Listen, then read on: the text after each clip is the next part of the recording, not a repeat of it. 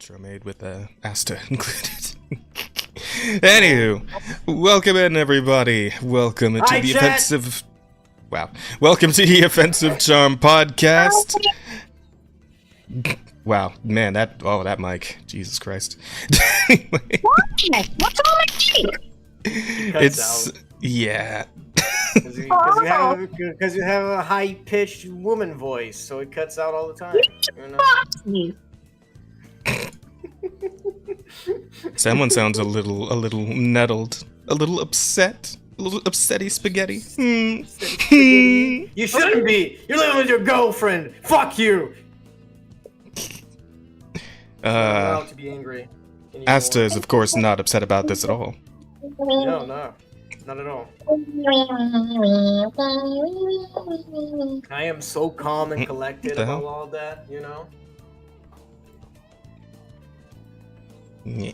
There we go. Right, chat? Yeah, fucking... Yo, Yeah. 48 volt, holy shit. I volt. Hey, vote! Hi, girl. This is not something I would have expected. I didn't think Volt would ever come to listen to our podcast. But good to see you, little sis. How you doing? Welcome in. Oi! But anywho, jeez, I like stopped like halfway through the intro. Yes, welcome everybody to episode 39? 39, right? We're on 39? 39. 39 of the Offensive Charm podcast. I am Alex, the most just call me Jazz. I am your charm. Of course, we also have the two offensives. Look at them. Awful. Just looking at them is offensive. People. You got Asta, you got Rosa. Oh, hold on. I can't see the chat. I was surprised to see a notification for this. Oh, really? Huh. About that. Oh, hi, Chad. It is I, the demon, the guy who's almost always right in here, you know? The only one. The voice of reason. You know? I see. Who's the dude? Exactly. Are you him, Asta? Is that the Bitch, are you perhaps implying implying what? I don't imply shit. I just say facts. That's what I do. Because you're him? Because you are he? I am he. I am him. I am I get yeah. Oh just no, no, didn't yeah. just those two things. No, just those two. Just those two is fine. That's right, I forgot that there's only those two in English. I was about to go like fucking Portuguese. I mean, if you need to use the Portuguese to fill out the joke, by all means, no one's gonna get it. It's fine. No, the joke is gone. The joke is gone. Okay. We gotta build our Portuguese audience first. All right, we gotta build our Brazilian audience. The Brazilian. Fuck the Portuguese. I want a Brazilian audience. I saw it as enter the anime portal. Yes, Tux. I know. I fucked up. On cutting off the stream. That's on me. My bad. Lamau. But What about Rosa? Rosa, how we doing? How you feeling? I'm doing good. All right, I'm glad to hear it. It's been. It has been, and we'll get into that in just a moment. But before we do, guys, please do keep in mind that we're trying to hit that 500 mark here on the Offensive Charm podcast. We're very close, but we need your help. So please do tell your friends, your family, anybody who might even be vaguely interested in pop culture-related podcasts about us and our offensive ways, and hopefully we can hit that milestone. You're 39 away. We're 25, what you said? 39. Oh. I mean, that's still pretty good. We're close. Hey, that's the same Last number of time. episodes, which means... No, hold on. That's not good. Because the number of episodes just goes up. Yeah, it does, indeed. Hear me out. The solution. Alright, the solution. Yeah. That was... Alright, you guys remember back in the day when they had those, like, phone things where it's like, oh my god, like, if you send this to, like, 10 people, you'll have good luck. Oh my god. You want us to fucking chainmail this? Yeah, chainmail these fuckers. Here's a strat, chat, alright? Here's a strat. It's just kind of like that, but completely different. We're going to, okay, here's the plan, alright? I want each of you in chat to do the following, okay? I want you to go look at the last 38 episodes and this episode, if you want. right? And I want you to pick your favorite episode and send it. Actually, no. Wait, my brain didn't comprehend what I wanted to say. Okay. Think of all the people in your life that you want to send episodes to, and send each of them. Yeah, you have to find 39 people. I don't know how. All right, but you gotta send an episode to 39 people. But you have to send them each a different episode. Okay, that's the plan. You send everyone a different episode based on what you think they will like. Mm-hmm. Exactly. I mean, I suppose that could work. We could also just try like putting out some clips on the YouTube Shorts. That might help as well. If we actually make some clips. We need some clippers to begin with. We do need clippers. We do, because I know, Lord knows I ain't got time for that shit. Yeah. But at any rate, yeah, guys, so please do help us out with that. Also, we do have the questions, and I promise I will not accidentally delete them this time. But the questions are there; they're ready. If you want to send us a question that we will answer at the end of the show, please do. Did you can do that. Message in the Discord? I did not. I will do it. Okay. Did you do what? Thank you. I was busy gathering all the stories that we're going to talk about in the news and setting up the stream. I almost added you and Austin instead of your communities. And setting up the questions, like literally doing everything else. I was busy. Man, stop whining about it, okay? Everyone says it's okay. It's fine. Don't worry about it. Stop being a little bitch. Whatever. What do you even do, Aston? What do you even do? You're just a red. I'm the face. I'm the face of this podcast, okay? I am here for my looks, not my smarts, not my contribution, not my talents, okay? I'm simply here to look pretty and say slurs. That's what I do, okay? Yeah, well, I suppose those things are handy. Fair enough. Fair enough. I concede. I concede the point. Hey, homies, hi, King, and welcome in everybody who's come to hang out. Appreciate y'all. Yeah, so that's the preamble, I suppose. That's all you guys need to know for now. We can go ahead and get into the weeks. Who's had a week? Who's done things this week? Asta. I had things this week. Asta, I'm sorry. What's up? I'm sorry. I didn't. I know you didn't. I knew. I knew. No, you said sorry. I knew you were gonna say that because I was so close to saying that my week depends on if you guys watched Arcane or not. I did. That's all I want to talk about. I'm not an Arcanist. I have not watched the last 3 episodes yet. I'm sorry. I got busy. I got busy with other things. So much. Listen. Okay, hey. I think cancel the podcast. We're watching Arcane right now. No. Okay, no. You asked. I think it's a good thing. All right, because it's only been like what 4 days since they dropped those last 2 episodes anyway. Yeah. I think it would be good of us to give people a week to catch up on all that, and then we can do a spoiler cast next week after I've also had time to catch up. Well, I'm not gonna be here next week. Fuck you. You can't. Why not? Just be here. 2 weeks. Wait, what? Fine. What'd you say? Give the people 2 weeks. 2 weeks? That is such a lie. I mean, we don't want to wait too long to talk about it. I'm pretty sure everyone already watched it because it's been all over the place. I haven't watched it. Yeah, because you two are losers. I keep meaning to and forgetting. There's a scene where like the one girl with the red hair eats out the other girl. I just don't want things just full on, just eating her fucking out. It's crazy. There will be a little bit of that in the news, actually. There is Lesbian Lex. Like it does happen. It does happen. True. It does happen. That is canon. That's crazy, dude. I don't like it. What do you mean you don't like it? You're a lesbian. What are you talking? Here's the thing. Mm-hmm. Yeah. I am happy, right? When they're like, hey, these characters are a thing. Boom, they're gonna fuck. Close the curtain, right? I love it when they like reveal that like the characters are a thing. Mm-hmm. I don't fucking want to know what sex positions anyone is doing their fucking sex in. Like, it completely throws me out of the whatever the fuck is going on. Just fucking close the curtain. Like, I don't want to. I don't care. Well, Well, Rosa, just because you are a prude doesn't mean the rest of the people are prudes. I love that scene. I fucking love sex scenes in movies, okay? It's that if I wanted to watch lesbian porn, I'd go fucking do that. You know? I sort of get where she's coming from, because like if they're just I don't to expect from my media.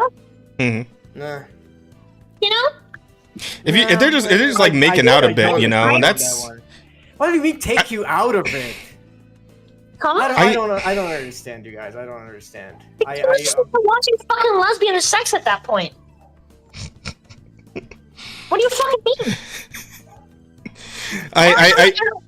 I don't get taken out of the show because of the sex is happening on the screen because I'm not a fucking child.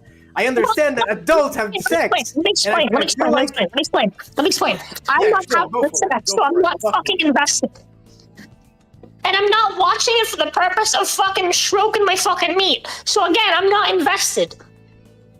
So there's no, like, I'm sorry, Asa, but I'm just not a fucking voyeur. I'm not a voyeur. I'm not a fuck. I have no interest unless I'm somehow invested with what's going on. And I'm not particularly invested in watching other people have sex unless it's specifically for the purpose of, like, pleasure. Of, like, self-pleasure. I'm, like, watching porn. Like, that's the only case scenario where I feel like I'm invested in what's going on. I don't particularly care about other people's romantic situations, like, to that level of, like, degree. Like, you know, it's great. I'm super happy for you. I'm glad you guys are doing the stuffs, you know? That's awesome, right? But, like, that's why I love when they do that in shows, and they're like, yeah, dude, and then they fucked, right? Maybe you get, like, a little silhouette behind the curtain for a moment, and then you move on. But, like, a full-on scene of, like, the one chick eating out the other chick, it's like, dude, I don't even know exactly what position they're in. I don't even know any of these details. I don't even hear the sounds, like, any more than, like, a second to, like, understand what's going on. Cool, they fucked. Now move on. Like, I have no interest in sitting here and watching this because, you know, like, again, I'm not particularly invested in what's going on. And here's the thing. This comes from someone who sometimes watches porn, literally unironically, for the plot because it's fucking funny. Right? And I'm telling you, there's more even families with some fucking porn than there is in the fucking sex scenes in fucking movies and TV these days. You know, I give her the point here because I just think it does get a little awkward when you're watching a R-rated movie with your parents, you know, because you're an adult and they're adults and you're all just watching an R-rated movie, and then a sex happens and your parents are just sitting right there on the couch with you. It does get a little weird. I mean, yeah, if you're watching sex with your parents, if you're watching a show by yourself and sex happens, I don't get taken out of it. I feel like it is.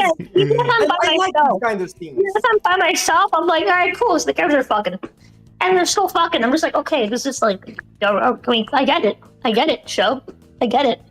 Yeah. If I wanted to, again, if I wanted to go, it's literally a skill issue. What I'm hearing is that's a skill issue because you don't like sex scenes, and you get taken out of it. I'm gonna. Okay, hang on. Can I see what kind of sex? Hold on. Can I try to contextualize this? I think I have something here. I think I got something. Can I try?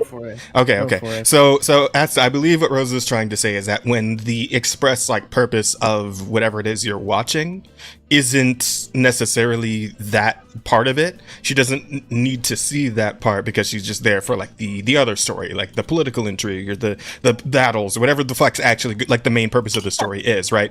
And I think of like, if I could put this into like a sort of another understanding, right? Imagine you're, I don't know, back in high school or something, and you got a friend and he likes a girl and you're like cheering him on and you're like kind of like aware of how that's proceeding, right? And like all of a sudden you walk around the corner in school and you see they're making out and you're like, yeah, awesome, good job, buddy.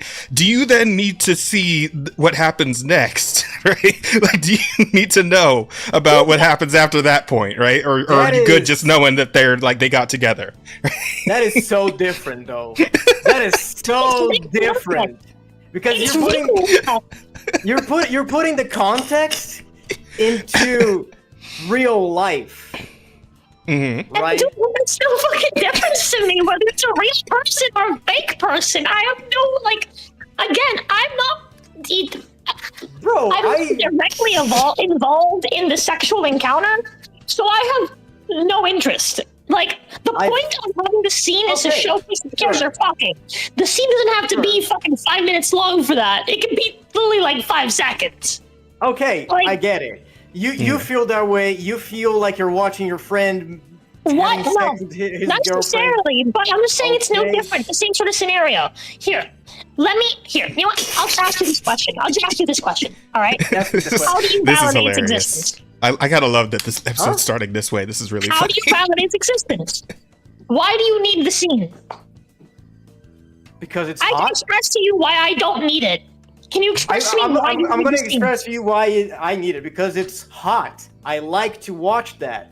I think a sex scene has as much entertainment value as a fight scene or a chase scene. It's there just to provoke some sort of excitement or some sort of emotion, some sort of reaction on the viewer, for you to feel the emotions that the characters are feeling in the moment. That's why I like to see that. So do you dork your penis when you wash it? No.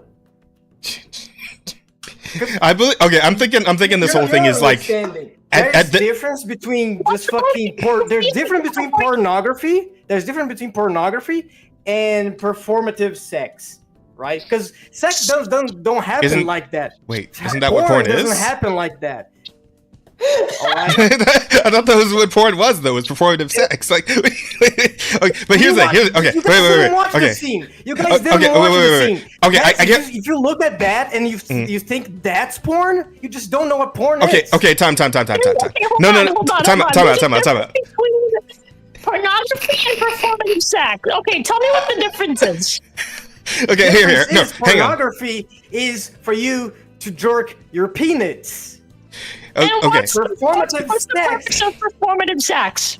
Is to show you the intimacy of two characters. Yeah, okay, so time out.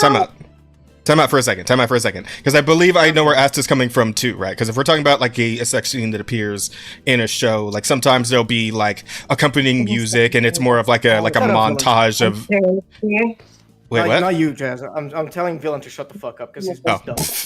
And I'm sorry. And usually there's like just like a montage of like just making out and like neck kissing and all that shit, right? And it's not like a full on like you're just seeing the entire act played out, right? So I can kind of see where Ast is coming from too. And I think at the end of the day, this whole thing is to taste. Right, like it's just, would you prefer it or would you like prefer to just move past it? And like one of you leans one way, one of you leans the other, and like neither of you are explicitly wrong here. It's just, it's to taste. It's what you like to see in your media. Like it doesn't really matter either one way or the other.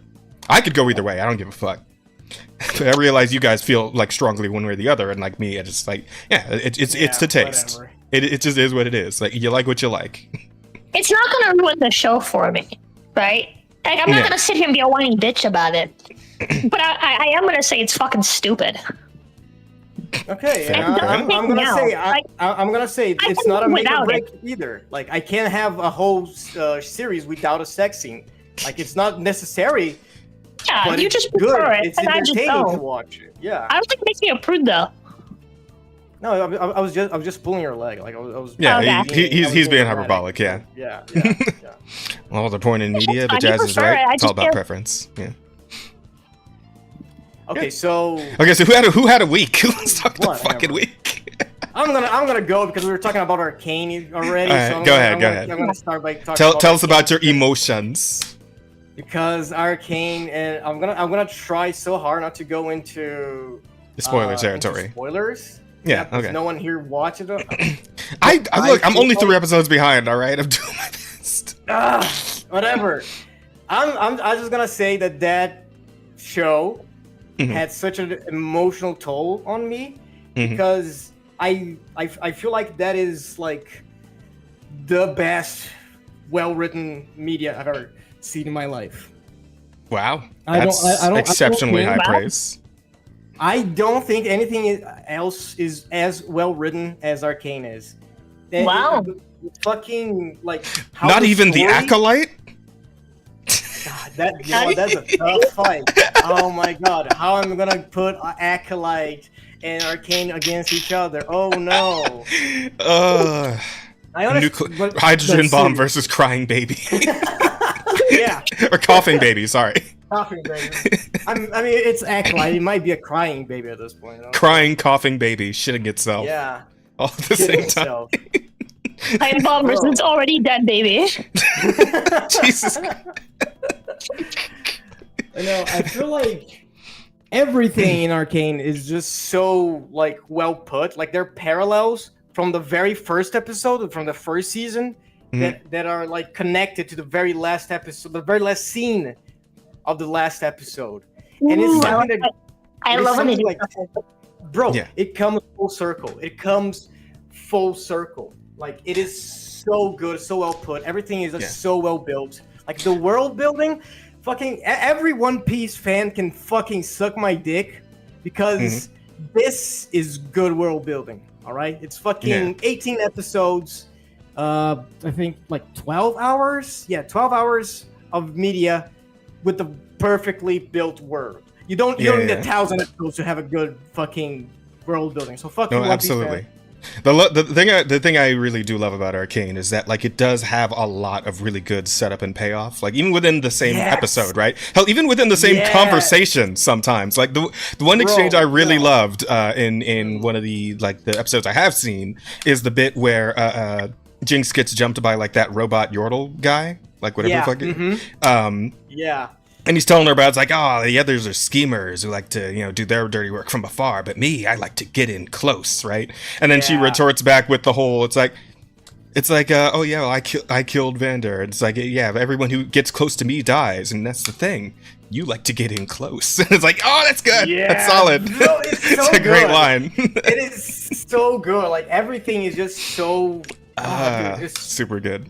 Very seriously, solid. like I feel like the Riot should close. Riot should stop doing games and give all their money to the studio that made Arcane and let them like run their shit forever. Because Arcane is just like peak. It is peak. Like it's not even like in the meme format that the youngsters use, right? It is literally the peak of media is Arcane. It's just so great. And I wish to God we had like 3 more episodes. I wish to God we had like another one more core just to like filling a little bit more of that's that is one of the criticisms that I've been hearing around the block of people who've like watched the whole thing now. Is that like the second season feels a bit rushed for some people. Yeah, it does. It does. So the pacing is a lot faster.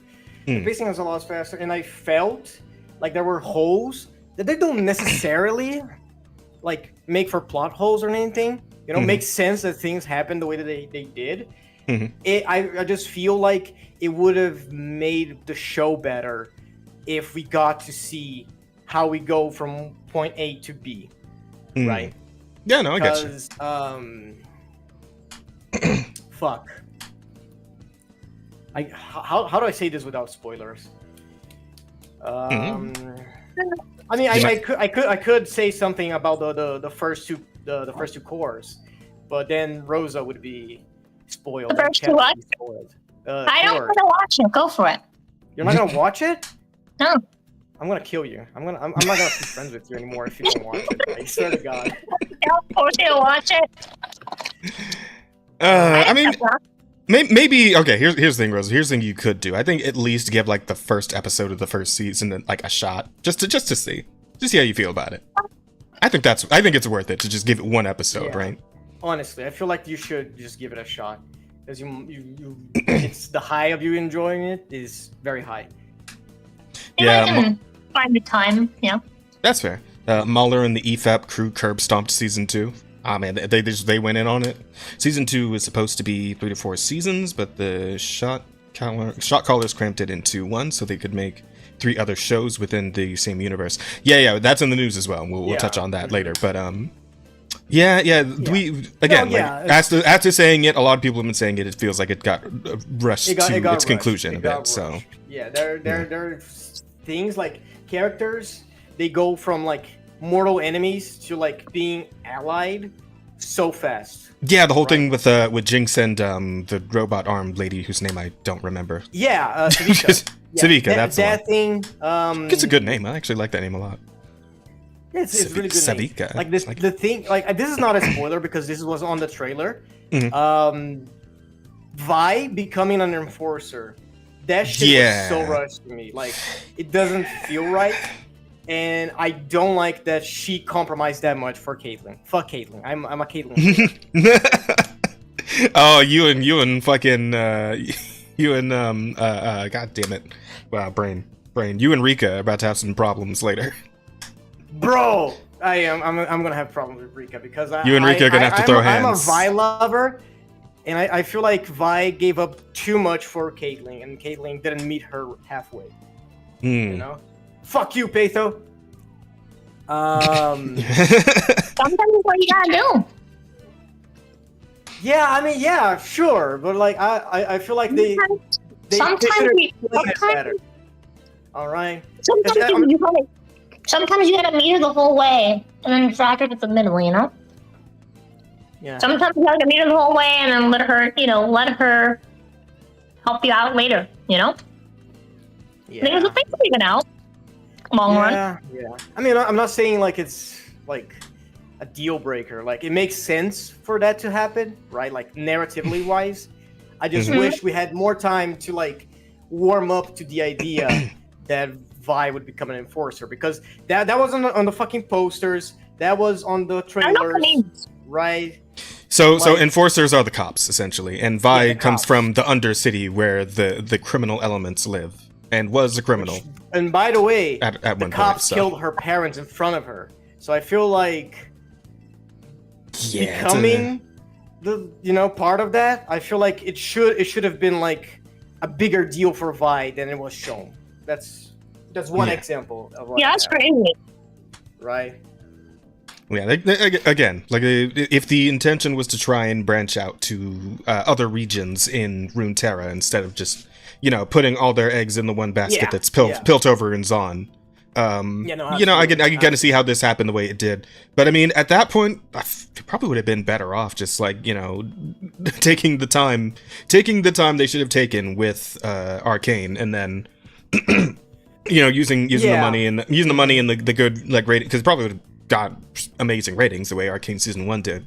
Oh, no, absolutely. Yeah, they probably could have just... I mean, it seems like they're just not... For some reason, they're in a hurry with the whole TV like show thing, and they're just not willing to take their time. And there may be like some shit going on in the background behind the scenes that's causing that. I wouldn't actually know exactly. I mean, I'm not a fucking Riot employee, obviously. But there may be something more going on there that's causing them to like overplay their hand the way they are.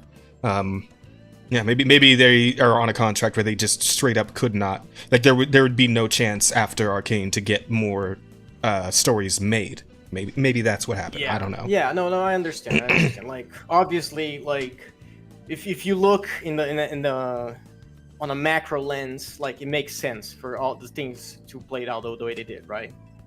Like, but yeah, you can. But the story does suffer for it. Yeah, the story does suffer for it, and you as a fan, you can't help but like feel a little sting, right? But I'm really happy with how it ended. I felt like it paid off, right? I feel like the ending really pays off, and as I said, like the parallels from like the last and the first episode, like how everything ties back together. I feel like that's like brilliant writing. And I do believe that is the best media, at least in modern day, right? Like I feel like in current days, when you have like shit like Acolyte, right? It's so fucking refreshing. Yeah, that's the most unfair comparison in the world, given how awful. Comparison, but like I feel like it should be made because Acolyte had like a huge budget, it had like a huge IP, right? And True. And Arcane is very similar. It has like a good budget. It has like this huge IP that is League of Legends, because League of Legends is like the biggest MOBA today, right? Yeah, but I don't mean unfair in that like in terms of like resources and like the IP backing it. Like, I mean, obviously Star Wars is still bigger. Like Star Wars, was one of the biggest IPs in the world, not even just in America, right? And then League of Legends is video games, which I mean, as big as the video game industry is, it's still somewhat of a niche interest among the wider population, as opposed to say Star Wars, which has widespread appeal. Everybody can fuck with Star Wars, right? Exactly. But the what I mean when I say unfair, I mean like the quality of writers and actors between the two. It's disaster, like fucking. It is the most massive fucking like Grand Canyon sized gap between the two, right? Absolutely. It is very much hydrogen bomb against coughing baby. Yeah, we like, joke already, but yes, it absolutely fits. Yeah. I'm making a callback. Yeah, dude. No, I fucking love it. I recommend everyone to watch Arcane because I am so mentally ill because of Arcane. And you know what's funny? Because of Arcane, that wasn't already a thing. I mean, it got worse because of Arcane. And it got worse because the day before I fucking watched the season finale, I watched Dandadan. And... how's that going? That's so bad. Dandadan is such a great show. It's really solid. I'm having so much fun with Dandadan. It is a fun show. The characters are all really interesting. The scenarios are ridiculous. It's a good time. It's a fun fucking anime. Really good time. With a few gut punches here and there for good measure, But overall, it's just a fun watch. It's more like fucking getting stabbed in the balls, bro. Wow, I wouldn't know. Honestly, I mean, you tell me on that episode, the seventh episode, the episode with the dancer, with the fucking Acro Silky. Yeah, Acro Silky. Like that episode, I ugly cried watching that. Like fucking. Yeah, again, I don't remember talking. Did we already talk about this? I feel like we did. Did we not? I feel like we had I told you because I talked about how I had read through the entire manga already up to its current chapter. Yeah. But have you talked about you watching the show before now? No, I haven't. Oh, okay. All right. Fair enough. I watched this past weekend, right before Arcane. Dandadan is solid. Voice casting animation is probably the best this season for sure. Yeah, I can't think of anything that's on the anything that started this season of anime that is on the level that I've heard talked about as much as Dandadan. To be fair, I haven't been in anime like that in a long time, where I'm actually keeping up with everything that's on the seasonal docket. But Dandadan is definitely the one that's seems to be the clear standout for this season for sure. Star Wars has widespread appeal. I said absolutely. It did have widespread appeal, Frank. Obviously that's tapered off a bit in recent years, but it used to, right? It used to. But sorry, you're gonna say Asta? Dandadan is dominating this season of anime. I feel like, of course, there are things like ReZero and Bleach that they're just big because of they have already established fan base, and they always hype those two shows. But they're continuations and comebacks. Bleach is a fucking a comeback that was 10 years in the making, right? And ReZero is just one of fan favorites, so it makes sense that they are in the top. But Dandadan came in fucking opening the fucking paving the way for everything else, because it is so stupidly popular. All I see it's Dandadan fan art, Dandadan everywhere. It's, all the time. It's art. It's fucking cosplay. It's everywhere. And are you all caught up on the anime right now?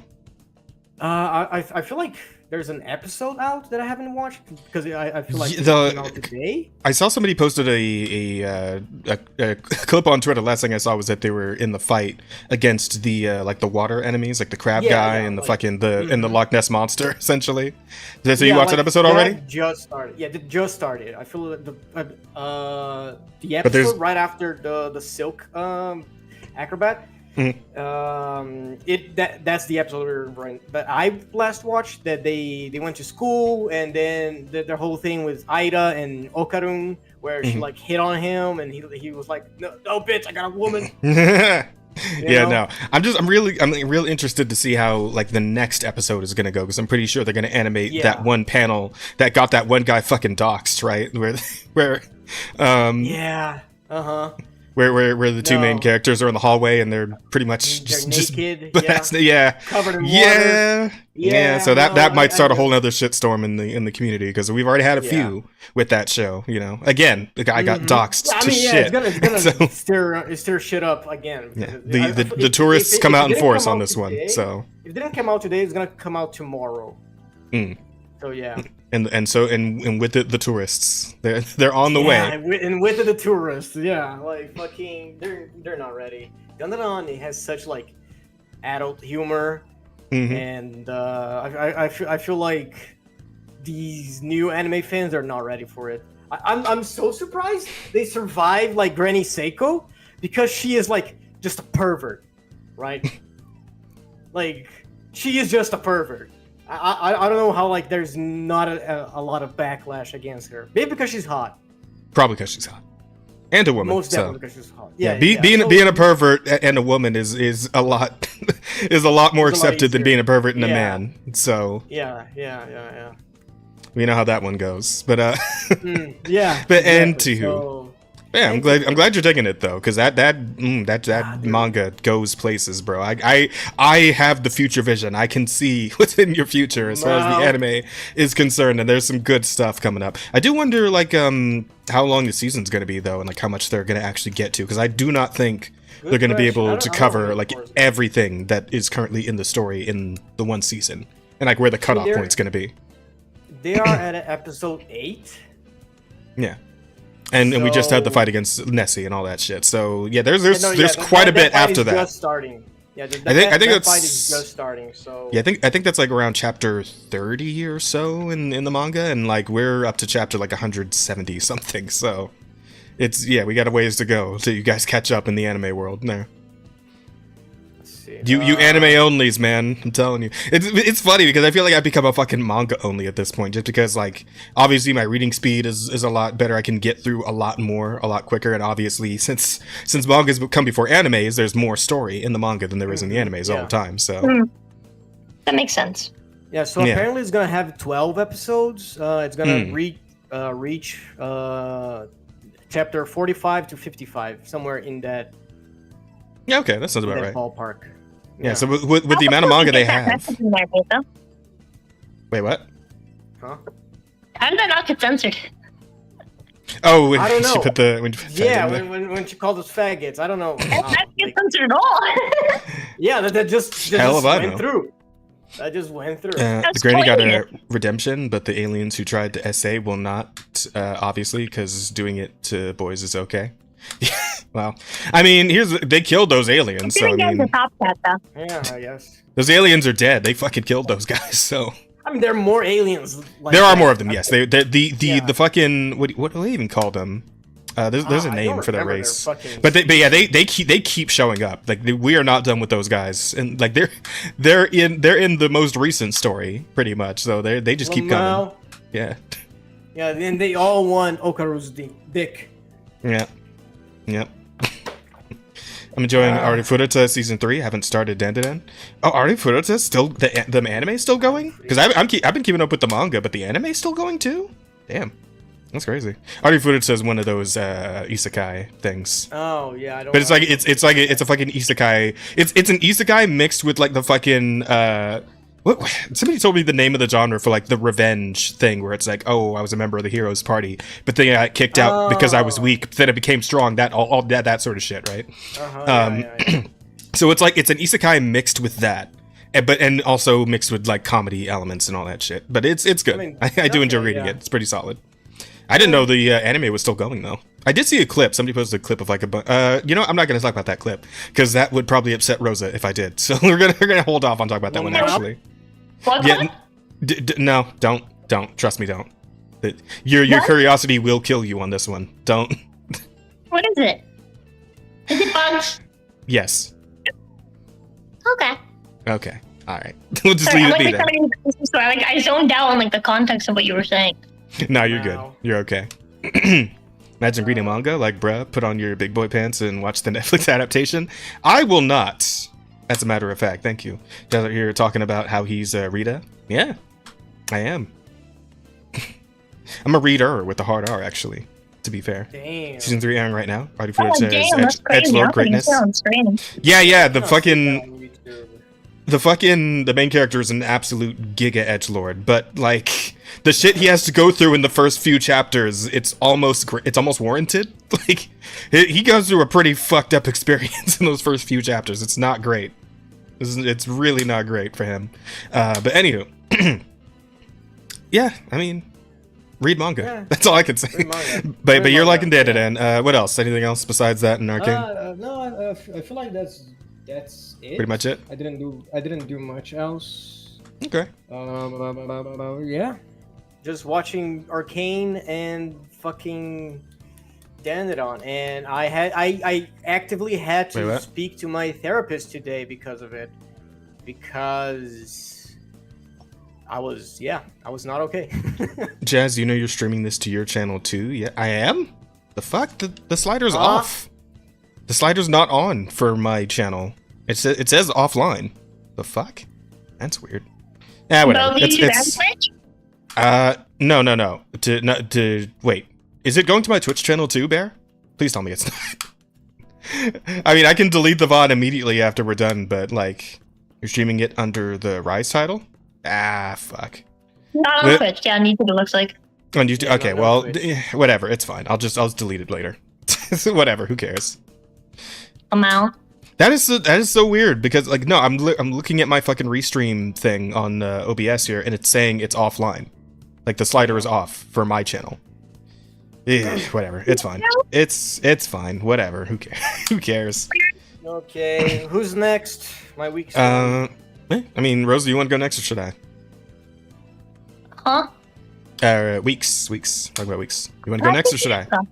Okay. I think yeah, I've been up to some shit. So for one, I've been playing more Metaphor, and Metaphor is fucking incredible. It's really good. If Black Myth Wukong wasn't in the running for Game of the Year, I would probably go for Metaphor as the runner-up, right? Honestly, it's like a tie between the two. I think they're both amazing fucking games. But I have now cleared the second main dungeon, and I have finally acquired my fourth party member. And how do I explain this character? This character is an anthropomorphic albino bat midget war veteran. There were so many words in that. Yeah, I kinda get it. But I couldn't make like a mental image of it because it's what? Okay, so his name is Heisme, and he is literally like a little short anthropomorphic albino bat person. Like he's like Yoda height. And he's kind of Yoda-ish too. Like he's a little ninja. Heisme. Heisme. Heismay. Found it. Oh my god, he's so ugly. What do you mean? He's great. I love Heisme. But the fun thing about Heisme is like the voice that comes out of him. Like you're looking at an image of him, and I'm 100% certain you could not guess what his voice sounds like. What it actually sounds like. Deep? Kinda yes, but he also has like this very interesting accent. Like I don't know who his fucking VA is, but I gotta want to look him up because I really like his voice work on Heisme.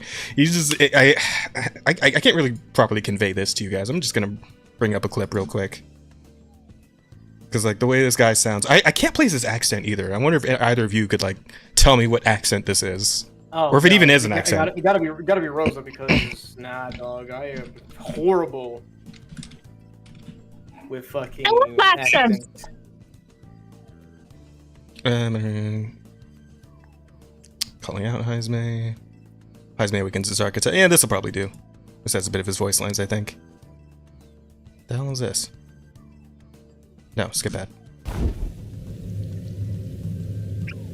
This is why I stand here now, I ran from my past and turned away from my pain. You prey on innocent lives. Your sin will be repaid. Yet I cannot condemn you alone. Not when I could not see past my own suffering. Not when I locked myself away to be alone with my pain. O lodestar, who falters in memory. Oh, thou. Yeah, but you get it. I don't know. I just really like Hasme's voice. Like, off-putting? What do you mean? yeah, like, he sounds like an old man. He is an old man. Like Boar from Wait, who? From the monkey game. Monkey game? Where? Brother. I Yeah. didn't know. From Wukong. Yeah, from Wukong. But wait, Boar. Boar? Also I haven't actually circled back to Wukong yet, so I have not yet met this character Boar because I need to circle back. I do need to circle back and finish the game. I've been busy. I've been busy with other shit. But yeah, reminds me of that. But the accent, like, it sounds like slightly English-ish. But is it? Is it just straight up English? I don't know. It's just not super thick. It's not very posh. Choose. My choice is already made. You can't erase your past. You can't. All you can do is take it in hand and reshape your future. I don't know, because I've heard like people with somewhat like strongish like Asian accents to also say past like that. I don't know. Your past. I don't know. Hang on. Let's look at let me look up his English voice and see who it actually is. Maybe that'll give us a clue here. Hasme. BVA is English French? Yeah, it's English. It's just not very posh. Philippe Spall. That sounds English. That sounds French. I mean, Philippe? That's got to be French. He's English French, says Bear. English VA is English French. Okay. All right. Yeah. So he's got like a weird combination of accents, I guess. French was not what I. Yeah. I guess you're right. He probably lives in England. Yeah. All right. Let's go with that. But anyway, I really like Hasme. He's a really cool party member. And I really like where the story is going because like the thing with Atlas games, right? Because these are the same guys who make the Persona series, right? And if you've played any of the Persona games, you know that like it gets into a bit of some dark content, right? You get some real human evil in those games. It gets real rough, right? But the thing about Metaphor is that on top of that, you have the fact that it takes place in a medieval fantasy. Right, with an emphasis on the medieval. I talked about this a little bit on the hunting stream just now, but like that medieval factors in, and shit gets beyond fucked up with some of the stories and some of the characters, right? And of course, the discrimination is like the most. It's the highest. That crank has been turned all the way up and torn off, right? Because the thing about Hasme, which is really interesting, is that he's actually a former, like, royal guard, sort of, except he's part of a faction called the Shadow Guard, right? And that name sounds really cool, you would think. And you would think, oh, man, you probably have to be really skilled to be in the Shadow Guard, right? But the thing is, it's kind of the other way around. It's like, if you become a knight, but you're of a certain ethnic persuasion, you get put in the Shadow Guard anyway, because they don't want to honor you. And, like, your whole focus just becomes being as skilled as you can possibly be to be of use, because they just like, it's hyper racism. He's in the Shadow Guard because he's a weird little albino bat dude. Like, that's crazy. Yeah. So like that's his whole story, right? That's kind of cool. It is, and this is like why I always find the because we had during. I'm about to reset my computer for the third time. I'm also gonna get a charger for my headset. My phone. I'll be back. No, you're all good. The whole thing with because when the Veil Guard came out, right, and the whole politics and games debate got sparked on Twitter again, people were bringing up Metaphor because it came out right around the same time, and it's like, oh, but you guys really like Metaphor, right? And that game's super political, and it's like it's the most like bad faith shit in the world to put those two games in the same category. Right, because like whereas Veilguard just shoehorns this shit in, we've seen in all the clips, right? Like we've seen it, it's bad, it's fucking awful. Yeah, but like with the way Metaphor goes about it, right? It's like no, the world they live in is like barefaced, fucked up to the nth degree, like what you would expect from a medieval fantasy, and the game like addresses these concerns, these topics in ways that like it makes sense for the world that it exists in. Right, it fits in perfectly, and like the writing is just so thoughtful and like thought evoking too. Like it makes you consider like some of these things from like different perspectives and points of view. But like like to put those games in the same categories, like it's not even close. The writing is, again, we just had a conversation between fucking Acolyte and Arcane, right? It's a very similar gap between the two games and the way they choose to handle those like more political topics. Yeah, it's that thing, like when you do something for passion and when you do something for like, you know, clout. Yeah, exactly. And this is definitely just a work of passion. The Metaphor in its entirety. It's all around fantastic so far, and I'm looking forward to doing more of it. It's also really nice in terms of just like general like quality of life type things, right? So as I've gone into the through the second dungeon and like the story therein, I've unlocked two really nice things. So the bit with the archetypes, right, which I believe I explained that a little bit last time, how these are essentially like classic RPG classes like monk and fucking fighter and mage and all that shit, right? In order to like swap all those out with your party members, you got to go back to the fucking sleeping world where this guy's hanging out who's helping you like research all of these new powers that you're getting, right? But once you increase your bond with him up to a point, you can just do it from wherever. Like it just becomes an option in your pause menu where you can just go straight to it, swap out all your classes, do whatever the fuck you want to do without having to go back and talk to him again. You can just like wherever you're at in the world, you can just do that, right?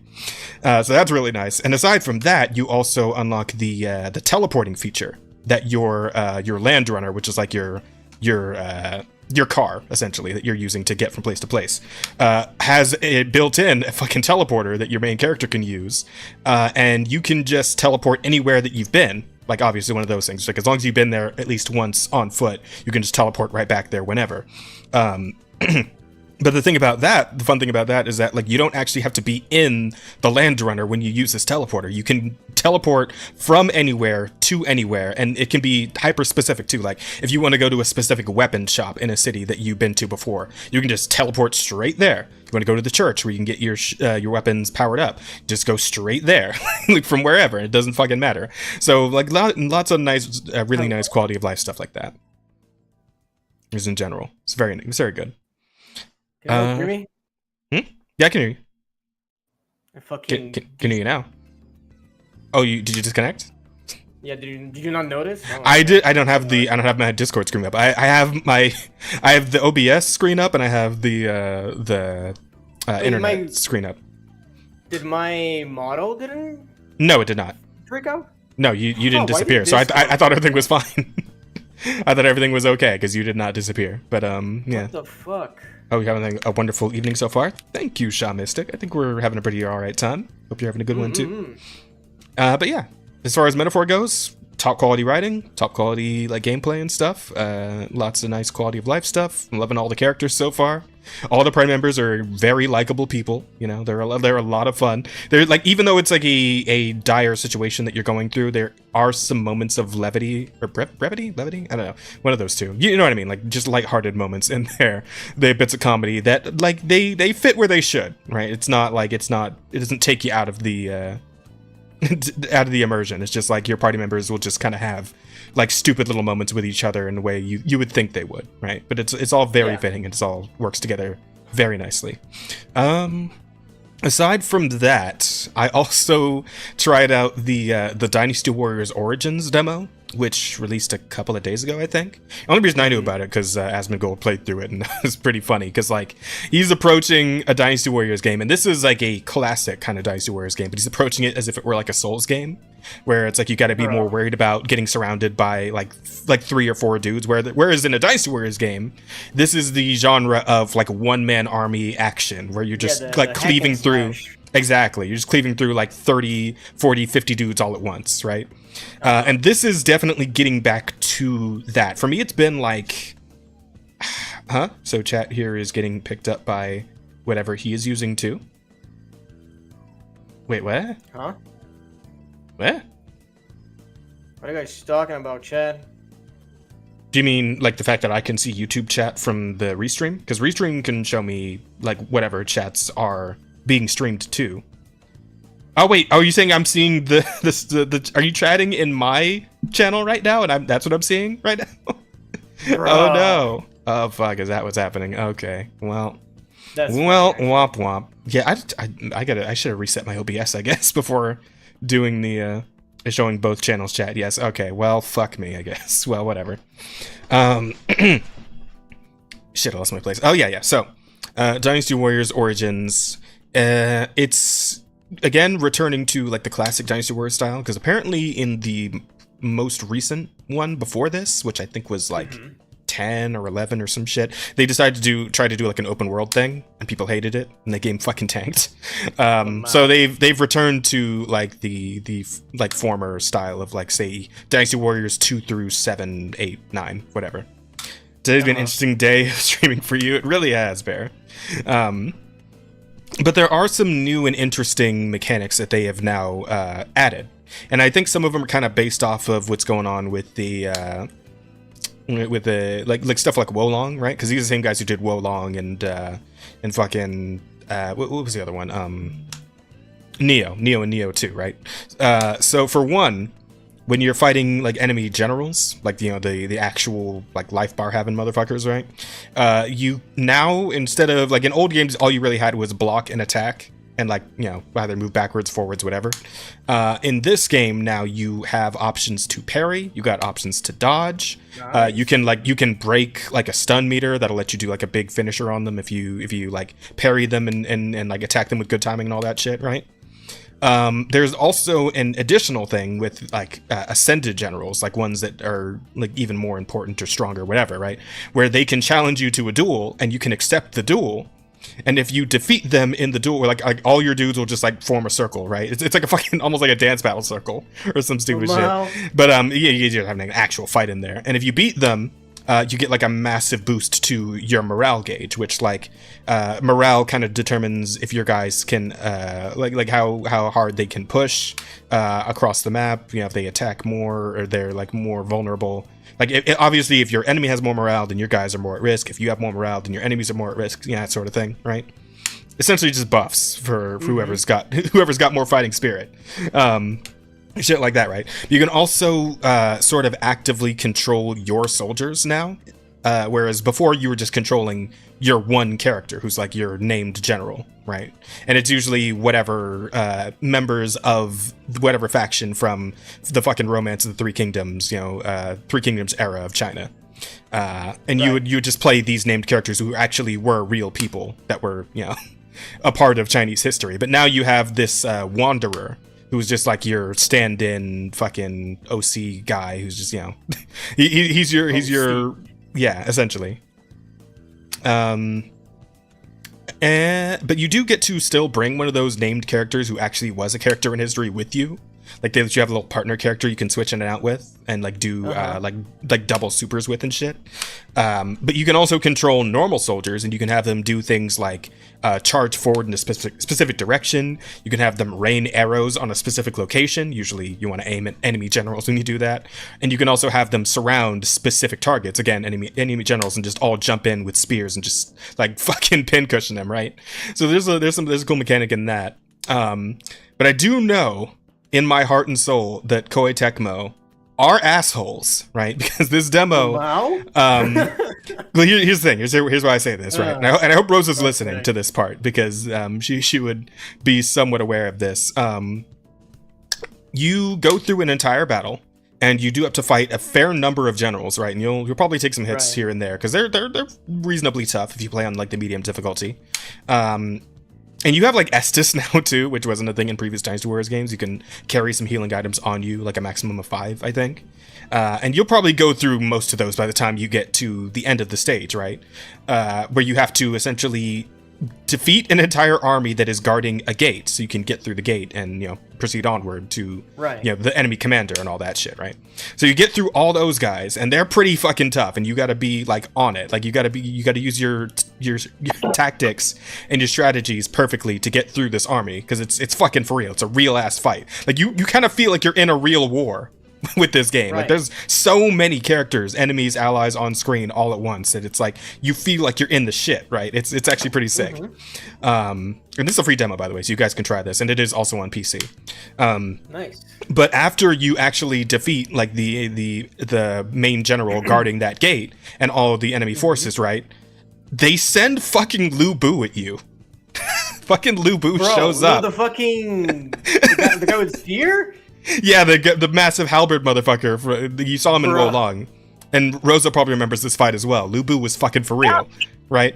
But here's the thing. This isn't the Lu Bu from Wo Long, who is like a real fight and a serious problem, but not as bad as Lu Bu has been in the past. This is Lu Bu from the past, right? This is the one I told you guys about that I fought in like Dynasty Warriors 2, where he shows up and just one-shots you, essentially.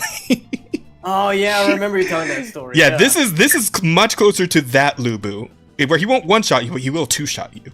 And he's really fucking tough. And the thing is, in order to clear the demo, you have to beat him. You have to actually win the fight. So, it took me like an hour to actually beat him. So fucking strong.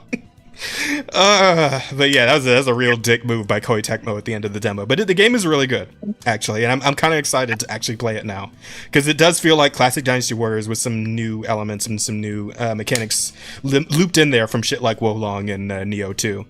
So I'm kind of really digging it. It seems like this might actually be a return to form for them, so I'm excited about that. Other than that, as far as like new games, nothing really much else. I did read a new manga that was pretty fun. So I saw a screenshot of this on Twitter, because this one's also getting an anime soon, and it is called what the fuck? It's got one of those stupid long titles where it's like the country bumpkin becomes a sword saint, I believe is essentially the title of this, and it revolves around the main character, who is a like in mid 30s is implied is his age. Doesn't state like specifically what his age is, but mid 30s is the implication. And he is just like a sword teacher, hanging out in like the boonies of this fantasy world, right? And this isn't an isekai. Like this is just like this guy exists in this world. Yeah, like he was just born here. But he's like a sword instructor. And one day, one of his students comes by and tells him, "Hey, we really need you to come train some of our troops at the royal capital, because this former student of his is the commander of the fucking knights, right?" So he's like, "Oh, well, all right, I guess I'll come show him what's what." And it turns out he's like a hyper badass, right? But it's like I like this recent genre of manga character is like a 30-year-old or like mid-30s like old ass man, but he's also a crazy badass, and like you're just kind of following his story going through this whole thing, and it's like I don't know. I like this genre that we're getting into, because normally, like with these sort of stories, it's like a teenager, or like if anything, like very early 20s at most, right? But just seeing like middle-aged man, right? Because that's kind of where I'm at, pretty much, right? I'm about to turn 32 in January, so it's like I can kind of vibe with this, right? But it's really cool, and I'm really liking the way the sword fights are drawn. Like it's Wait, what'd you say, Rosa? 32. 32, yeah. Almost. You're one. What? You're what? What? Holy shit. Please plug your fucking real mic back in at some point. I can't. Chad, are you getting this? Yeah, I also didn't. You sound like you're talking like from really far away. Like. Yeah. I'm like right to my fucking phone. Okay, try saying that again. Try saying that again. Hello? Test? Okay. Hello. Yeah, but now we can hear you I can clearly. hear you now. Yeah. What the fuck? I said you're that old. It's only 32. You're not like middle aged yet. Yeah, I mean, listen. Dies, right? By Japanese anime and manga standards, that shit's over the hill. That's grandpa territory at that point. In middle age, it's just like it depends on when you die. You never know when you're middle age until like you die, right? Because if you die like at 100, then you're gonna be middle aged by 50, right? But you're not gonna know you were middle aged until you die. Yeah, that's something else. Let's see. Just wait till the manga hero took everything from me, so I partied with his mother. So I actually read that manga too. Yeah, but I'm not gonna. One's sick. I read that one too, but I'm not going to talk about that here. But getting back to the middle-aged swordsman one, the way like the way the fights go and like the way they're drawn and whatnot is actually making me real excited for the way those are going to be animated. And I'm hoping they got like a good studio on this, because like these are fights that deserve to be animated like really well. Right, I want to see some JJK shit on this. Right, I want to see fucking God of High School, like type shit on this anime, on this fucking anime, because like this one deserves it. There's some really good fights in here. Also, I just find it really funny that it's like, oh yeah, this guy is just a fucking hillbilly sword instructor, and yet he trained the captain of the guards, right, the strongest adventurer at the Adventurers Guild. The fucking second in command of the mage knights, right? Like the magic swordsman. Like he trained all these hyper badasses, but he's actually stronger than all of them.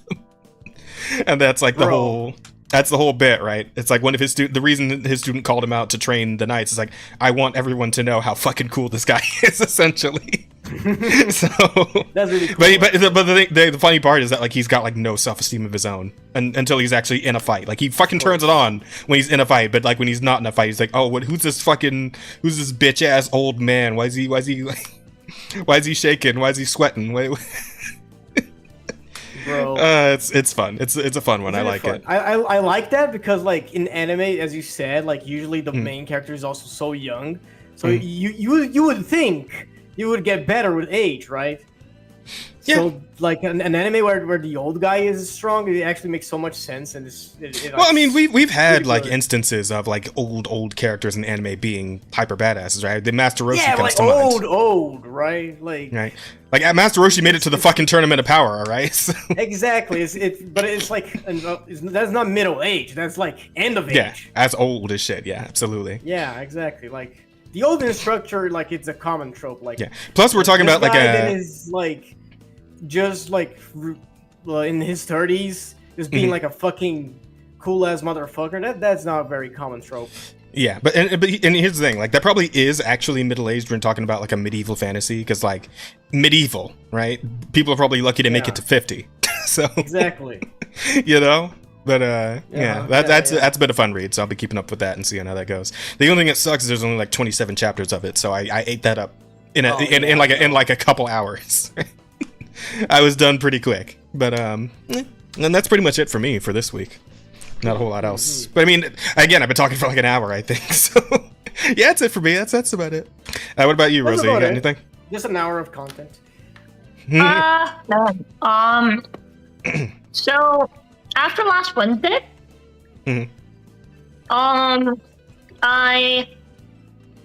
Thursday, I drove back to Florida. So that, why is this charging? Is it charging?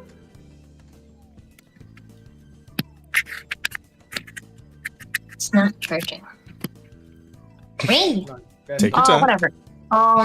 Yeah, so I drove back to Florida. Before I did that, we went to go see. I went to go meet her parents for the first time. Oh, Pathos parents? We were planning to borrow their car. Because they have a slightly bigger car than Pathos' car. But the car, A, uses more gas. It's a fucking V8. Right. B, needed an oil change. Which I would have had to pay for it. So I was like, versus Pathos' car that just needs, like, wheels checked. Fuck it. And so, but yeah, that happened. We were at it. I just met this man, and one of the first things I did was I dropped off the fucking mace at his house. Jesus. Bro. Oh, hang on one second. Time out. Just real quick. Frank, I haven't heard of any of those manga, but if you want to send me recommendations, you can do so in the Discord at any time. Just let me know. Okay, go ahead. Continue. Can you imagine you're like meeting your like daughter's significant other, and like the same day that you meet them, they're like, "Oh wait, we like forgot to drop something off. We'll be right back before we start heading south." And they show up at your house with a mace. And they ask you to make a box for it. It is strange, but I mean, depending on whether or not that fucking like MMA like night battle shit takes off, that could be a more common thing. People be walking around with medieval weapons again, like athletes who are involved in that sport, baby. But I want to give that shit a try sometime. I really do. Yeah. So basically, we dropped it off at his place. And I was just like, hey, just there's no rush, right? Like I'm kind of like I'm in the middle of like moving and stuff. Like I'm not in a rush to have this. But like whenever you get the chance, just like build a box for it, right? I just want like somewhere where I can like I want a way to store it without it touching the fucking ground, because the issue is that I literally, like, I showed Asta that, like, from its own weight, it'll put a fucking hole in the ground. Yeah, I saw that too. Yeah, pierces the ground. Jesus. Yeah, like it's kind of heavy. Like you just set it on things, and it like from its own weight just kind of digs into them a little. And I don't want to damage this place any more than I already have playing darts. Lamau, that was fun. Me and Peito. No, Asta, me and Peito have put holes in the wall. Don't you actually have a fucking dart board? Like, what are you doing? Well, actually, so the day, like, first or second day we were here, we went out to, like, Walmart to buy some stuff. Yeah. And I found a dartboard that was on sale for, like, $15. And I was like, yo, it's down from 20 to 15? I'll take it. I mean, I kind of want a dartboard now. It was actually $10. So I got a really nice, like proper dartboard for fucking $10.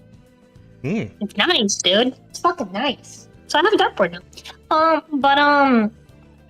Anyways, yeah, so that happened. We drove back down to Miami. Before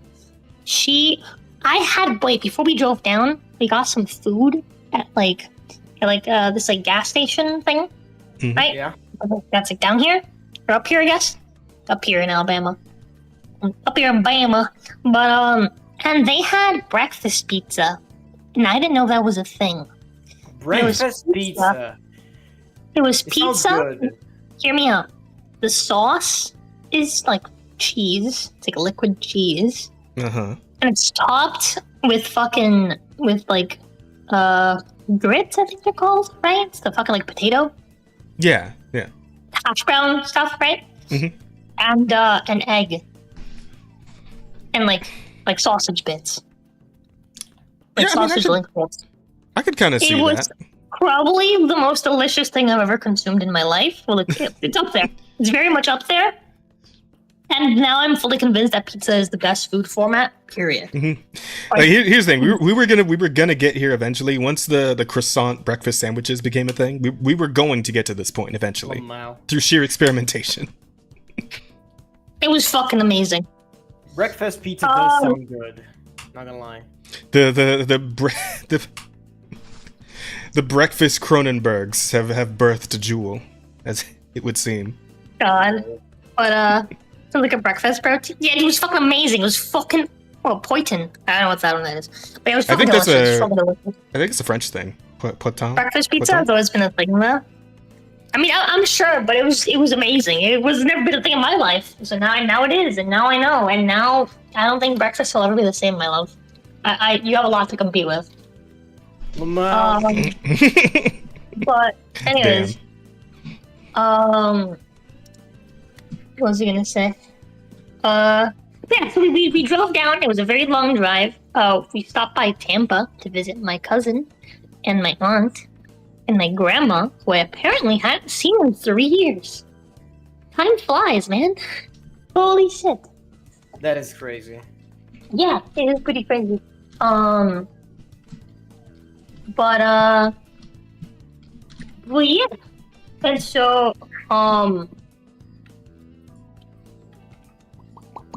brain's trying to brain. Poton? Is that how you pronounce it? That was fun, Poton? right? That was nice. You know, we just kind of like hung out. It was very, very sweet. I had very, very much missed these people. Because I haven't talked to them in a very, very long time, like in person, and Aww. you know, it was nice. I hadn't seen my grandma in a long time, like especially, and she's like, she's struggling. Oh. It was kind of sad. It made me a little sad. But you know, it just is what it is.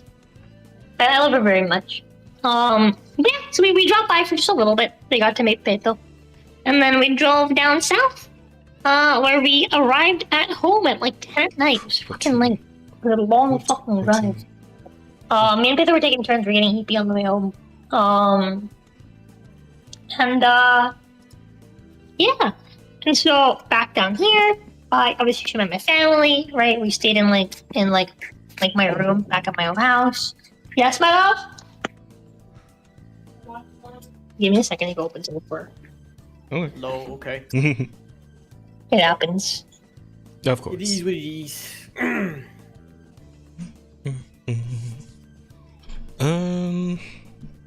What was I even talking about in the meantime? Oh, you know what else I did? Oh, waiting for her to come back. I went back in on Tower of Fantasy. Because I've been playing it on... I had played it on the PC, right? But I was like, man, I really wish I could play this on fucking console. Because, you know, the PC version was a little, like, stuttery for me. Even on, like, my current hardware, it's like, it runs a little shit. And maybe it's just, like, actually handed me some mason jars to open. And I almost spun the lid off. Because I expected it to be, like, tight. And then it just kind of came off immediately. I was like, what? Like, the last 2 jars that we've had to, like, open, she opened them for me. I was really surprised she wanted help opening a jar, and I was like, huh? And I went to open it, it was super, super light, and I was like, what? She's like, yeah, my hands are wet. I was like, okay. Oh, wow. To be fair, the water up here is slippery. You are 100% right, you Angel. would think so, right? No. You need to understand, the water up here, okay. So... down in Florida, we have hard water. Okay? What? Water naturally is kind of hard because it has, like, minerals and stuff, right? Yeah. So when you, like, rub your fingers together and they're wet, it's, like, kind of sticky, right? Your fingers have, like, some resistance between them because of the water. A little bit, yeah.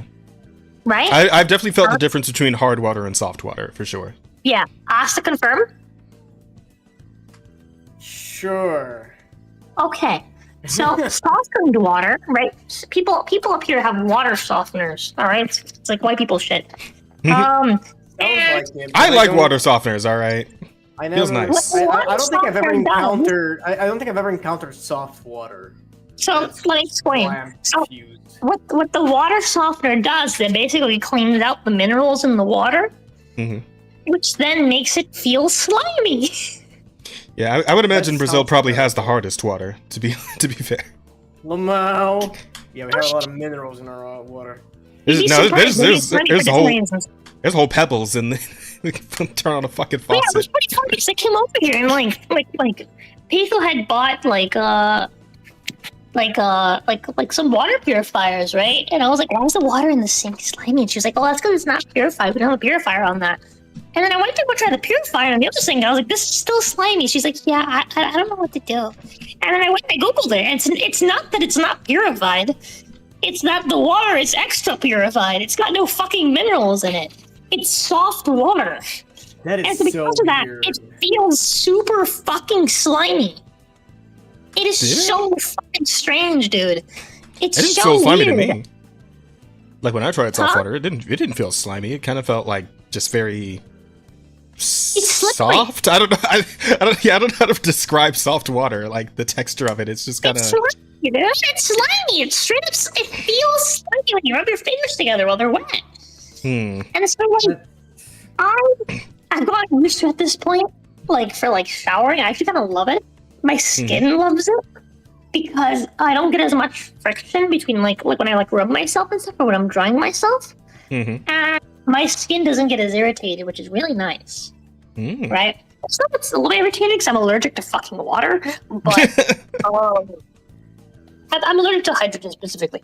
But like, so I still get a little irritated, but like it's nicer. Also, when I shave, like everything is just so smooth for shaving. It's like amazing. But like when you drink it, it feels weird, dude. It feels like you're drinking sludge. And it's just like, so I don't think I've ever like drank soft water. I've used it to like wash my hands and shit, but I don't think I've ever like drank it. Yeah, that doesn't sound. The fluoride in the water. It's not even fluoride, dude. I'm just used to like minerals and shit in my water. I'm used to my water, like, you know, being water, right? Like not having a little like, something. Yeah. This like purified like ultra slippery liquid, you know? Yeah. Like, dude, I'm telling you, it feels like fucking lube, dog. It feels like lubey water. It's like I'm telling you, dude, it's so slippery. It legitimately like you rub your hands like you're like it's like you're like washing your hands with like lube, dude. It's great when you're stroking your jorkin in the shower. It's amazing. But other than that, like, you know, like, I want to drink it. I want to drink lube. It's gross. This is more info than I really needed, to be honest. Like Charleston, primarily, I think, yeah, that makes sense. Florida has very hard water, so if that's all she's ever dealt with, then it makes sense. Yeah, exactly. Like we have some real hard water. Our water is extra hard. Not as hard as I am. Yeah, I was like, whose water is harder, Brazil or fucking Florida? I feel like that would be a fucking like match, right? Can I close the door again? I'm sorry. That would be a fucking run for your money.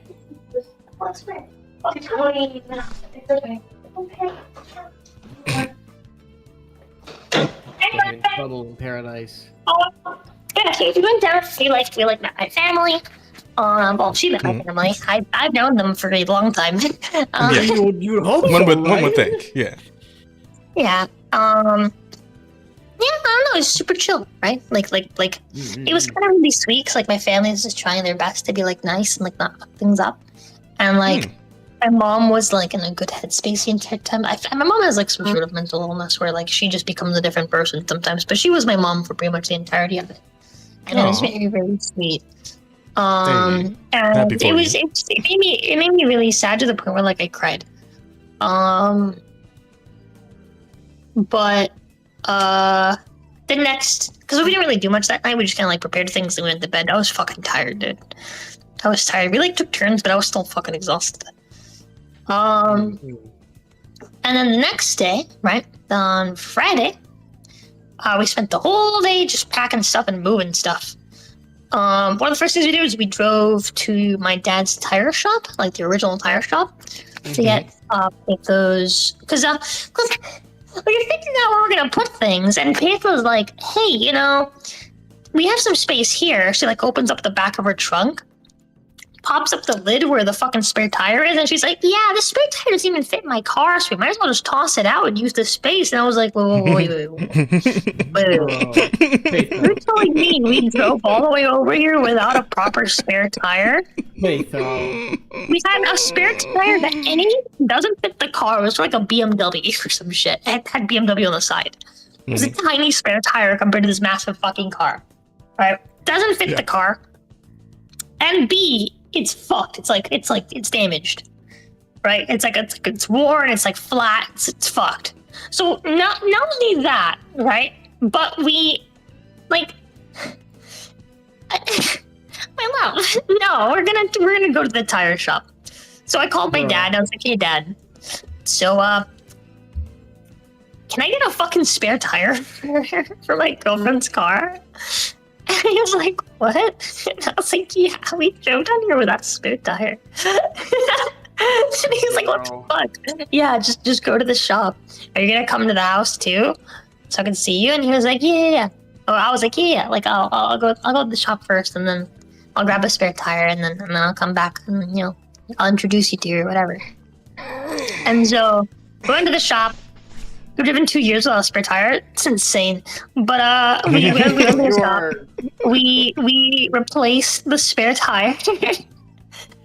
And then we went back to my dad's place, where she met my dad, she met my stepmom, she met my step-grandma, she met a family cousin, she met my younger sisters. She hit it off really, really well with my youngest sister, the racist one. Great. Awesome. I wonder why. Paige got well with the racist. They're both very silly. They're both very silly, like Zoomer-esque people. They basically just like called me old and then bonded over the fact that I'm old. I see. Did they sexy slave the skibbity riz?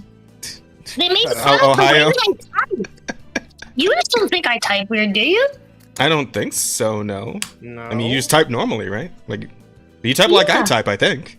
You just actually, write out words and what. Like, are they fucking the normal way of typing? Like, I know. Like, pay those typing normal in chat right now. When she's talking about the 2 years without a spare tire, that's all. That's none of that's all like text speak or any of that shit, right? Well,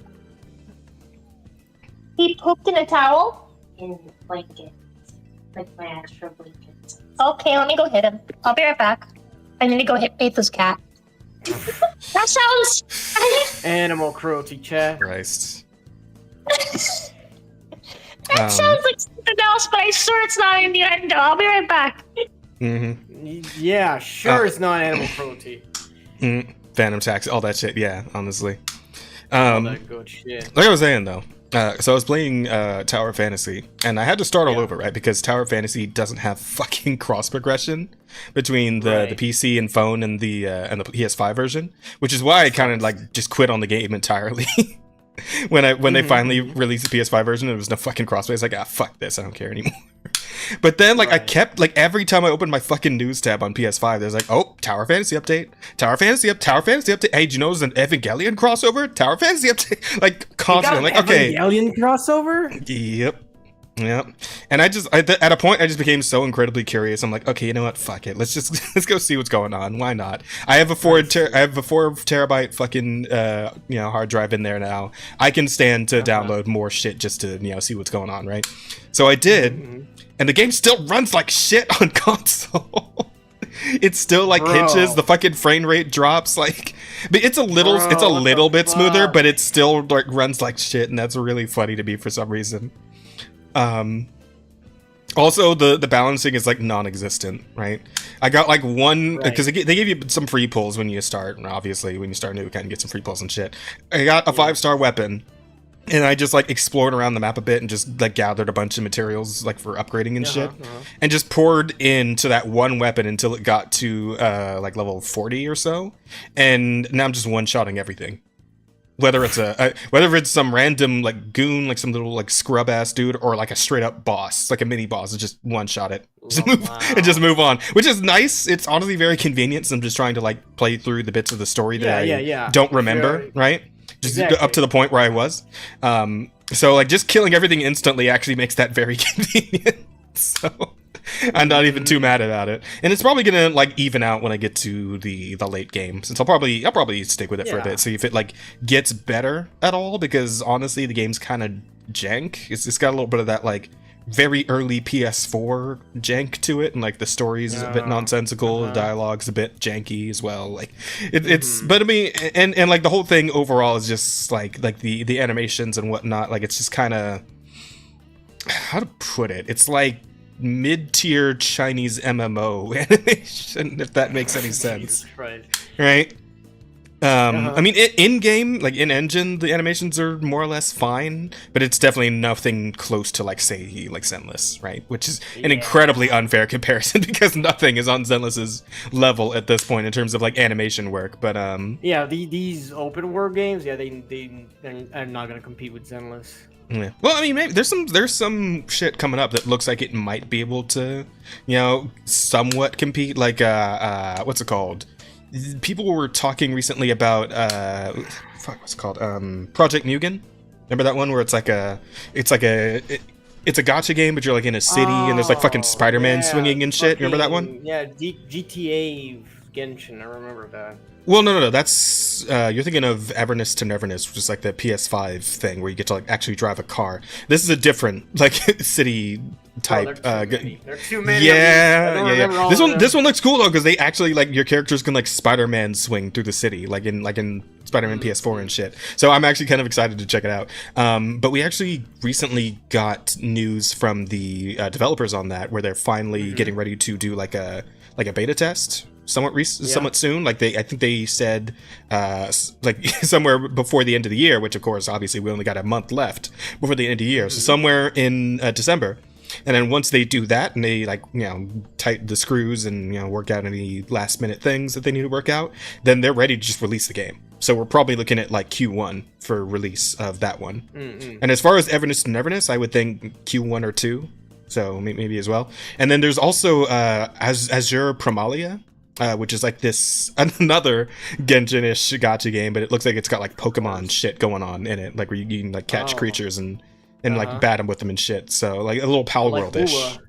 Yeah. Okay. Yeah, you kind of like Wuwa, but I think it's more of like the thing's just out constantly. Like it follows you around and like battles alongside you, all that sort of shit, right? So that's so that should also be like probably early next year, from what I know. So yeah, there are a good number of more gacha anime games coming out, for sure. God, there are too many of them at this point. Yeah, there are. But I'm interested to at least like, you know, to try them, see how I feel about them. You know, obviously I'm not adding too many more gacha games to my fucking roster. There's too many as is. But yeah, at least try them and see what they got to offer. You know, maybe they'll bump out something else that I get tired of. You know. Yeah. So there's that. But as far as Town of Fantasy goes, like. It is nice to be able to just play it on console now, I guess, because, you know, it's just a little more convenient. But the fact that they didn't really optimize it for console is a little disappointing, to be honest. Honestly, I don't know. Like Tower of Fantasy. Did you go in on that at all? Because I know we like I streamed it back when it first came in on PC. I know Gigi went in and played some. I went really hard on it. Like I remember like getting everything when it came out because there was just so much content, right? And it was so addictive because the game was really good. Like the game was like I love like the exploration of the game, right? Yeah. And having your customizable character, like that shit was super fucking cool. That more gacha games should do that. Like your main character should be customizable for sure. So the main character, the customizable main character, that shit just slaps really hard. And I love the character that I had. And also the fact that you can play that character at all times because like it is characters that you're pulling for, but it's actually weapons. And your main character can just wield the weapon. Like you can change to the character that actually uses that weapon. But you can also just play your main character using that weapon. So that's really nice. Exactly. It's really nice, and I really like that, and I played it a lot. I played it like a whole lot of that game for a while, but then it kind of died, kind of stopped like being fun, because it became very repetitive, very like tiring, and because like most gachas happen, so like for me the hype for that game kind of died out with it. Yeah. Obviously, you didn't. I saw it back.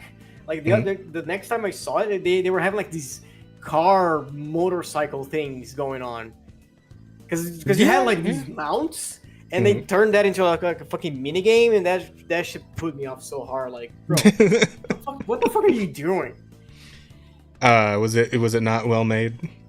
Because I've seen some news. It was like, oh, this character, that character, this new region, that new region, the big collab with fucking with Evangelion and maybe some other things. Like, I don't know. I don't know if they've done other collabs, but yeah. Apparently, like Ray and Ayane? Was that the other one? Fuck. What are the names? Ray's the one with the blue hair. What's what's the ginger girl's name? Was that? Oh, in the game? You think I remember? No, Evangelion. Oh, Ayasaka? No. I think you're close. I think you're close. Fuck, it's Shinji Rei. Asuka. Yeah, with a U. Asuka, yeah. Asuka, yeah. Yeah. So Ray and Asuka, I believe, were playable characters that you could get the weapons of. Yeah. Interesting. Yeah. So That's kinda cool. Like, I mean, that event's long past now, and I have no idea whether that's ever going to make a comeback. But cool that it happened, I guess. It is cool that it happened because, like, again, I, in my humble opinion, it's a very mid game to get like a big crossover. With, like, no, for sure. But I mean, back in a bit. I'm like covered in cuts right now because I had to discipline Nico's cat, and he fought back. Little Jin, little fucker. But yeah, I'm like bleeding like from my arm, from my wrist, from the back of my arm, from my other hand, from my thumb, from my stomach, from my chest. Okay. Yeah, he's being a little all right. When you get back, we're gonna go right into the news. All right. All right. TLDR of my week is I built furniture, more furniture. We had food at her parents' house last night. It was really fun. I played chess with her little brother. We've just been selling it. And I'm currently resetting my PC. So. All right. Cool. And we'll hope that fixes most of the problems. Yeah. Maybe about. Oh yeah. It seems like a lot of these animes will just like do collabs with whoever, whenever, right? Like, how many fucking collabs has 2B been? And well, I mean, that's not anime, but like, 2B's been in fucking everything. She's been in like 10 different gacha games, 3 different fighting games. She's in fucking Stellar Blade as a costume, like every goddamn thing. But you think like you see, like, animes will go for gacha game crossovers like all the time, right? Like, I think Grand Summoners had a crossover with that. The anime where the guy's like a fucking like Chunibyo dweeb kind of, and it's an isekai anime, but the guy's like The Eminence and Shadow, that one. They had a crossover with that in Grand Summoners and or Summoners, one of those two. Grand Summoners, I think it's Grand Summoners. And then of course you had an Evangelion crossover in Nikkei too, so that happened. And then that makes sense. Again, big show, big game. Mm-mm. Yeah, but they have that shit all the time. It usually is like some Pokemon bullshit, fucking. Yeah, I mean, it's just a nice way to cross promote your shit, so you can get people to go watch your show, buy your merch, whatever. Yeah, Fate has that a lot. I feel like Fate's coming to Star Rail, so. Yeah, exactly. Because again, like, it's a fucking huge series with a huge game, and they have like a bunch of names to put in the game, like some. Should make sense. Absolutely. And then fucking Sword Art's been in like a million different gacha games too. Yeah, I know. Sword Art has been in a lot of games I've seen. I don't know, man. Sword Art sucks. Glad Rosa isn't here, so we don't have to get into that whole argument again. She likes Sword Art? I think so. I think she likes Sword Art. That's crazy. I mean, I think it's mostly because that one game is like carrying a Fatal Bullet, I think it's called. Like, she fucking loves that game. Never shuts up about it. So, there is that. That's Japanese brand building. Yeah, straight up. Like, they just cross pollinate constantly just to get that eyes on their animes, on the games, whatever. Like, whenever they're trying to cross promote. Yeah, absolutely. Like, I feel like a lot, like, the Western gaming scenario would be so much like popular if it had shit like that. Imagine like you have like an arcane character in fucking Street Fighter or some shit like that, Well, to a point. They have Mortal Kombat and shit like that in fighting games. Yeah, but here's the thing: both Street Fighter and Mortal Kombat are fucking Eastern-made fighting games, though. I mean, like, I can't think of like. No, think of like that's the first fucking thing that come to mind. Like. No, I get you, but I mean, the West has done things like that in the past, somewhat. Like, first thing that comes to mind is like Jimmy Timmy Power Hour. Whereas Jimmy Neutron and Timmy Turner from Fairly Odd Parents had like 3 different specials in which they had crossover stories and shit. Yeah, so but, it does happen in the West, but not nearly as much as as far as and yeah, usually like trying to get the rights to all line up right and people to be able to decide on something like that. If you're talking about shit from like completely different studios, I think of like Who Framed Roger Rabbit had fucking Mickey Mouse and Daffy Duck and Bugs Bunny in it, right? It's like that shit's never happening again. Yeah, but like you see what you're saying? You're saying like very niche games, right? Yeah. Mm. Like fucking who played that? Well, Who Framed Roger Rabbit was a movie, but like something like COD. Like imagine if you had like Kirito in COD. Like I don't know. I mean, they've had some like weird characters in Call of Duty. Fucking, I think they did a crossover with Hellsing Abridged. Didn't Elicard make it into a Call of Duty game? I feel like that actually did happen. Hang on a second. I'm pretty sure that happened. Now that I think about it, you have Fortnite, and that's just. And I know, I'm pretty sure they had Lara Croft in Call of Duty at one point. There was like a skin for her. Yeah, Alucard Finisher, Modern Warfare 3. You can now play as Alucard in Call of Duty, and he comes with a Fate and Consequence finishing move. Here's all different versions. Bro. Oh, and apparently Homelander's in there. So yeah, Homelander. Yeah, it does happen, but like. Yeah, you know what? Scratch all that. There's stupid, now a zombie operator in Call of Duty. I was talking out of my ass because you can now play as Alucard in Call of Duty, and he comes with a Fate. Yeah, shit's wild. Oh, that one dude from Spawn is in there apparently. Yeah, I guess Call of Duty goes in on it. And okay, wait, hang on. Actually, hang on. Fortnite exists. That's what I said. Like, yeah, Fortnite exists. Yeah. Fortnite is just crossovers after crossovers. Really. After crossover, after everybody's in. All the warriors. Fucking. You everybody is here. Fighting Goku, like. Exactly. Yeah. Where else are you gonna see that shit? Yeah, true. So fucking Fortnite's carrying the entire West on its back with the crossover shit, it would seem. Yeah. It's pretty funny. Oh. Yeah, let's get into news now. Yeah, good idea. I mean, Rose. I don't know if Rose is back, but fuck it. We'll just. Said she was back. I heard her. I did hear her for a second there too, but I think she shuffled off again. Whatever. Well, she'll probably show up while we're talking about like maybe the first thing. So this is kind of interesting. This story. Elon Musk announces plans to create an AI game studio to make gaming great again. Did you turn off the TV? Oh, whoops! I did turn off the TV. Let me turn it back on so they can see. Oop, there we go. Hi. Welcome back. Yeah, we're just talking about our first story here. The cat shat on me as well, so I'm just kind of waiting for Pesa to come back. She went to get some, like, alcohol and peroxide. I see. Well, oh, God. Hopefully that doesn't get infected. Good lord. Yeah. But it's not in one of the cuts, is it? He shat on one of the cuts on my thigh. Oh. I rubbed it off, but still. Yeah. Right away, but still. Want to go get some peroxide alcohol. It's good that I can dip my hands. Yeah, it's good things to have anyway. Yeah. That's to dip my hands in peroxide and alcohol. Can never be fucking too careful. Addicted. Cut you and then shit on the cuts. He caught me. There's like I have like a big gash like right across the face on my Emil tattoo on my wrist. Like that's I don't know if that's gonna properly heal. I think I might scar over.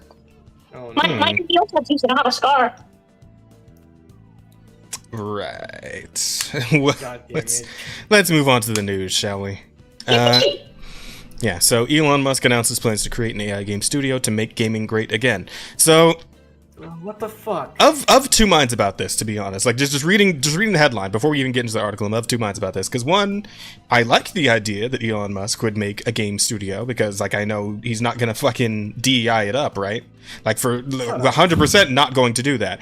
However, the AI part of it is where I turn a bit of a side eye, right? I have a peace of mind too. Elon Musk is a fucking idiot. He doesn't know what he's doing with half, like 80% of the shit that he owns. Like you think he would be making good video games?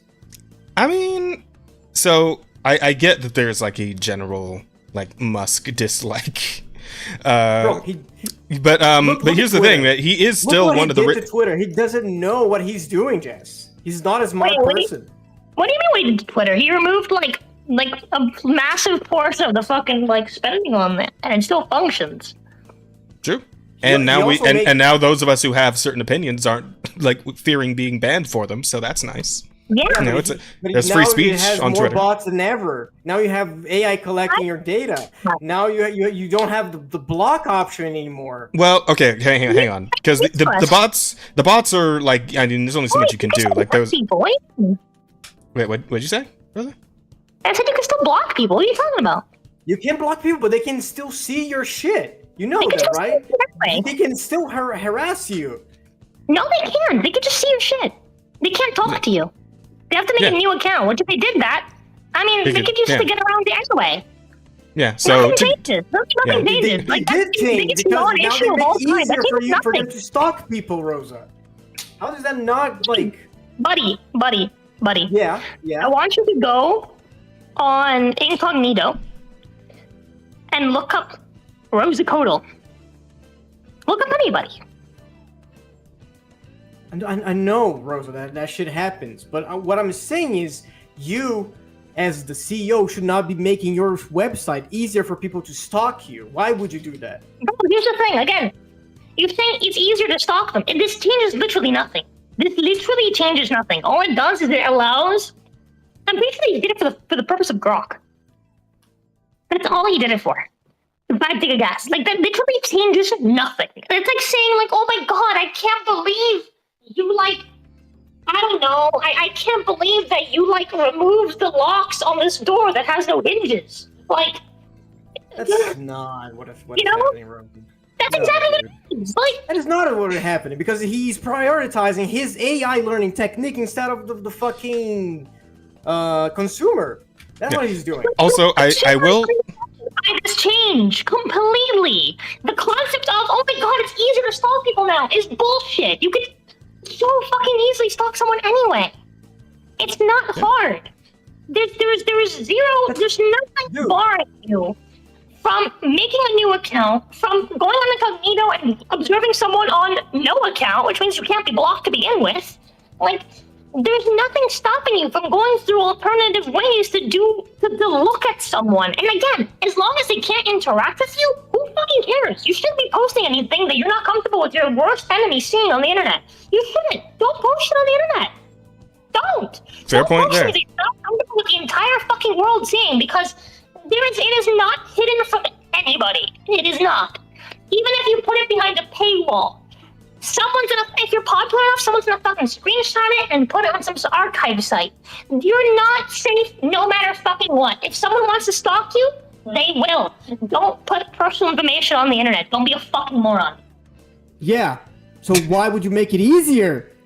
Because it's not easier. What you're saying is stupid. Bro, it is easier, because now you skip the part of you have to make a new account. You skip the part where you have to go incognito. That is easy. Okay. I'm breaking it up. Here's Asta. I'm breaking it up. Stop it. Whatever. Hang on. Allow me for real quick, if I may. I believe what Rose is trying to get across here, Asta, is that if somebody is going to go through the bother of trying to stalk you anyway, then they're gonna find a way to do it, and it's a bit of a moot point. Like, whether or not it's easier or harder, if someone's gonna like make the effort anyway, they're probably gonna find a way, because the internet makes it very easy to do that, regardless. However easy or hard it is, I think it really doesn't matter. And I did want to point out the bit about the AI thing. So there is actually in the settings a slider that you can turn on and off to whether or not you want the AI to be able to use your posts. So you are allowed to opt out of that. And from what I know, Blue Sky, not that I know of. I'm pretty sure that's. I'm pretty sure. I think that option's still there. Change that to make it mandatory. I'm pretty sure. The last I heard of it was that it was there. I mean, we can check real quick. Let's see. More settings. I have no idea what settings this would be under. Yeah, so you know what settings this would be under? I guess I can just go down the list here. No, no, not that. Shit, how do I go back? Okay, there we go. Subscriptions, security, and account access, maybe? Probably. Apps and sessions, connected accounts. Privacy and safety. I'm pretty sure it's private and safety. You can block spaces, data sharing. Grok and third-party collaborators allows your public data as well as your. Let's see. Allow your public data as well as your interactions and result in Grok and AI to be used for training and fine-tuning. And uncheck. There you go. Problem solved. So yeah, it's still there. Yeah. You can still do it. Okay. And as far from what I know, there's a similar AI thing going on Blue Sky as well, and I'm not sure that one is able to be opted out of. So yeah, no, absolutely. So you know, to be fair to all things here, this problem is inescapable at this point. The AI issue is going to be taken over regardless of anything, right? Like there's literally like the way it's progressing, the way how strong it's getting over time. There's really no way to escape it. Which is why I'm also kind of like, maybe, like when it comes to an AI game studio, right? Because like I know you guys have seen the posts by now, where it's like, it is becoming more and more difficult for people to actually tell what is AI and what isn't. Like it's to the point where people are like jumping at shadows, treating it like it's like the fucking the end of Devilman Crybaby on Netflix, where people are like literally killing each other because they don't know who's the demon and who's not. Right? Yeah. Like it's getting to that point with AI, so it's like, and there's not going to be a way to turn this train around. People that aren't using AI get accused of it. Yeah, crazy. Exactly. No, I saw fucking like one big artist get accused. Take those back. Be right back. Okay. I saw like a big artist being accused of AI because they have like this AI like detecting software, and they put their art on there, and it was like 90% sure it was AI. So everyone started like being like, "Oh, this is AI," and then the artist just replied with like a time, like a fucking time record, like a time lapse of they doing the art, you know, and then people just start cloning on this fucking software. Yeah. So the way I see it, right, is like AI's here. It's probably never going away. It's only going to keep advancing. People are going to keep making it better and better. And to a point, like, again, obviously, I prefer, you know, real artists making real art, such as yourself, Asta. But there's only so much fighting back against AI you're going to be able to do. I know you don't much care for Asmongold, but I do appreciate his curtness in some of these matters, right? And when he compared this whole thing to, like, automation, and how automation ended up like taking over industry in America and in like the 40s, 50s, whatever, right? Like, you know, assembly lines, getting rid of workers and all that shit. It's like there comes a point where new technology is going to encroach on, you know, older or more antiquated kind of things. And unfortunately, art is not exempt from that. And that, you know, it comes with its benefits and it comes with its drawbacks, but it's something that you're going to just have to learn to live with as we go forward, because it's not going to stop, and it's only going to get harder and harder to tell one from the other as we go. So, you know, it is what it is. I don't know what to say about it. It's not ideal. Yeah. It's definitely. I don't think real art is going to completely die out. I think the artists who are very extremely talented, you know, the ones who really have their own distinct style, I think they're going to be okay. But as far as AI goes, I don't know. We'll have to see how things pan out. But I mean, the riding horses was replaced by driving cars. So, you know, at a point, it all just moves forward, whether we like it or not, right? I should clip that argument. You feel you need to, but let's get. Is that even entertaining for you guys? Like, I mean, go ahead. Like, we need more clippers, but like. Yeah. Well, I mean, I think they entertain me. Sure, go for it. I think they appreciate the fact that we can on this podcast between the three of us like have like for real arguments and still manage to reconcile later. You know. We can genuinely disagree on such, but still be able to like come back from it after the fact and, you know, be the best buddies that we are. You know what I'm saying? I know what you're saying. I know what you're saying. Yeah. But let's get some details here. So I'm curious. Let's get some details about this moron. But on that point, I feel I should Oh, hang on. Read Bear's comments. As an artist, I know the AI stuff affects Asta a lot, but the reality of it is that it will eventually become ubiquitous. There will be no escaping the wave of change that is coming. Yeah, that's essentially where I'm at on my understanding of this whole thing. But hang on. Bear said something earlier that I wanted to touch on. I think you can dislike him all you want, but the fact that he'd have to keep failing up to be where he is tells me he's probably a lot more clever than people think. And it's like, again, yeah, he is. He owns like several businesses. He's one of the richest men in the world. To a point, there has to be some amount of actual intelligence to be able to get to that. But like, you don't just get that on a silver platter, right? You do. You literally do, because his father owned like several mines. His father was rich. He co-built PayPal with his father's money. Well, yeah, but you ever hear that old saying that a fool and his money are easily separated? Like, to a point. Oh, well, it's an old saying where it's like, yeah, if you're a fucking moron, doesn't matter how much money you have, you're probably gonna just, shit it all away anyway. So to a point, fucking money makes money. That's all it is, right? Like he is one of the richest men in the world. Obviously, he's gonna keep making money because now he owns so many companies, right? And that shit's just not gonna die. Right? He cut off his dad. Elon absolutely hated his dad. Like, I don't know the man's full history or anything, but sure, I would have to say, to be where he is, there has to be something going on there that's beyond just straight idiocy. I gotta give the man some credit, all right? Whether or not I like him or dislike him, my feelings toward him are pretty neutral, to be honest. But like, I don't give him any credit because one, you can pay people to fucking manage your money. That's a thing. Like, you have accountants and shit like that. And if you have a lot of money, you can have the best people to do that shit, right? And he's always making decisions that fire back. Like when he bought, do you guys remember when he bought Twitter? How much backlash he got from the people working with him? Working with him? Fucking ridiculous. Yeah, because he made like a fucking ridiculous offer that he had to honor for Twitter.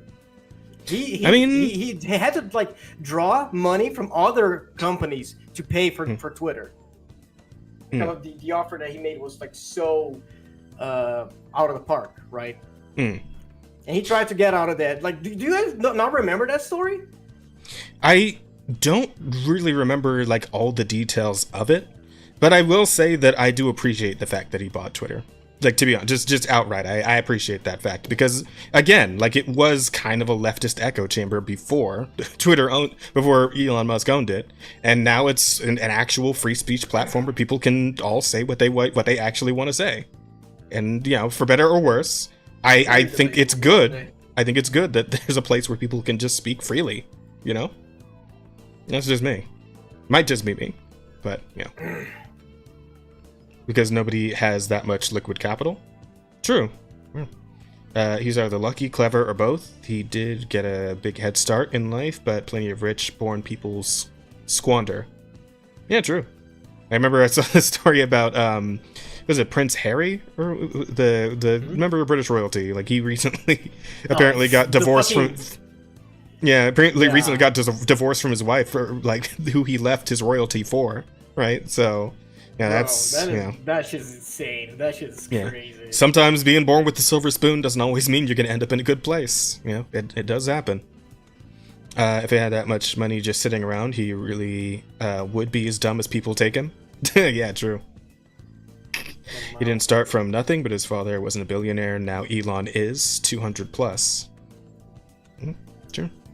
Argument too long for a minute clip. Yeah, started with millions of dollars. Like, what the fuck? Like, same thing with fucking Donald Trump. Like, fucking, my dad made me a small loan of $1 million.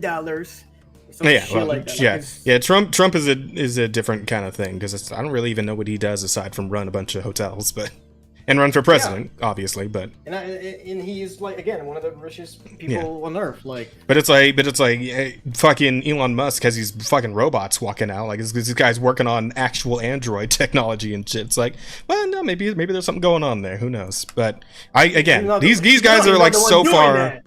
He's not the one making the robots, right? He has like a fucking the whole enterprise full of people making robots. True, but if he's the one bringing those people together and giving them the resources they need to make the robots, then, you know, that's a decision that he made.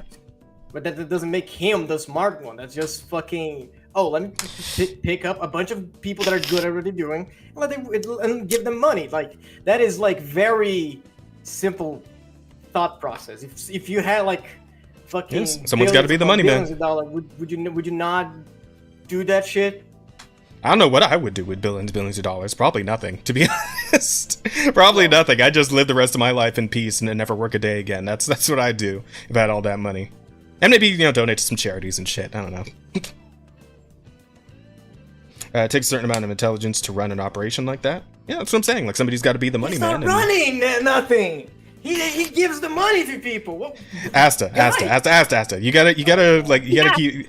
I came back just to say that expecting the CEO not to delegate, like, the fucking work to his employees and do all the work himself is fucking retarded. That's what you do when your company gets successful. You get other people to do the manual labor for you. Yeah, but run if you things give from the him top. credit for the robot, it's completely different. You're giving him credit for the things that his company produces because he's the one leading the company. That doesn't make him the smart guy in the operation. He's the guy that is... He's the guy that created the company in the first place. I think that by and large makes him one of the smart guys of the process. Maybe he's not the one who specifically made the robots. Sure, that's fine. But he's the one that was like, hey, what if we made robots? Yeah, and here's the thing. We really don't know how much or how little he actually contributes to all these efforts outside of just being the CEO, because this is like way out of the stratosphere from where we are. We where we are currently have no understanding about how any of that shit works. At least I don't. I don't know if you two do. I sit here and claim to know what the specifics are of like his involvement, right? But to say, hey, he doesn't do anything because he's a CEO, like that's fucking retarded. Like, yeah, of course you're gonna fucking delegate. You know, of course you're gonna delegate the labor to the people that work for you. Otherwise, why are you hiring people? What I'm saying is, people think he is the real life Iron Man. You guys really think he's a Tony Stark? I don't know about all that. I wouldn't say that. But I would say that there's because Elon fans regard him as the Iron Man in real life, and I'm saying he's not. He's a CEO. Maybe he's a competent CEO. Maybe, but he's not Iron Man. Here's the thing. What's your physics and economics looks like? He's a Bachelor of Arts in Physics and a Bachelor of Science in Economics from the Wharton School. Okay, so we put the work in. True. At the very least, he did that. He earned those two bachelor degrees from the University of Pennsylvania in 1997. He also attended Queen's University in Kingston, Ontario, Canada, and briefly attended the University of Pretoria. He was accepted to graduate program in material science at Stanford University, but left after a few days to focus on entrepreneurship. All right, well, the fuck is smarter than me then. I know he's smarter than me because I got no fucking bachelor's and nothing. All right, so he's at least that smart. But here's the thing, Asta. What the phenomenon you're just... that his college years were when his passions took off. He has also said that he operates by the physics approach to analysis. I don't even know what that means. But here's the thing, if I may. Go for Asta, the phenomenon you're describing here is that he's the face of all this, right? In the same way that, say, George Lucas is the face of Star Wars, right? But he didn't fucking, like, make everything that is Star Wars. He wrote the story, but, like, he wasn't the guy who acted the parts. He wasn't the guy who, like, drew up the concepts of, like, a Star Destroyer or any of that. That was a whole other guy, right? Who managed to make all that art come to life from shit that Lucas just, like, told him or wrote out in, like, in a script or whatever, right? Like, George Lucas isn't the guy who created Star Wars singularly, but he is the guy who started that whole ball rolling and who, you know, gathered the people for the job, right? So in the same way, that's kind of what Elon is in the whatever, I forget, Starlink, what's he call his shit? He's got like several businesses. I don't know if there's like a bullshit. Like, here, I'll give an example of a fucking famous tech guy that I don't really like, but yeah, give him a stew, right? Fucking, what's his fucking name? Jeff Bezos. Oh, right? Yeah, Amazon man. Yeah. Who started fucking Amazon from, like, his, like, bedroom, you know? Like, it's just one of, well, I don't think it was a bedroom. I think it was, like, a small, like, workshop, but You get the point, right? It's like one of those things where it's like you start small, you have an idea, you have a concept. As you get bigger, of course, you're gonna delegate work to everyone else. Doesn't mean that he's like a lazy piece of shit that does nothing. It just means he did all the work and now he's reaping the benefits. That's how that works, right? Sure. You had the idea, you started the company, you did, that's how that works. That's everyone's goal. It's everyone's dream goal when you start a small business, is for that small business to boom into a giant business. If I go now, right, and I start, I don't know, like a bakery, and that bakery becomes a massive enterprise, and I become famous, and I sell my baked goods all over the world, and I start, like, fucking making all, like, the fanciest, newest baked goods for all the fucking rich people in their parties, right?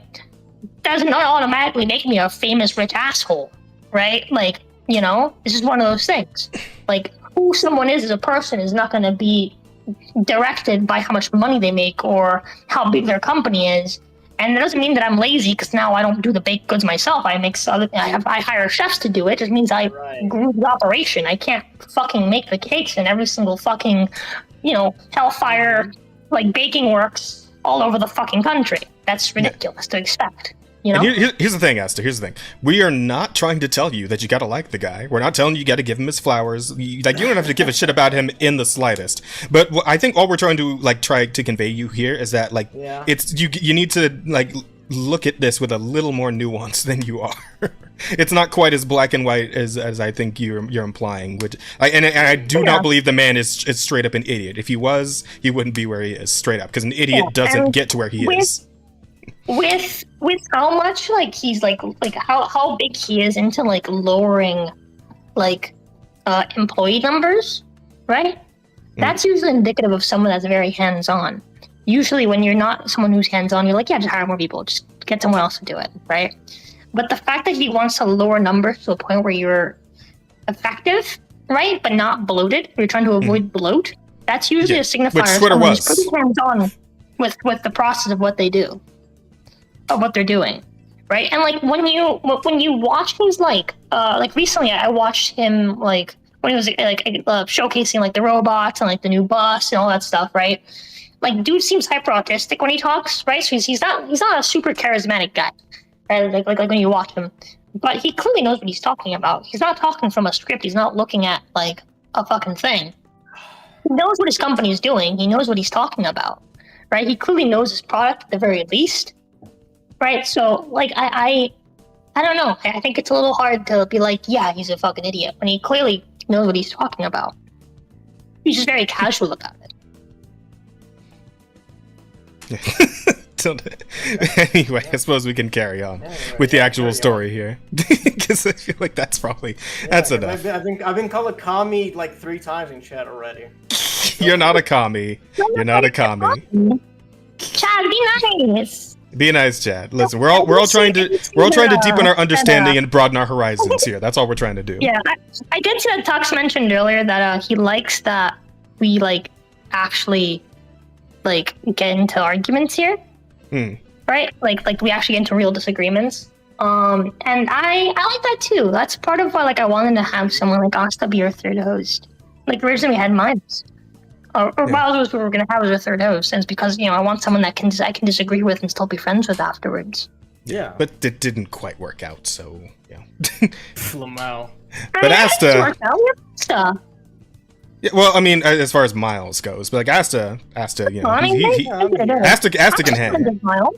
We don't talk very often, but I still consider him a friend. Yeah, no, we're still friends, but I'm saying he couldn't stick around for the podcast. Yeah. Unfortunate, but it is what it is. Some of you want to go their own way with content.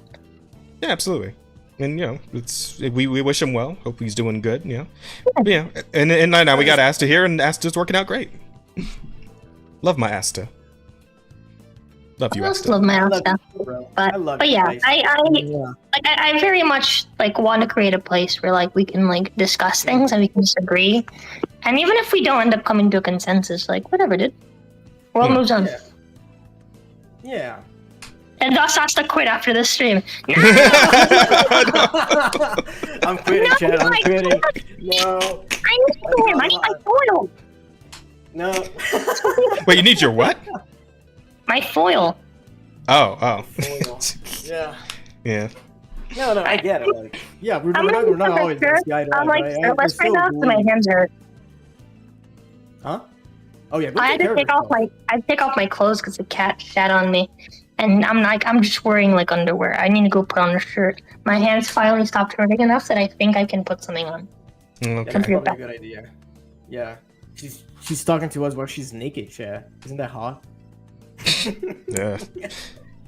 And no, I appreciate the place we have here, right? Like, we're all friends here. Like, I love you guys. I don't think you guys are horrible people for thinking like differently than me. And I would never stop being friends with any of you. Same here. We think differently, right? Yeah, we've been down that road with other people, so we know we want what we want here. We can keep having this conversation over and over again, you know? Absolutely. Asta, she is a taken woman. That is true. That is true, but Chad, I want you guys to remember, just because there's a goalie doesn't mean you can't score. Wow. Okay. See, this is where I would disagree. I'm joking. I'm sorry. No, I got you. I got you. You're all good. I'm a jokester. I saw that on a fucking D&D TikTok. I was like, oh, you son of a bitch. All right. Oh, fuck. Trying to seduce the NPC. We call those night visits, chat. He isn't commie, so I'll believe him. I just never knew. Sure sounded like it. Oh, come on.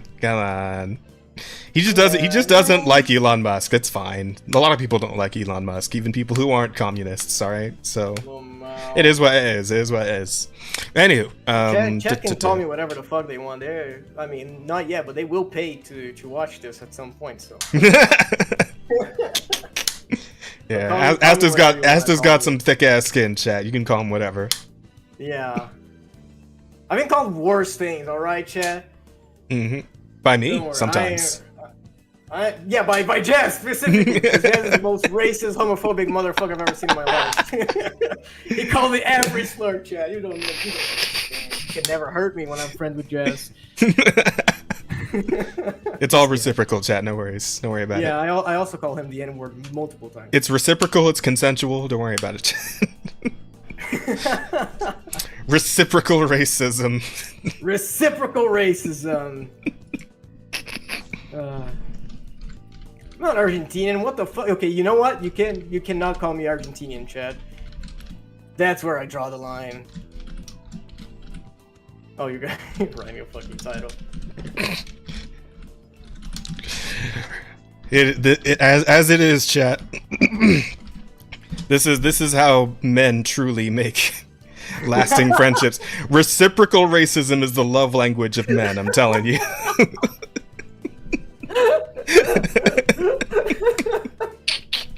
That's a good one. That's a strong one. That's a strong one.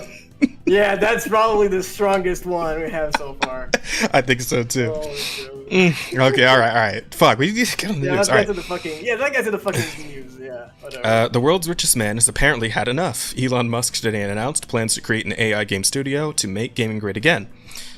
Musk, a longtime gamer who at one time the world's top-ranking Diablo 4 player, and I think he actually got that ranking back recently, has been vocal in the past with his opinions on the gaming industry and its shift towards identity politics and virtue signaling. Musk has weighed in repeatedly on topics like pronoun selection during appearing in AAA video games and other agenda-driven content making its way onto consoles. Which, I mean, if I may weigh in on the pronoun thing, it's like, honestly, I don't care. If that's as far as it goes, and, whatever. It's fine. It is what it is. It doesn't affect me. Choosing your pronoun, that exists forever. You just didn't know that because you were picking male and female. Female, yeah. Picking he, him, or her. She, her. Her.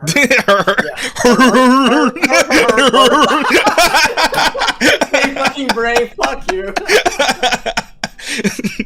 But yeah, no, like here's the thing. I view those things as like because we talk about the red flags, right? Where it's like some of this shit shows up and it's like, oh, okay, well, what's the rest of the game gonna have now? But it's like if it just ends there, it's like I couldn't give a shit less. That's something easily, sidestepped. But how like society evolved. Like nowadays we have like the people that prefer to say like, oh, I'm a he him instead of saying, oh, well, I'm a man or shit like that. That shit exists. It's not gonna change.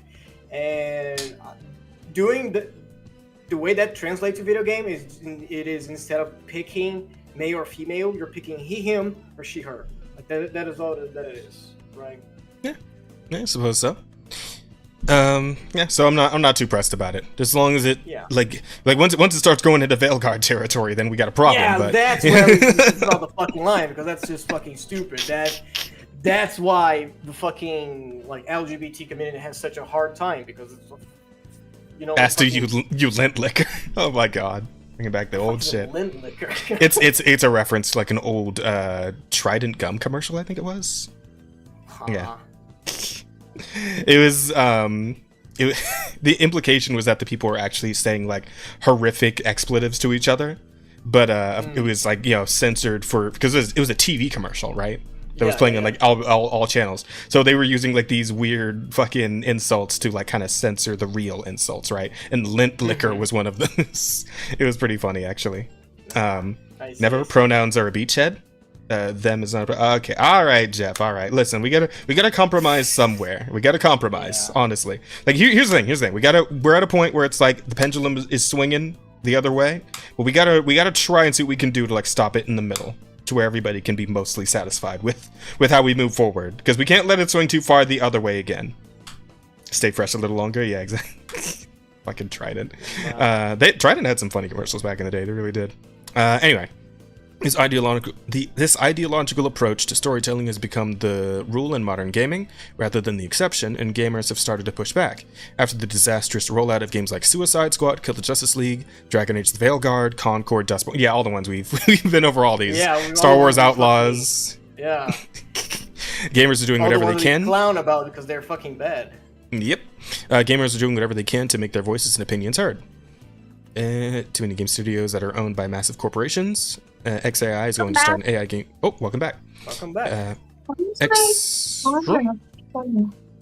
What? Yeah, you're I'm trying to get my PC to restart for the third time and doesn't want to. Oh no. Sheesh, there may be problems going forward, chat. Yeah. But at least I can. A lot of scuff. Hopefully she can fix it before the next podcast. Allergies are kind of killing me because the cat rabbit thing. I took a Benadryl. So if I get EP, you know why. Right. Yeah, no, understandable. Alright. XAI is going to start an AI game studio to make games great again, etc. Yeah. Elon reposted a post on X from Dogecoin creator Billy Marcus. I don't understand how game developers and game journalism get so ideologically captured. Marcus said, gamers have always been trolls, anti-greedy corporations, anti-BS.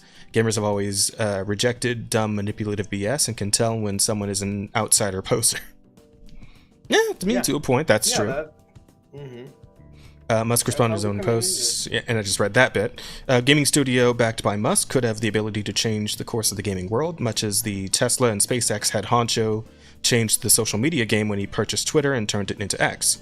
An AI studio would also be able to, in theory, churn out games faster than bloated AAA studios that sometimes take anywhere from 5 to 10 years to put out a new title. This would be a substantial leap forward in AI adoption and might very well spark an industry-wide shift.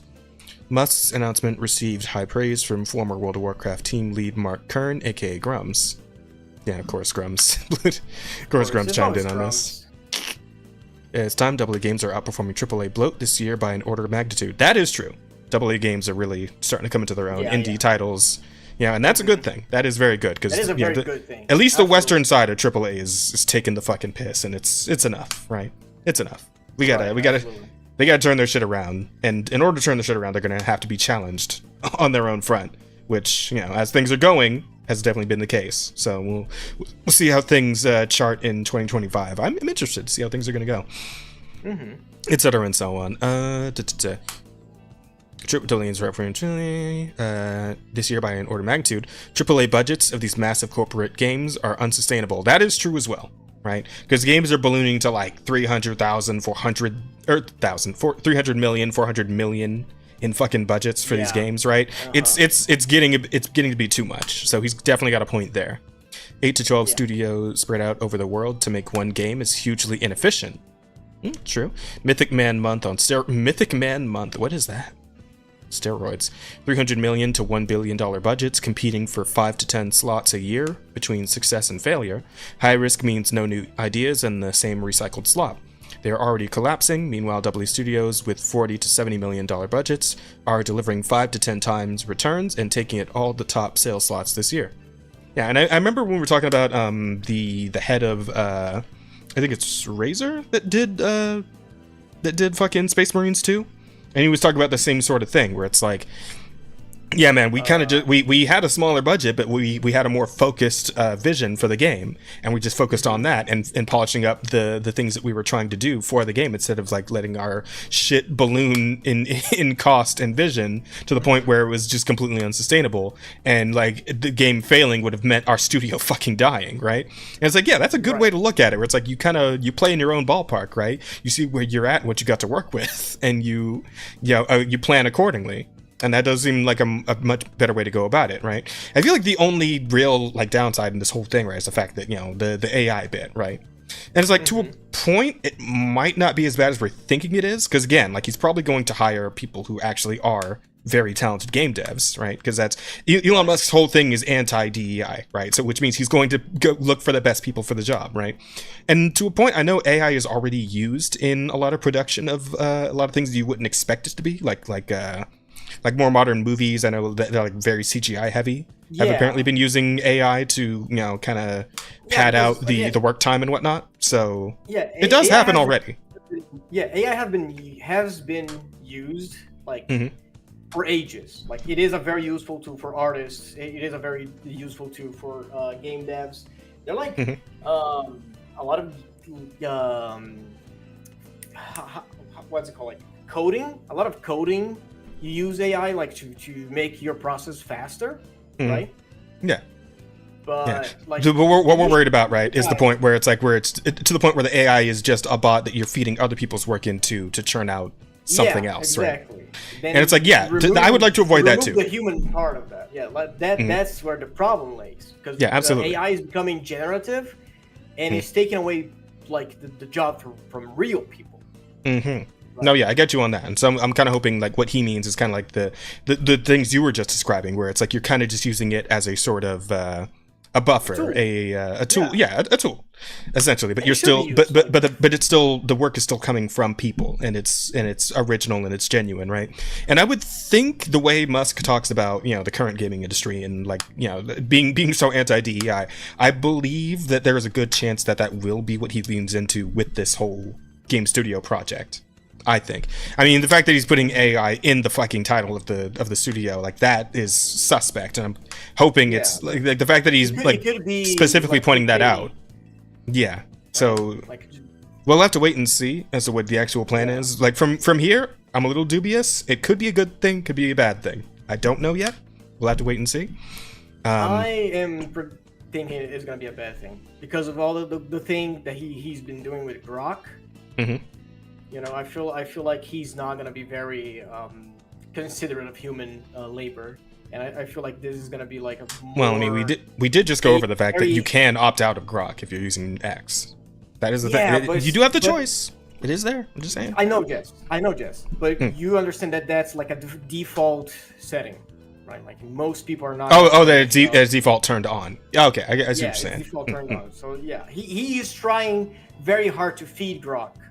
He's going really hard on Grok, and I believe, my belief is that he's putting Grok over the how should I put it? Like, the experience, the consumer experience of Twitter. I feel like he's putting Grok over that, right? And I feel like this company is gonna be very heavy AI, and I don't know. It could be a good thing. Very much, it could be a good thing, right? Because again, I think it's gonna be interesting to see how it plays out, but I don't have high hopes for it. Yeah, that's kind of where I'm at too. It's like very neutral on this news. Like, I mean, it is interesting. I'm curious too, but it's like, I wouldn't bet my money on it, but if Elon wants to put his money on it, yeah, there you go. Yeah, I mean, exactly. Money. And we shall see. I remember seeing who was it? Was it Tuxedo? Tuxedo said something that I actually agree. Like, placing AI in NPC interaction. I feel like that would be cool. Yeah, like if they can auto-generate responses from NPCs and whatnot, that would be cool. Skyrim mods. Yeah, people use it in Skyrim mods already. Yeah, so Yeah, that is a cool idea. You have like shit like character AI nowadays. Mm-hmm. You know, like you can just talk. I feel like, especially in games where they are like long. Mm-hmm. You don't want to have just the same like 5 interactions with the characters, right? I feel like absolutely. That could be a really good implement. That could be very interesting. I'm thinking of like a situation which you're talking about, like a D&D type game where it's like it's like if we're let's imagine fucking Baldur's Gate 3, but now NPCs, like you can say anything to them and they could say anything back, and like you don't know what the fuck, like there's no preset paths at all. That could be if done right, that could be extremely interesting. That could be really cool.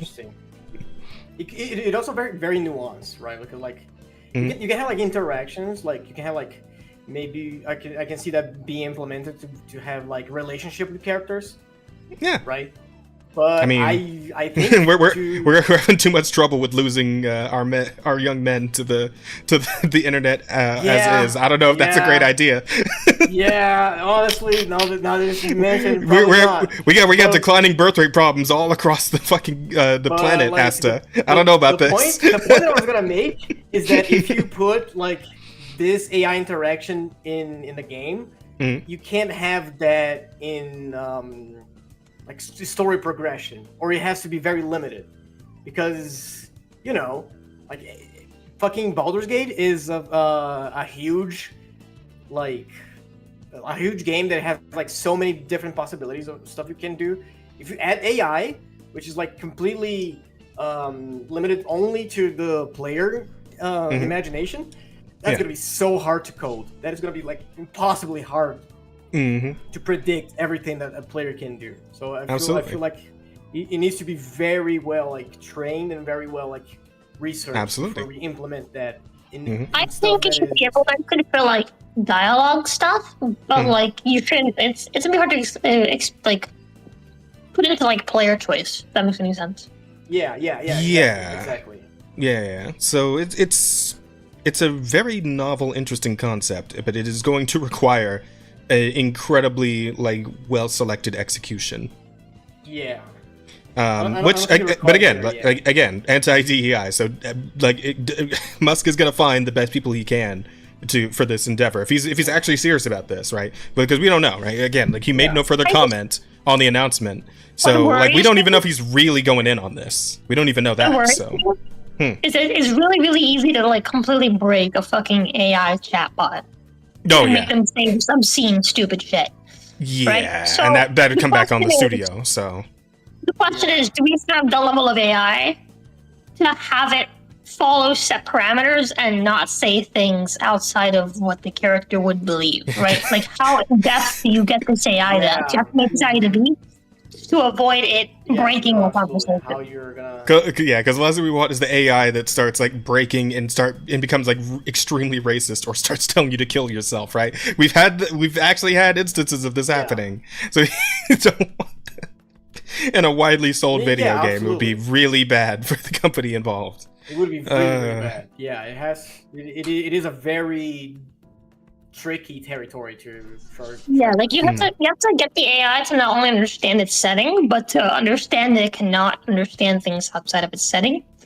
And you also have to apply restrictions to what you can speak to it, so that you can't speak to it things that are like metaphysical, right? Like, for example, like I was thinking, like in the case of like a Skyrim bot, right? How would you improve that? Oh, I don't know, maybe make it so you can't, if you ask it a question about something that is like related to like the real world, or if you ask a question that's outside of like the world of Skyrim, right? Like something that doesn't exist. Like, yeah, what do you think of skyscrapers? Actually, they have skyscrapers kind of in Skyrim, but like, I don't know. Like, what do you think of guns? Etc. Yeah. Like, what do you think of the latest iPhone? Right? The character's programmed that if it reads something that just does not pertain to like the world, you know, it was just either the game will warn you that you can't input something like that because the character's not going to understand, right? Like, oh, don't ask questions that don't pertain to the game world. Yeah. Right, like a warning, kind of like when you kill someone, like Assassin's Creed, like when you kill a pedestrian. Yeah, where it's like, hey, that's not how this world works. That's not a thing in this world. That makes sense. Or have the character be like, sorry, I don't know anything about that. And like, if you keep asking them things about things that aren't real within the world, the character starts to think that you're like mentally ill. A witch. They're gonna grab the posse and just get ready to put you to the stake, right? Or now, or like a witch, yeah. That'd be pretty funny. That would be funny. Honestly. Fuck. Okay. Yeah, but that's kind of all there is to this story at the moment. But again, I guess we'll see. Yeah, we'll see. Who knows? That Elon, he's a wily, eccentric bastard. Yeah, anything AI nowadays, you have to be really skeptical when they announce shit. Oh, absolutely. No, I'm with you on the skepticism. Like we're both with you on that one, Asta, for sure. Yeah, but I guess Would we'll it be see. cool? Yeah. Do I expect it to work that way? No. No, not. I don't think AI's there yet, but I could see it getting there one day. Who knows? Who knows? Within our lifetimes? In our lifetime? Maybe at the end of our lifetimes. I think so. Maybe by then. I think in our lifetime. Once we're old fucks, yeah. Bro. That'd be epic, dude. I think so, because AI evolves, and like any technology evolves like exponentially, right? It's faster and faster by the day. A year ago, like when fucking AI image was like this big thing, and people were like, oh my god, this is so shitty. Look at the hands. Look at this fucking thing. Like nowadays, you cannot tell apart. Like it is. You just talked about that at the start. Yeah. Yeah, it evolved so much that is getting really, really hard for you to fucking discern what is AI, what is not. Like it happens all the time. Like, I use this website called Pixabay. I talked about it here, and it is just like an art an art website. It's a Japanese website where you don't post like Twitter or shit like that. Like you don't post like quotes, you don't post, it's just art. It's just art. And they have this setting, like they're very acceptable of AI. And sometimes you cannot tell. You cannot tell. Like once I followed an artist and I was like, oh my god, they're so cool, they're so good. Let me see what tags they have, right? And AI was in the tags. Yeah, there you go.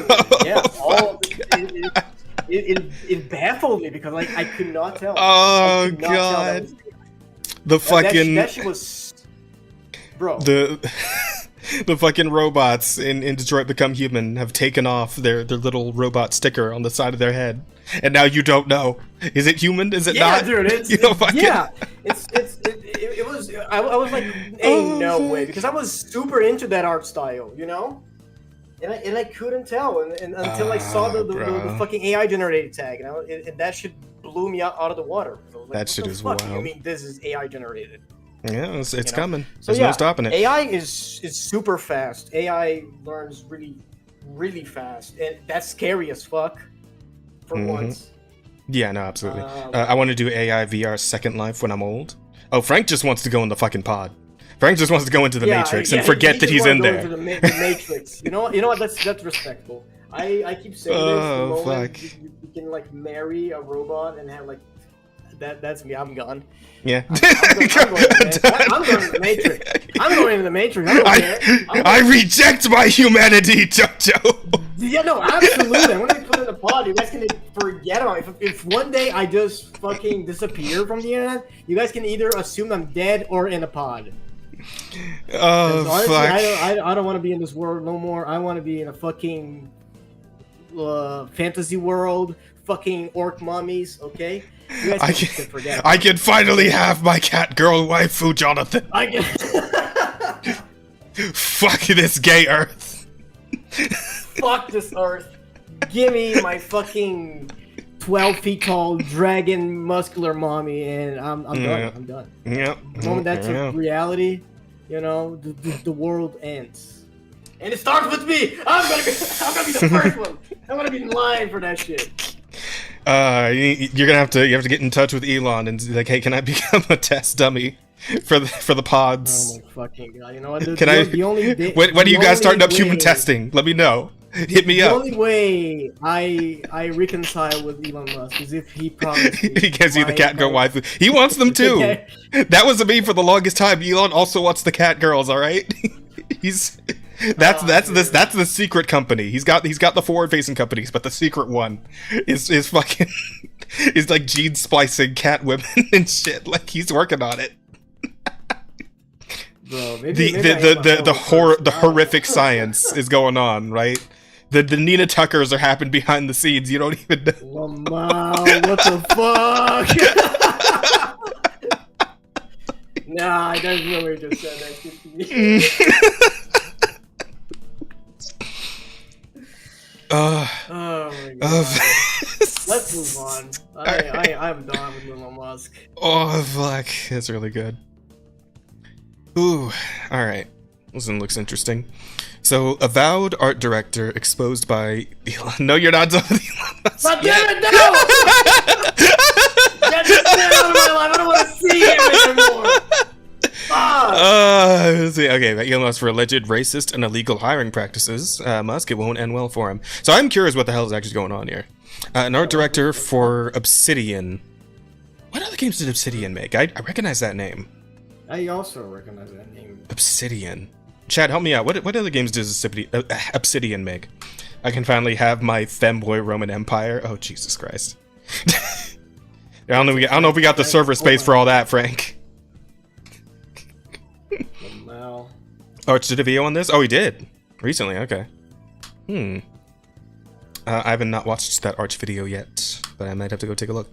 An art director for Fallout New. Oh, these are the guys who made Fallout, the older Fallout games. Okay, all right, I get you. Director for Obsidian. I wonder how many of those Fallout New Vegas guys are still there, though. That's always the question. How many of the people who made the shit you like are still at that studio is the fucking question of the year. I swear to God. But an art director for Obsidian, working on the first-person fantasy game Avowed, was exposed on X by Elon Musk for alleged illegal racist hiring practices at the Microsoft studio. I wonder against who? I wonder against which race specifically? Musk then personally brought this discovery to the attention of Satya Nadella? I don't know, the CEO of Microsoft. Okay. It's a fucking cowboy hat. It seems as though avowed art director Matt Hansen's attempts at provoking ex-owner Elon Musk may have snowballed into a series of events that could expose developer Obsidian to legal ramifications. Oh wow, it's that bad. The fuck did he say? Damn. Controversy started when Musk reposted former World of Warcraft team lead Mark Kern, aka Grum's, commented on Avowed's pronoun selection feature. Having pronouns in a fantasy video game is utterly unacceptable. Again, we've been over this. It's really not that bad, but yeah, it's what it is. Yeah. Oh, I think I saw that screenshot. I think I saw this too. Yeah, I did also see this screenshot. Yeah, saying no, I mean, to be fair, on one aspect, I can sort of get this, where it's like, and in the meta sense, where it's just you, the player, seeing it, I get it, right? If it's just you, the player, who's interacting with that bit. If you're in a medieval setting, way before all the gender stuff was ever in anyone's mind, like to a point, I can sort of get that. But again, if it's just in the meta sense, where it's only for the benefit of you, the player, outside of the world of the game, then yeah, that's fine. I can give a shit less. Again. But again, let's refer back to Baldur's Gate. In Baldur's Gate, you pick your pronouns, right? And you have the they them pronouns. I played the they them pronouns once. It's imperceptible. They just treat you like. They just know. You don't have this weird conversation that Tash always has to have. Yeah, exactly. It's like, because this can go one of two ways. It can go to Baldur's Gate 3 or it can go to fucking Dragon Age the Veilguard. As long as we stay in the Baldur's Gate 3 territory, I couldn't give a shit less. It just like goes well with the world, right? Yeah. Yeah, there's a way to put it in without it being obtrusive. Absolutely. Exactly. Anyway. Why? Again, Jeff, just for the player's benefit outside of the world of the game. Like, if that's what they want, then as a player of video games, I think they should be able to just have that option, as long as it's not intruding on the story or any of that. You want. Yeah, right? But as long as it's not taking you out of the experience of the game by having a character sit down and be like, I'm non-binary, they, them, nah, nah, nah. Like all that shit, right? Like obviously in a medieval fantasy setting, it takes you out of it. But if it's just, you know, for your own benefit as the player within your menus and all that, then yeah, who cares? Who gives a shit? Exactly. It's fucking like, again, it's an RPG. You're supposed to like just have a fantasy. Just do whatever the fuck you want to do. Why would you like restrict a player from doing something they want to do? Right?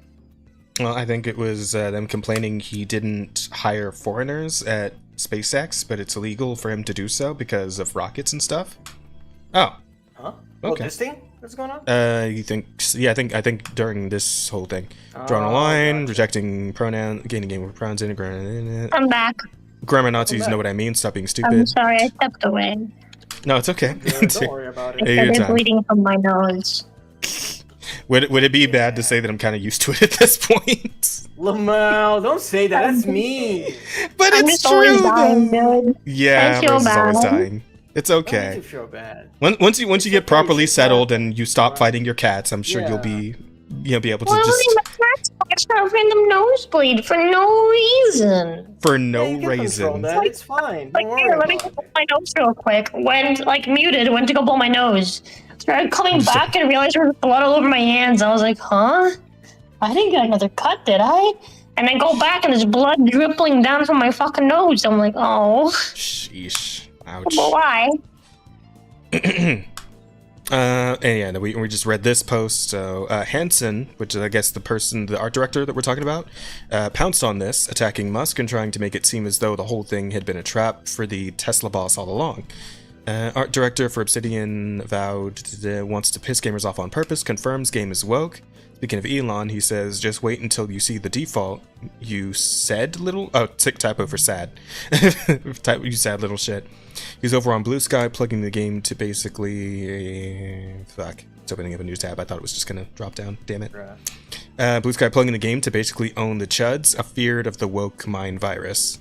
Yeah, and it's like, this is another thing I'm kind of sick of, where people who are making these games are, like, jumping into this fucking culture war, and, like, just make the fucking video game. Put the fries in the bag, bro. I don't give a shit. I don't care about your particular political views or your social views or any of that shit. Make a fun video game. That's all I care about. I really couldn't. The rest of it really doesn't matter to me, man. Just, come on. And some people also just think that yes, we're gonna own the chads by making a game for the people that... Sorry, own the chads. Own the chads. Whatever. Yeah. Chads. No, what's the difference? Well, it's a different word. But yeah, the chuds, right? You're like, yeah, dude. It says to like 10 people that are gonna play this fucking game. Like, are you fucking retarded? Like, you've seen time and time again How this goes, anti-chud people that you're trying to get like pander to don't fucking exist. And if they do, they don't fucking play video games. Man. There's a lot of like. You know, the Unknown 9 studio is already doing layoffs. Spaces, you understand that not a lot of queer people play video games. Really? Huh, that's actually kind of surprising. No, it's like a lot of people don't play video games. Period. Well, yeah, fair. Which is weird because it's like the biggest fucking media industry in the world now. Yeah, but like there's also a lot of stigma in video games. Like, this is a boy hobby, right? Mm-hmm. Like it's so like a lot of people don't have interest in video games because all they see is the Call of Duties and the FIFAs, you know, and etc. and so on. Yeah. Exposure's definitely right. Or lack of. Exactly. So like, yeah, queer people. Not a lot of queer people are into that shit. They're into like musicals. They're into like, obviously this is like the stereotypical. Like it is stereotypical because it's like it's true, right? Like I have a bunch of friends that don't even have like computers or consoles, right? They do the shit on their phone, like you know, they have different mediums that they like, right? Yeah, certainly something. So trying to pander just for this very niche public is not gonna go well for a AAA because a AAA again, $300 million, $1 billion productions, you know. Yeah, but we're just gonna keep it like as the political tension in this country continues to build, which it has been and probably still will be for a bit. We're not gonna be rid of this sort of thing for a while yet, I think, unfortunately. But I wanted so badly to make him mad with my game, and I can't believe it actually worked, Hansen said on his Blue Sky, of course, account, which you can only see if you're logged into the service. Just wait until you see the default, you sad little shit.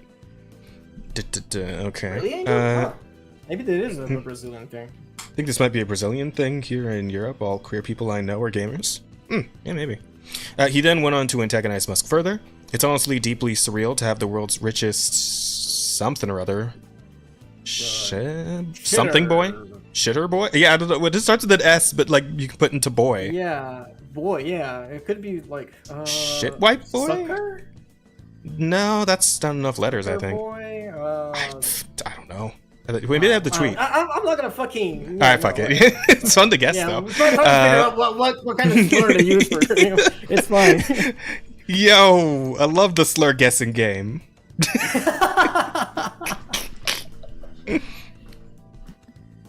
Oh my god. I'm putting that in the title. The slur guessing game. Yep, the slur guessing game is strong. I'll give her French. You know what? That makes sense. But one about something either I'm making. French or Polish. That's where the fanboys come from. He said, basking in his moment, "I'm quite frankly giddy. I cannot think of a single person in the world I would rather irritate." Didn't take long for the internet to start digging into the art director's past statements, and soon YouTuber Asmongold found something incriminating. Of course, Jesus, everybody's piling in on this one, apparently. Let's see. Here. Reminder to black artists out there who are looking for portfolio reviews or job advice, my DMs are open and you will always have my priority. The uncovered Hansen quote said, "We got too many crusty white dudes in this field. Please let me help you replace me one day. I want to go back to living in the woods." What? What? The fuck are you? What are you talking about? Wait, okay, what does this guy even look like? Hang on. What was this guy's name again? Hansen? What'd he say? He said, "We got too many crusty white dudes in this field. Please let me help you replace me one day. Want to go back to living in the woods." Bro, do it. Fucking quit. Exactly. Bro, quit your job. Bro, what's stopping you? I guess. This seems like a weird cucking thing, isn't it? I don't know. It's weird. Bro. Oh, Lord. I imagine that's only the start, though, right? Ian Miles Chung from the Other View podcast pointed to this as proof of racist hiring practices by the Microsoft studio. Microsoft's gaming division is excluding whites from being hired to work on their video games, he said on X. All of their new hires are unqualified... Queer? Yeah, why are they censoring the word queer, though? Because queer is actually a slur. I don't know if you know that. I thought you guys took it back. We took it back. Yeah. Okay, so... It's fine to say, I mean, I can say queer, right? Yeah, it's fine to say, like, I don't know why the fuck. I thought it was like an actual, I thought it was like an actual, like, just describing term now. Yeah, it is. Like, that's how we use. Weird historically just means weird. Yeah, to be fair, yeah, the original... It just means weird. We're like, yeah, it's... I don't call it a slur, it's just an insult. I mean, yeah. I mean... I called shitter a slur earlier. Like I'm just. Yeah. Well, fair enough. So a slur in this. Get out of hand. It's just it is an insult. It used to be an insult. Like this is like how people used to call gay people, and now we took it back because like they're gay, they're trans, they're a lot of like different people that fit together, and they just call ourselves queer. Oh, I'm weirdos. I'm a weirdo. Yeah. I'm gonna stop calling gay people queers. I'm gonna call them weirdos. For some reason, though, I just love the implication that like shitter just being the implication. The implication of shitter being a slur is that they're like people who don't have to shit. Like they see those who still have to. They still see those who still have to shit as lesser. Look at the primitive apes who still have anuses. Look at this dude. He doesn't feed off radiation. He has to shit. What a shit! Am I right?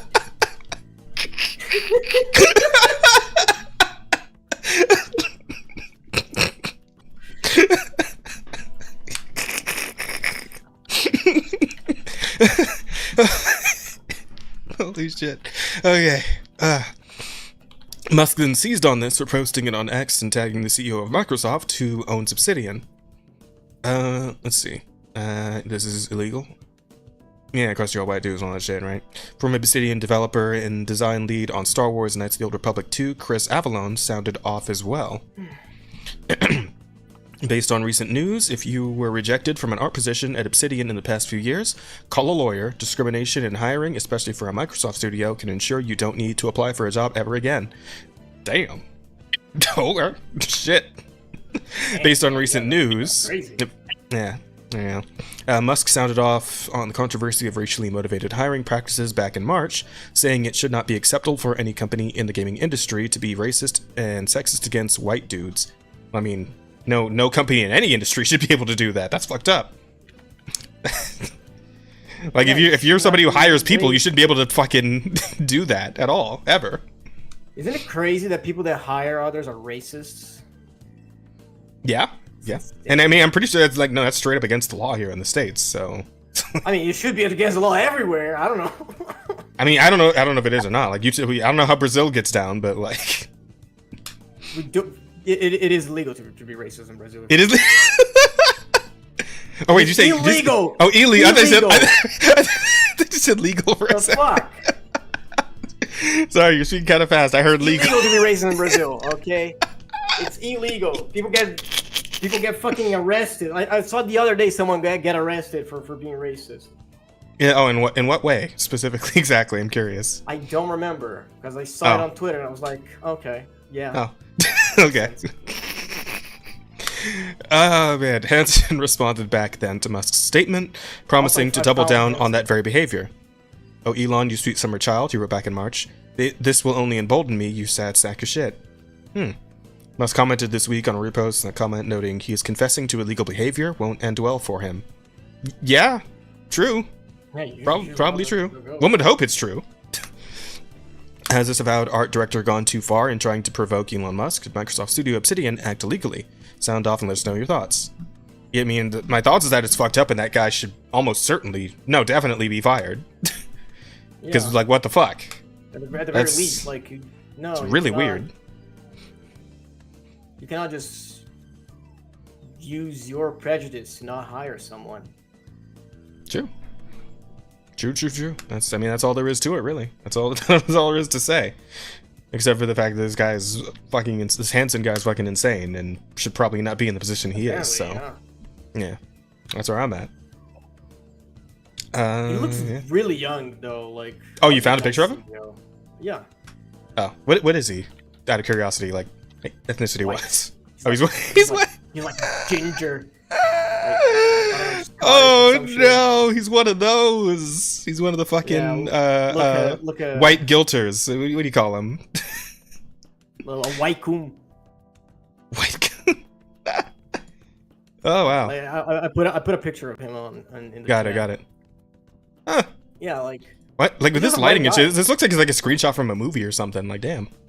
I mean, it's his fucking on his portfolio, like. Yeah, but I mean. No wait. No, really good no, that's a singer. That's a singer. No. Oh, you have the wrong guy. I'm ripping at this dude for no reason. Oh, wait. What's this guy's? Matt Hansen. What is this guy's? What is this guy's actual name? I didn't see it in the article. I found him again. I put it. Oh, did you like type in Obsidian or something? Yeah, I put it in Obsidian and he showed up. Oh, okay. Is it still what? Oh, yeah, I was like, that other picture was like the first thing that showed up when I googled it, and I was like, oh, he's got like this has got to be like his portfolio picture or some shit, right? Because like you have that like those EMDB things, and then yeah, like, this is more along the lines of what I was expecting, to be honest. Yeah. Also, is there just me or his proportions look kind of weird? No, it looks okay. Looks like a human being. I don't know. Something about it seems off to me. But I mean, that might just be me. I don't know. But yeah, that's pretty funny. Yeah. But yes, the white. You might be racist. Well, I mean, we did just use the term white coon, so I don't know, man. I don't know.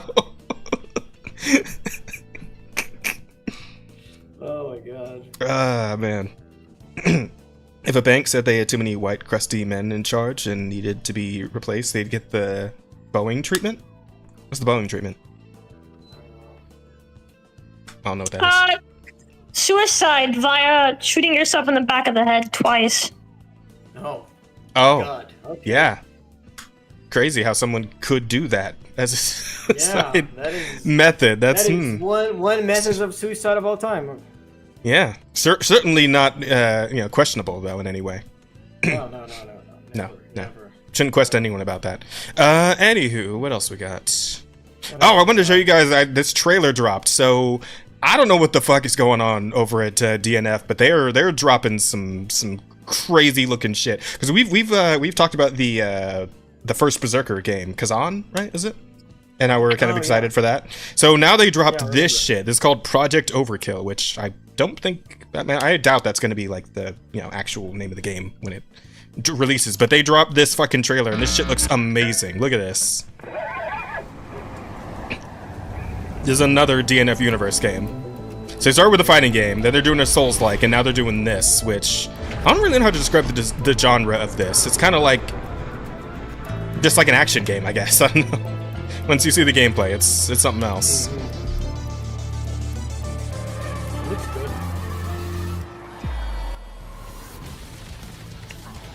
Oh, okay. Yeah, and this is made by who? This is made by the DNF guys. Okay. Dungeon Fighter Online. So the same guys who were doing the same studio that's doing like Kazan, the first Berserker that shit we looked at. I'm so excited. What is Kazan, by the way? Do we know? I have no idea. I don't know if it has a release. Actually, I think it did get a release date. The last time we looked at it. I don't know what kind of. Look at that shit! Just a giant fucking cross out of nowhere. That's so cool. Sick. That's awesome. That was sick for real. Yeah, so this game looks really fucking cool. It's looking really good. And I'm hoping this is going to be a multiplayer thing, because, man, this looks like it should be a multiplayer thing. It does, but you know what? It also looks like it could be a mobile game, so I don't know if it's going to be a mobile game per se. I mean, yeah, it does look like it does look like it could be. I get you, but like, I don't know. This looks like it should be. I'm hoping it's going to be on a console, PC, something. Yeah, absolutely. I'll be sad if this is a mobile-only game, because holy shit. This looks sick. It looks amazing. Nexon, yes, guys. But yeah, man, just like the fact that like in these last like I don't know 5 years or so, the DNF guys have been going crazy. When like if you've ever seen Dungeon Fighter Online, their initial like game that established this universe, it still looks kind of good, but it's very dated by now. And like the fact that they've been coming out with these amazingly animated projects all over the place in several different genres, like I just don't know what those people are doing, but I hope they keep doing it. Because this shit is wild. It's so cool. Might become one of my new favorite studios. I don't know. Is that like U-White? Hell's U-White? I don't know what that is, Jeff. You forgot the quotations on white, but Rosa got it. Wait, different names for white. Oh, we're still talking about that. Nobody's talking about this. Now let's talk about this. Now how fucking cool this looks.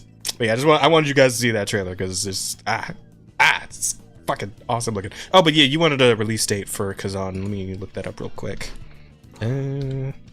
Kazan released. Oh, it's KH. Okay, whoops. Well, whatever. First Berserker Kazan on Steam. It's given a release window for early 2025, so maybe Q1, Q2. But it doesn't look like there's a set date just yet, unfortunately. But I mean, yeah, the game looks like it's coming along well from like the gameplay and such that we've seen, so hopefully soon. What else we got? This one's just kind of funny. Ubisoft reportedly pressures Steam to get rid of concurrent player count after Star Wars Outlaws' disastrous debut. Bro. Yes. Somebody hasn't heard of Steam charts. Just take the L. Right? Like that's kind of sad. Stop showing people how bad our games are, please. Please, please. Oh man. No more, no more. Crazy. Ubisoft is reportedly pressuring Steam to get rid of its concurrent player count feature following the disastrous launch of Star Wars Outlaws on the platform. Wait, are they trying to make them get rid of the entire feature, like across all games, or just their game? Because it sounds like they're saying all games, like just to get rid of the feature entirely, which would be fucking nuts. The story was first broken by Fandom Pulse, citing an inside source close to Ubisoft that alleged that the company sees such a public display of its failures as embarrassing in front of both players and investors. And to be fair, yes, it is. And pretty funny, on top of to be honest. Ubisoft and other companies want to pressure Steam to... Oh, and other companies, so they're maybe getting like a little collective together on this. Stop the tracker from giving out info they want to keep to themselves. The source told Fandom Pulse they want to be able to present findings to investors so they can make it sound good. Well, here's the thing about that. No. And furthermore, go fuck yourself. Like, what do you mean? You won't want people to know how, like, fucking shit your game is? What are you doing here? What are you doing here? You just bold-faced, like, nah, man, we wanna be able to lie to people. Fuck out of here. What do you mean? That's funny. That's actually really funny. Oh, man. In other words, Ubisoft's transparency makes it difficult for Ubisoft to lie. Star Wars Outlaws is a prime example of this phenomenon at work. A troubled title has reportedly failed to move 2 million copies worldwide across all platforms. It debuted last week on Steam, and many wondered if the deeply unpopular game would find its audience on PC. It did not. Okay, what was the budget for Star Wars Outlaws? Because they haven't managed to move 2 million. What was the fucking budget? Hang on. Somebody has to know. Somebody has to have an estimate. Star Wars Outlaws budget. Let's see. Outlaws, but speakers. Come on, somebody's got to have a budget for me here. Give it a 7 out of 10. Man, really? Nothing for budget? I don't know. You guys have a look, see if you can find it. I'll just keep reading the article in the meantime. Ubisoft typically tries to work some revisionist history magic when it suffers a massive failure. For example, it responded to the soft sales for Outlaws and attempted to tout critical response and review scores that favor the title. Yeah, I do recall that. Ubisoft went as far as to describe this disastrous rollout as the birth of one of the most immersive expressions of the Star Wars universe ever created. Yeah, alright. To an investor, that can sound impressive and inspire the false confidence Ubisoft needs right now. They really do. It's bad. Oh no! Oh, that is rough. Those are some Concord numbers right there. God damn.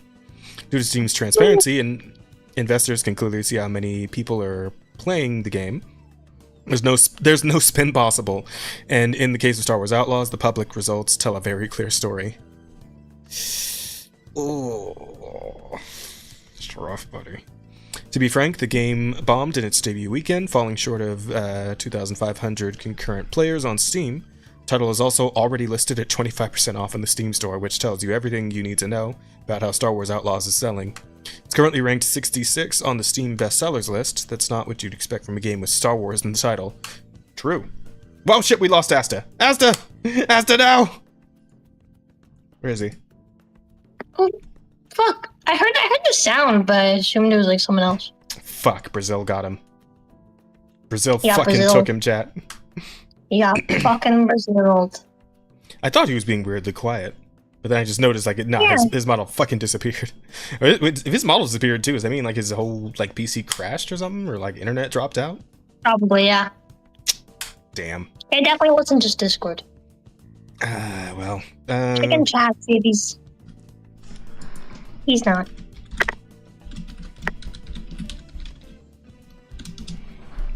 Yeah, I sent a quick DM. See if he gets back to us. In the meantime, I guess we'll just keep going. Happens to the best of us. Brazil happens to the best of us. I don't know, man. I would hope Brazil only happens to the worst of us.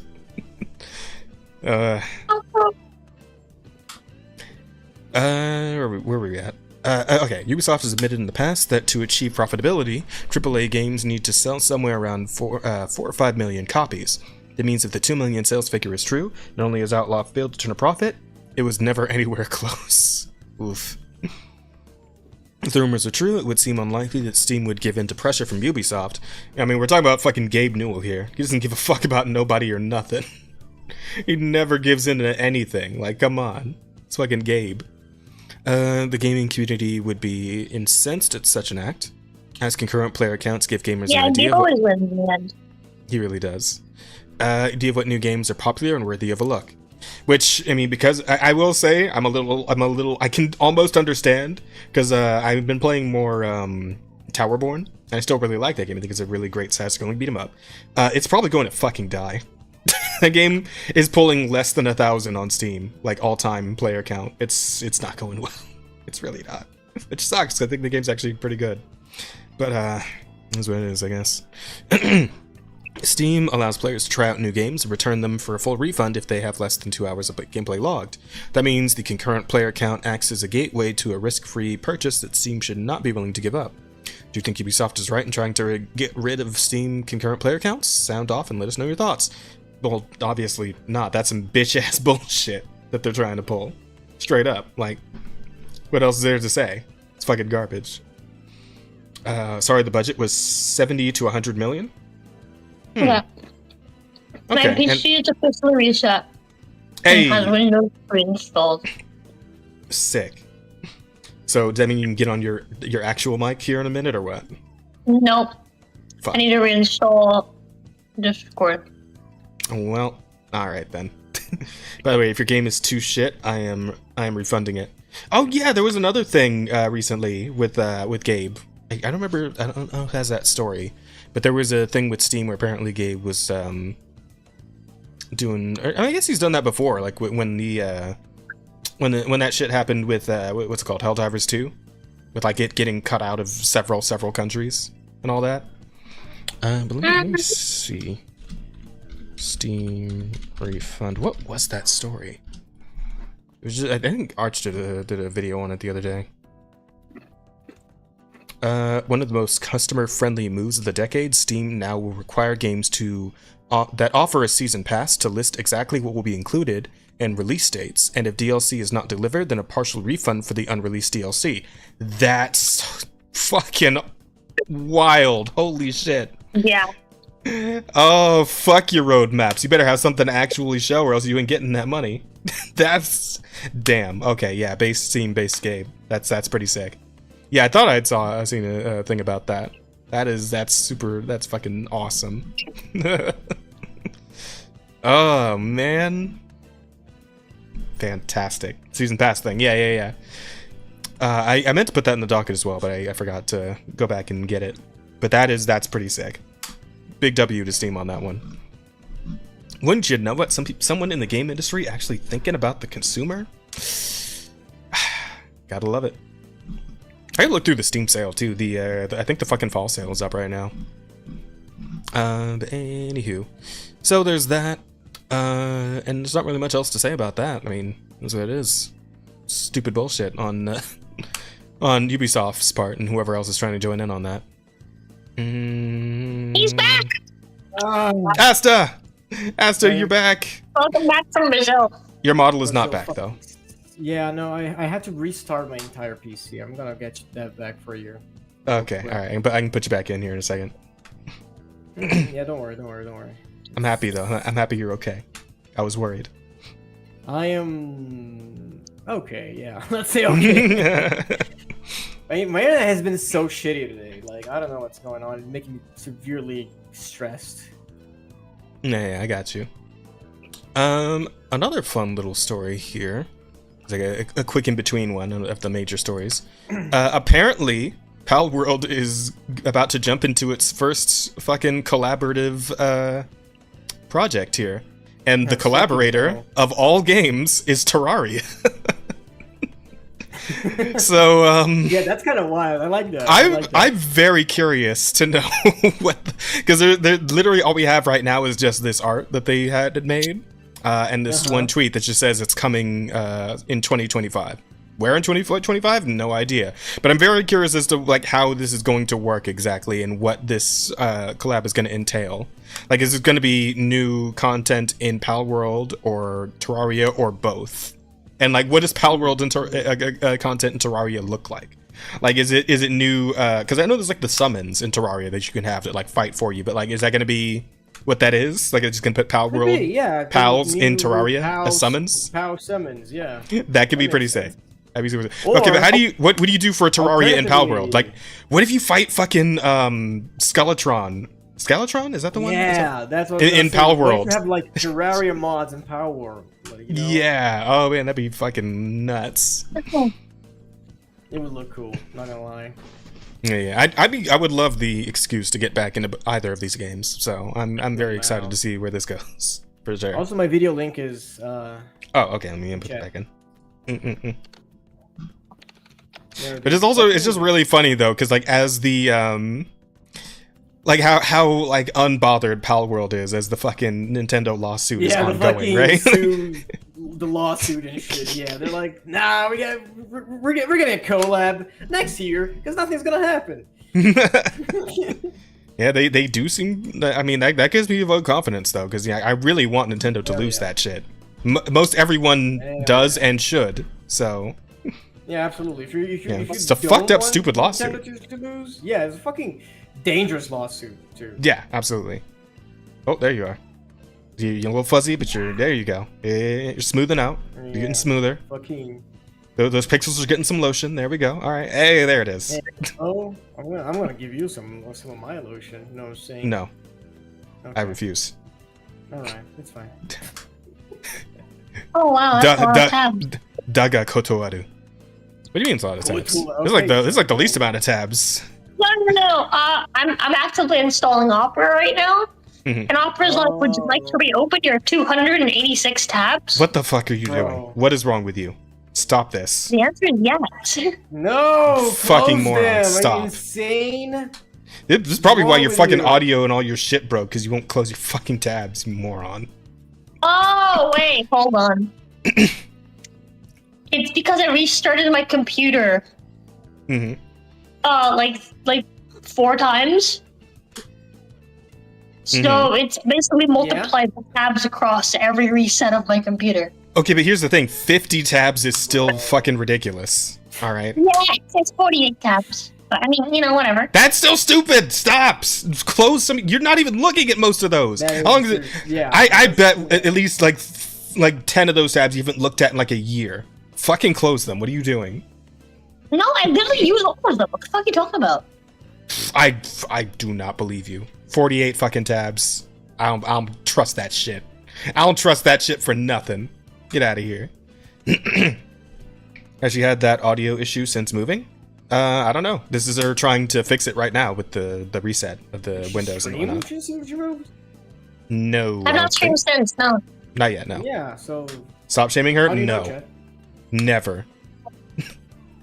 Never stop shaming her. You don't.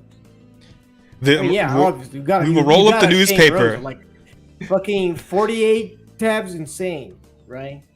Wait, I can't log into that X account. That X account is gone. The newspaper smackings will continue until tab management improves, alright?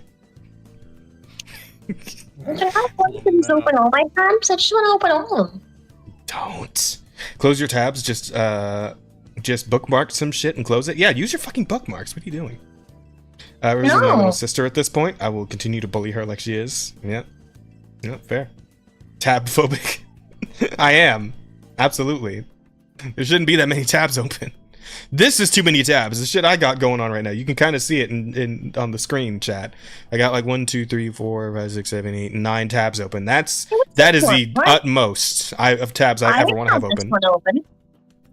God damn it. Anyway, let's move on to the next thing.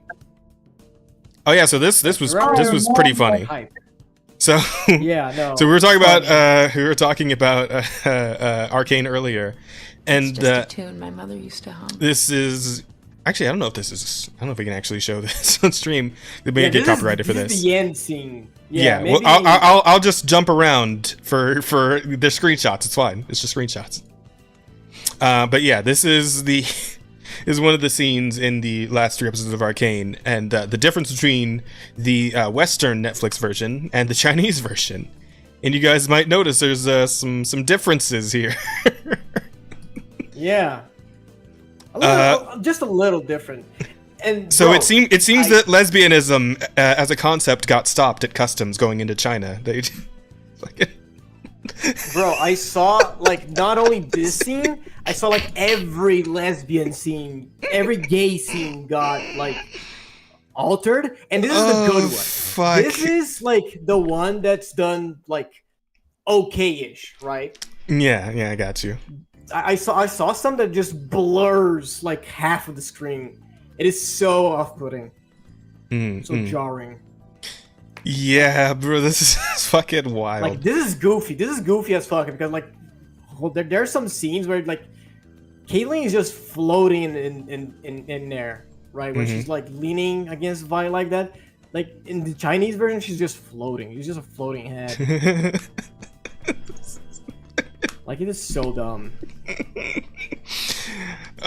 It's something so else, man. Fucking absurd. It's kind of hilarious though, because like yeah, this is the same shit we've always been over at. Because we talk about like the fucking Black Panther poster, right, where Chadwick Boseman was not allowed to have the mask off in the Chinese poster. Yeah, they could not know there was a black in there. Bro, goddamn China now. Fucking. And the same thing with John Boyega on the Star Wars posters, right? Yeah, this is the kind of thing that's kind of like, bro, they're always like so fucking like vocal about like censorships in video games. Yeah, exactly. Like, so many people have taken the opportunity. Yeah, they want to have them titties out, but then you can have 2 girls like leaning on each other. Like, fuck off. Yeah, well, yeah, on both sides, people are calling that hypocrisy, where it's like, because there have been some people who are like based or it's like, oh, based China, all that shit, right? It's like, yeah, no, that's stupid as well. Stupid. But there are also people who are like, have been calling out the people who've like been like championing censorship and like bad localization and all that shit. And it's like, yeah, well, look at this, now it's affecting you. How you feel about it now? It's like to a point they got a point.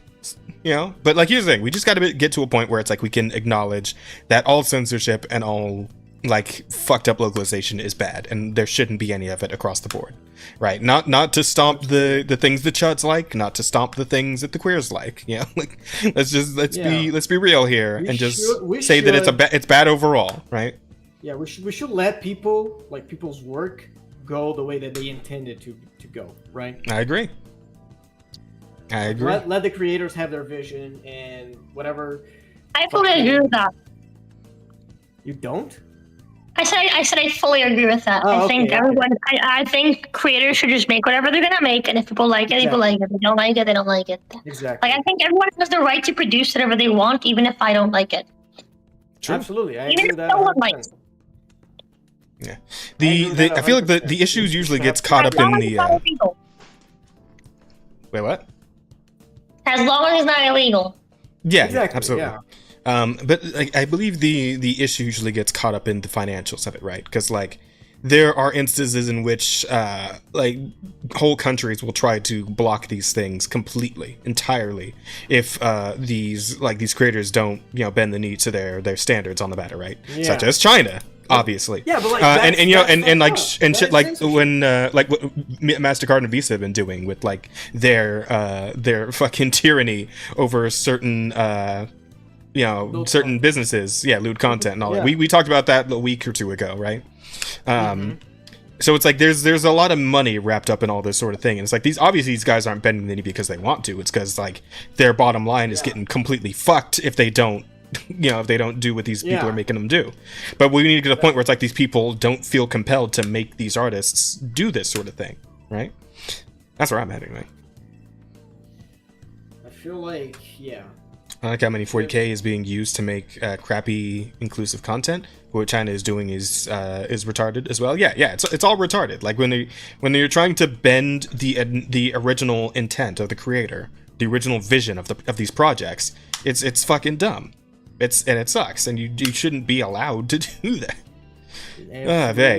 Yeah, we talk about the fucking Yoko Taro thing, right? Where it's like apparently Yoko Taro wanted to put a fucking sex scene between 9S and 2B in the anime, and then apparently the director of the anime was like, but 9S wouldn't do that. And it's like, who the fuck are you telling? That's Yoko Taro, asshole. Yeah, he created 9S. The guy who created the character. What do you mean? Yeah, like you have a job right now because this guy created this fucking thing you're working on. Like, what do you mean? Yeah, what do you mean the character wouldn't do that? Dude, this is so. Who the fuck are you? Exactly. Just fucking respect the creators that you guys love. Like, is that so hard? Is that so hard? Apparently. God damn it! Makes me fucking so pissed. Absolutely. It is so fucking off-putting because Vi and Caitlyn's relationship is so pivotal for the story. Like, this kind of censorship is just so dumb. Absolutely. And speaking of, going hard on creators. Sorry, I'm annoyed. No, you're good. Oh. Speaking of going hard on creators that don't deserve it. Hang on a sec, actually, because I need the initial story here. Oh yeah. Damn it! I'm trying. Mouth-washing news. I don't know. Let's see. Oh, for God's sake! Yeah. Guys, help me out here. You're talking about the art, right? Yeah. But I wanted to get like the initial, because like the bit I grabbed was the statement from the actual developer, but I want the initial story so people know. So what's actually happening here? Controversy? Fan art might not be safe. I'll just put in mouthwashing. Let's see what happens. I'm just gonna get a bunch of. Let me see if I can find it for you. Yeah, if you could. I'd appreciate that. Not polished side. Yeah, because there's some art here that might be a little too suspect to show on the screen. I mean, I could just do this, actually. Hang on. Boop. Okay, now we're safe. Let me scroll here, see if I can find it.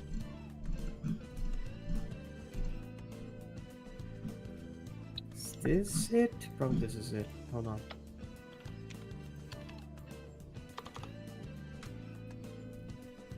Because I think Niche Gamer did an article on this.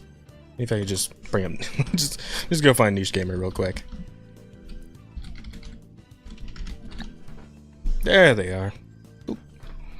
I keep getting fucking like actual like mouthwash like ads and shit. Like, yeah. It's not what I want. How do I go to their website? Yeah, I don't see the. Here we go. NicheGamer.com. The article that you're looking for.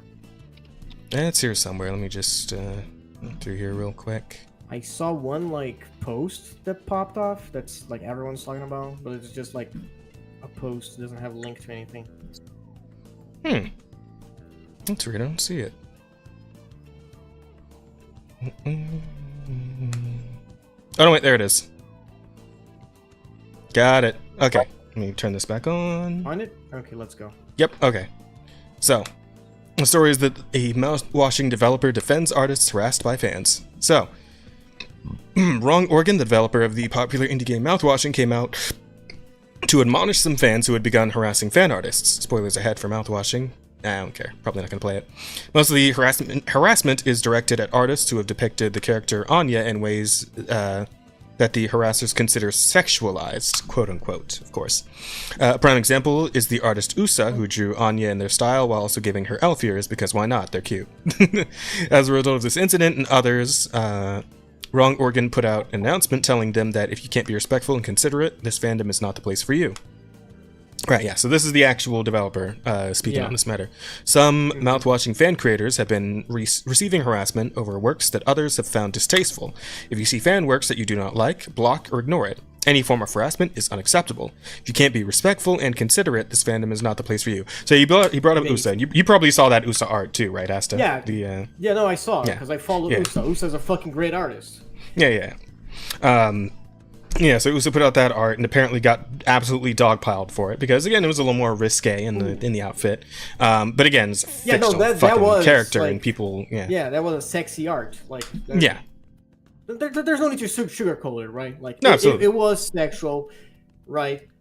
But that doesn't fucking excuse harassment ever. No, absolutely, absolutely, and especially when we're talking about a fictional character and an actual living, breathing artist, right? Yeah, in recent years, fan cops have become a growing problem in fandom spaces, policing what sort of content they feel that others are allowed to draw, write, or otherwise create. Their stance is that some content or characters shouldn't be depicted in certain ways despite being fictional. In this case, the character Anya is a victim of sexual assault. Fortunately, creators like Wrong Organ, even near Automata Creative Guitar, have called out this sort of behavior from fans. So, yeah, it is nice to see these creators are like, okay, but guys, I get where you're all coming from on this, but it's a fictional character. Yeah, exactly. And at the end of the day, like, there's much worse out there on the internet. All the characters you like are getting treated all kinds of ways. Like you're never going to be able to fight this back. So like there's really no point. And you're not actually helping any actual victims of any sort of sexual assault by harassing an artist that's drawing a fictional character. It's just this circle ain't squaring or this square ain't circling. I don't know how that goes, but you know what I'm trying to say here. But no, absolutely. But the funny thing is, though, because I actually saw another post about it, I probably couldn't find it for the life of me right now, but apparently a bunch of the fans of the series started jumping the fucking creator of the game because of the statement they made, where it's like, oh, I'm taking away your privileges to Anya or whatever. It's like, who the fuck are you talking to? This guy who made the character. What do you think you're about to do? His character. Yeah, so it's like, is this whole thing. Again, we're like we talked many times about people on Twitter treating real people worse than fictional characters. Fictional characters better than real people, etc. And like, but you just see every so often, you just see this shit happen over and over again. And it's like, I honestly think that we might see this happen again once that next episode of Dandadan comes out and people see that that one panel animated. It's like, I don't know if the mangaka is going to be safe at that point, right? Like, Twitter's gonna have their fucking retard fit about it, and we're gonna see how far that goes. But because it's fucking, it's so ridiculous, dude.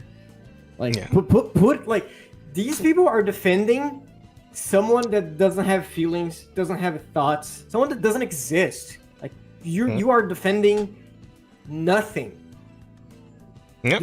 Like, in the process, you're hurting someone that actually exists, someone that's actually on the other side of the screen and has feelings, thoughts, and bro, it is so fucking stupid. Yeah. And so at the end of the day, if you want to help SA victims and survivors, like that's very admirable. That's incredibly admirable. But like, actually do something that actually helps them.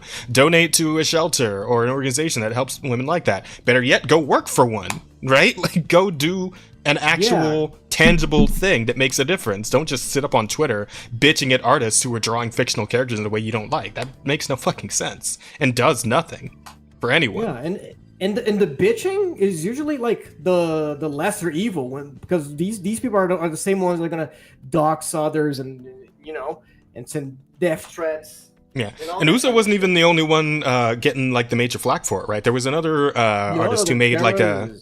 Yeah, I don't know if you saw, there was like a little animation someone made where they used the in-game models, like from the game, and just did like a little animation where Anya walks past a little mirror and just starts doing some cute poses or whatever, right?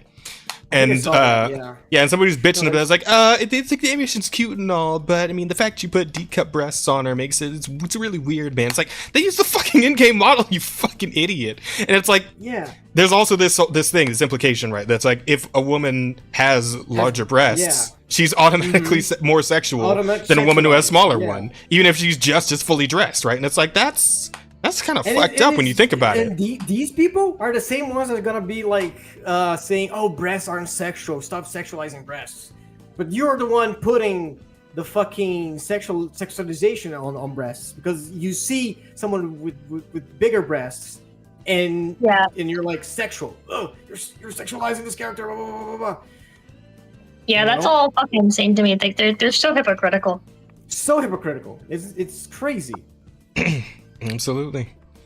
But it just be like it is, I suppose. That's where we're at, and that's what we're dealing with. the same thing happened with that fucking the short comic of a guy that went to the fucking like bookstore in Japan, and because he drew the clerk as a lady, they were like, oh, you're sexualizing this person and blah blah blah blah blah blah. It's like chill. It's too much. They're not. The woman was wearing like regular clothes, like jeans and t-shirt, right? Exactly. But yeah, this is just how Twitter is at this point. There's a lot of brain rotted, fucking, like incredibly inept people, like just mentally not there, not able to grasp this concept. And I don't know. I don't know what we do about them. Yeah. Like I don't know how you help these people. I just don't. Because they don't listen. They don't learn. They're toddlers. Pretty much. It's fucking insane, dude.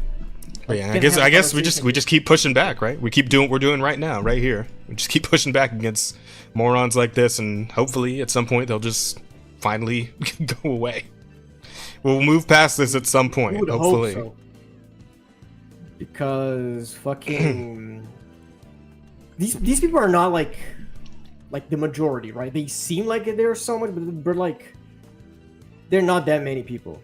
Yeah, and they usually end up getting counter-ganked like pretty quickly, right? Because there's plenty of people on Twitter also saying shit like what we're saying and quote retweets and replies, all that, right? So they're getting counter-ganked pretty hard, pretty quickly these days. So you know that might be the indication that we're moving in a better direction here. Bro, hold on, I found it. Like this artist is another artist that I follow that is really talented. This drawing got us like a lot of hate too. Oh yeah, they're doing the meme with like where they bounce and like point to the background or whatever. This artist got heat because of this art. That meme, yeah. Holy shit!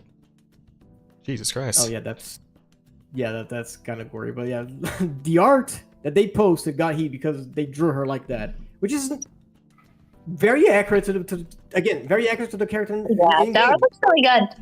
It does. Yeah. It does. I especially like the way they drew the face. It reminds me of something. Kind of looks like how they draw women in Bleach. Yeah. Is it just me? No. The artist is big. Yeah. That's why you follow the master. Yeah, because he draws a lot of Bleach, and not a lot of people on the internet draws a lot of Bleach. Fair enough. They do. I feel bad leaving early, but I'm the Benadryl's kicking.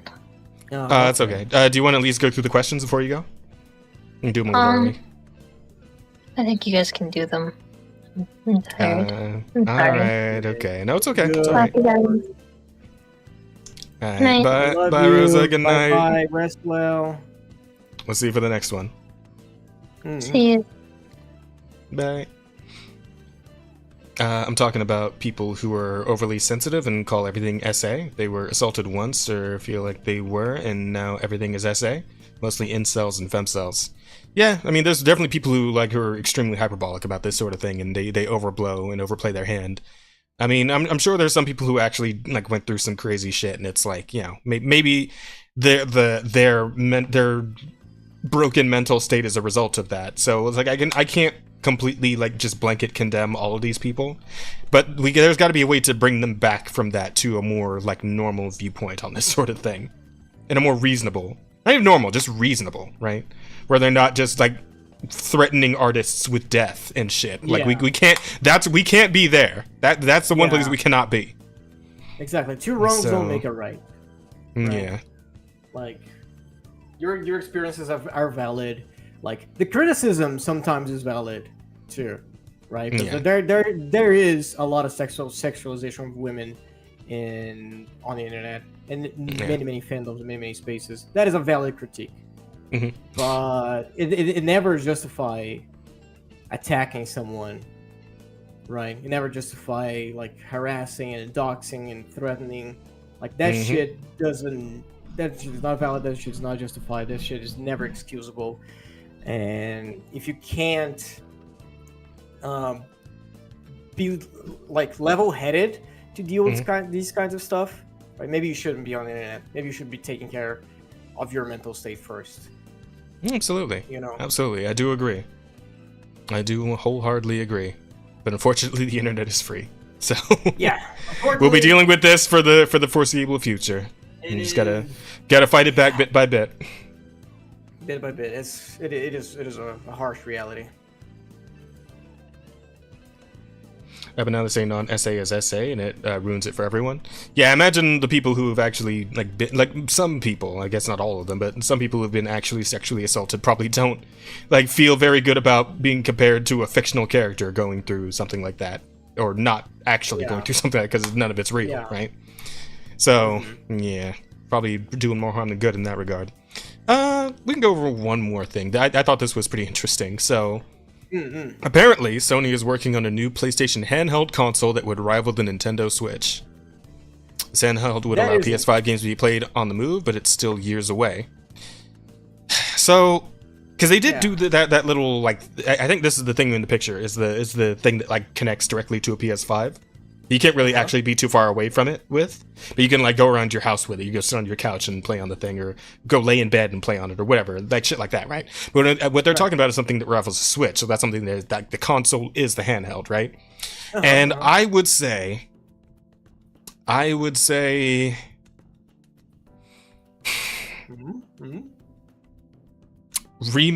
Dissidia and Duodecim, and I'm in. Launch it with those two games, and I'm down.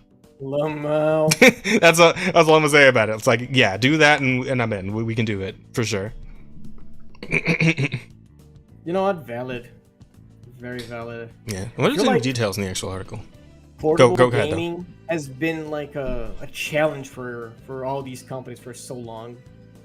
Yeah, I mean, there was some good... I mean, the PSP was pretty... I mean, the PSP had to directly compete against the 3DS, at the time it came out. Yeah. Which, I mean, the 3DS... I mean, Nintendo had always been dominating handhelds, right? From the Game Boy Advance to the Switch, technically. Exactly. So, Nintendo trying to get in on that territory, it's even I, right, at the time, was I didn't want a fucking PSP. I wanted a Nintendo Switch, which is really funny because my parents actually got me a PSP for my birthday one time, and I was actually, instead of thanking them about it, I was actually just disappointed and be I kind of wanted a 3DS though. So I'd smack the shit out of myself if I could go back, right, and just look at myself because I ended up really liking a lot of the shit on the PSP, right? They got me that and a copy of fucking Valkyria Chronicles, man. Oh, that would have changed the whole course of my life, probably. If I'd just taken the PSP then, because I ended up getting a PSP later anyway, because fucking Kingdom Hearts game came out on the PSP. So it's oh well now I need one. So your parents predicted the future. It would seem so. I should have just taken it then. Yeah. I really should have, but shoulda, woulda, coulda. But yeah, let's. Sony originally wanted the Portal to be a competitor to the Switch. Oh, the Portal is the thing that connects directly to the PS5. Oh, okay. And they originally wanted, that's what they were going for, but I guess they decided to scale back. While Sony released the Portal in 2023, the need to be connected to the internet to stream games does not make it a direct rival for the Switch's easy access. However, sources told Bloomberg later in the report that the initial plan was for the Portal to function as a standalone device and be the PlayStation competitor to Nintendo. Before the Portal, the last time Sony developed a handheld was the Vita, and that was quite a while ago. Approximately 10 to 15 million units throughout its lifespan. Yeah, well, not could have been better. Not terrible, could have been better.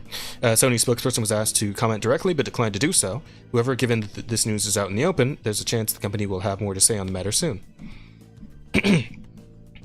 Yeah. Let's see. We've all done. Try as they might. Others, including Sony and past generations, haven't been able to stay afloat for long. New Bloomberg report. Brand new PlayStation handheld on one that will be the direct competitor to Switch. Sony is developing a new portable console that would allow PlayStation 5 games to be played on the move, like Nintendo Switch games, which can be played anywhere. So, PlayStation 5 games specifically. So, essentially, a system that has the fucking PlayStation Store built in. You can just download PS5 games onto. My question though is how the fuck they're going to manage that when a lot of PS5 games are like dozens of gigabytes large, right? How do you put that all into a handheld is what I want to know. It's I mean, I don't know. Are you relegated to shovelware? Just only shovelware and no first party titles on this thing? No, yeah, that would be rough. Because apparently you can only launch the fucking PS5 with 1 terabyte when they sell it to you, right? How are they gonna put a decent amount of memory space on a handheld? On a very tiny. Yeah, it's I don't know. But they did say it's several years away, so I guess that's the very question they're trying to answer right now, maybe. Yeah, like years away, right? Years away. So maybe in some years, I don't know, maybe Sony is investing in technology to like reduce like memory cards or whatever, like, you know. Maybe. I don't know what they're gonna figure out, but like, yeah, like the issue with fucking portable gaming has always been the size, right? Yeah. You take the Switch. Like, it's pretty big. The Switch doesn't fit in your fucking pocket. I know that. No, yeah, it doesn't fit your pocket, but like you can't take places with you, right? Like you put it in like a backpack or something. In a backpack or in a purse, right? Right? Like, my sister takes her Switch everywhere. Yeah. So yeah, I mean it is possible. Pretty funny. Your sister's such a nerd. yeah. Even I don't take my Switch everywhere. I do take it to work sometimes, though. Yeah, but like you get it, right? It is portable. The issue with Switch has always been fucking performance. See every fucking Pokemon game they release on Switch. Although in that regard, it is possible to make a handheld of that size with much better performance. Because look at the Steam Deck, right? Yeah, that thing you can hack your Switch games onto that and run them at 60 FPS. So exactly, it is possible. So I feel like if they make this right, this could very well be a good thing. Yeah, but the thing is that Steam kind of has beat them to the punch on this. So yeah. I mean, yeah. You know, they're gonna have to. It's gonna have to be as good, if not better, than the Steam Deck at the very least. Yeah, I feel like it has to be better than the Steam Deck because the Steam Deck probably better. Like, yes. This is gonna be, or at the very least, cheaper, if not better than cheaper.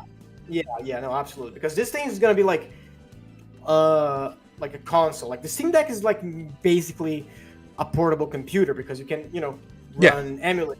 Shit. And since you're in PC games, like not only do you have access to some PS5 games, like at everything is getting ported to Steam these days, like after a few months or whatever, you also have access to PC games and apparently Switch games, right? Like you got access to pretty much everything on a Steam Deck, whereas on this thing you're probably only gonna have PS5 games, which the problem there is gonna be what's your roster looking like for PS5 games to actually buy this for, which and that's something Sony's been struggling with in general for a while, so. Yeah. Looking at you, Concord. And fair games. This has to be like a bit way better than the Steam Deck or way cheaper. Otherwise, it's gonna tank. It's gonna be like a fucking Wii U all over again. Yeah, pretty much. I think that's a perfectly apt way to put it, Asta. Well done. Thank you. Yeah, but that's pretty much it for all the stories of consequence. With that, I suppose we can just move on to the questions and then get ready to wrap it up. Yeah, it's gonna be a short episode, but I feel like we covered a lot of shit today. We had a lot of discussions, most certainly. Okay, so starting with a silent villain, how many fingers has Rosa lost while moving? I would assume none. She would have told us in detail if she lost any fingers, because she always tells us about all her horrific wounds and the cats that shit in them. Exactly. So, she's probably fine. Okay, so we got fingers lost yet. She'll get there one day. She keeps playing around with that fucking mace. I'm sure she'll lose one eventually. No. Do you see that video that was going around on Twitter? How some dude was like celebrating after like a Dodgers game or some sports game, like was lighting up a firecracker and he fucking blew all his fucking fingers off. Yeah. See that shit? That was wild. Nah, all of his fingers, man. Jesus Christ. Fingers, dude, that's like that has been my worst nightmare. That's a nightmare. Absolutely. Ever since like I discovered like firecrackers and shit, right? Because my cousin was crazy about that shit. Like he was the Dodgers World Series win? Yeah, that's the one. Yeah, shit. That was. Dude, nah, that is. Bro, that is. Made me uncomfortable in my fingers. Right? Yeah, no, dude, that is. You're basically handless, right? Like at that point. All right. First of all, Frank, send your questions to the question thing. It's still up. All right. Come on. Yeah, you know how this works. Send in the on the top of the chat. Right? Like it should be there, right? Yes. I did not accidentally delete them this time, so I'm going through them one by one. Let's see. Allspark. I'm in the fucking wrong chat. Oh, you're good. I had your stream open. Oh no! Everybody had my stream. Yeah. Man, fuck me. Yeah, you gotta make sure I don't do that again. Though, to be fair, again, from where I'm looking, my stream is not on OBS, so it fucked me. All right, weird glitch. Yeah, but anyway, some weird bug or some shit like. yeah, I'll just delete the VOD there later, and then everyone can watch the VOD on the Offensive Charm channel. But anywho, what's up? A bit of a different question here. What would you prefer, cyborg or bioborg? Implants replacements with very low psychosis chances. The fuck's a bioborg? Good question. A bioborg? I feel like Bioborg. Let me see. I don't know. It would like a cyborg would be like cyberpunk, right? Like fucking. Yeah, like Cyborg from Teen Titans, pretty much. Yeah. Bioborgs. Like, Bioborgs are human animals or other life forms that have been augmented or heavily modified with biocircuitry, biomachinery, biosimbers. This kind of just sounds like a cyborg. Yeah, but like maybe a cyborg with like non-metal, maybe like some biodegradable materials or some shit. I guess. I guess. I mean, in that scenario, obviously cyborgs are better because reject the mortal flesh, the weakness of the flesh, chat. The metals are where is that? All right. Yeah, that's very exciting. I feel like a cyborg would body a bioborg, if that's the difference. So like, yeah, biomatter versus like cyber matter, like, nah. So no inorganic components other than some occasional support or reinforcing structures are used at all for any of these augmentations. The reason for this may be aesthetic, ideological, cultural, religious, or pragmatic. BioWare mods may range from simple skin patches to complete reorganizing of skeletal, muscular, nervous, digestive, or any pulmonary systems. Sometimes the modifications are so subtle that on surface the bioborg looks just like an ordinary baseline, near baseline of its original species. So radical is make the original geomorph of the bioborg indeterminable. So organic modifications as opposed to actual robotic ones. Cybernetic, yeah, okay. Yeah, no, cyborg ones. Well, because I'm just wondering, like, what are the benefits to bioborging? Like, can you still do the same kind of shit where you can have, like, I don't know, fucking robo-claws or not robo-claws, but you know, like some sort of claw structure or some shit. I don't know. Like, yeah, like bioborg to me sounds like just like disability like AIDS, right? Like a fucking if you lose a leg, you get a new leg that is just like biodegradable. I don't know.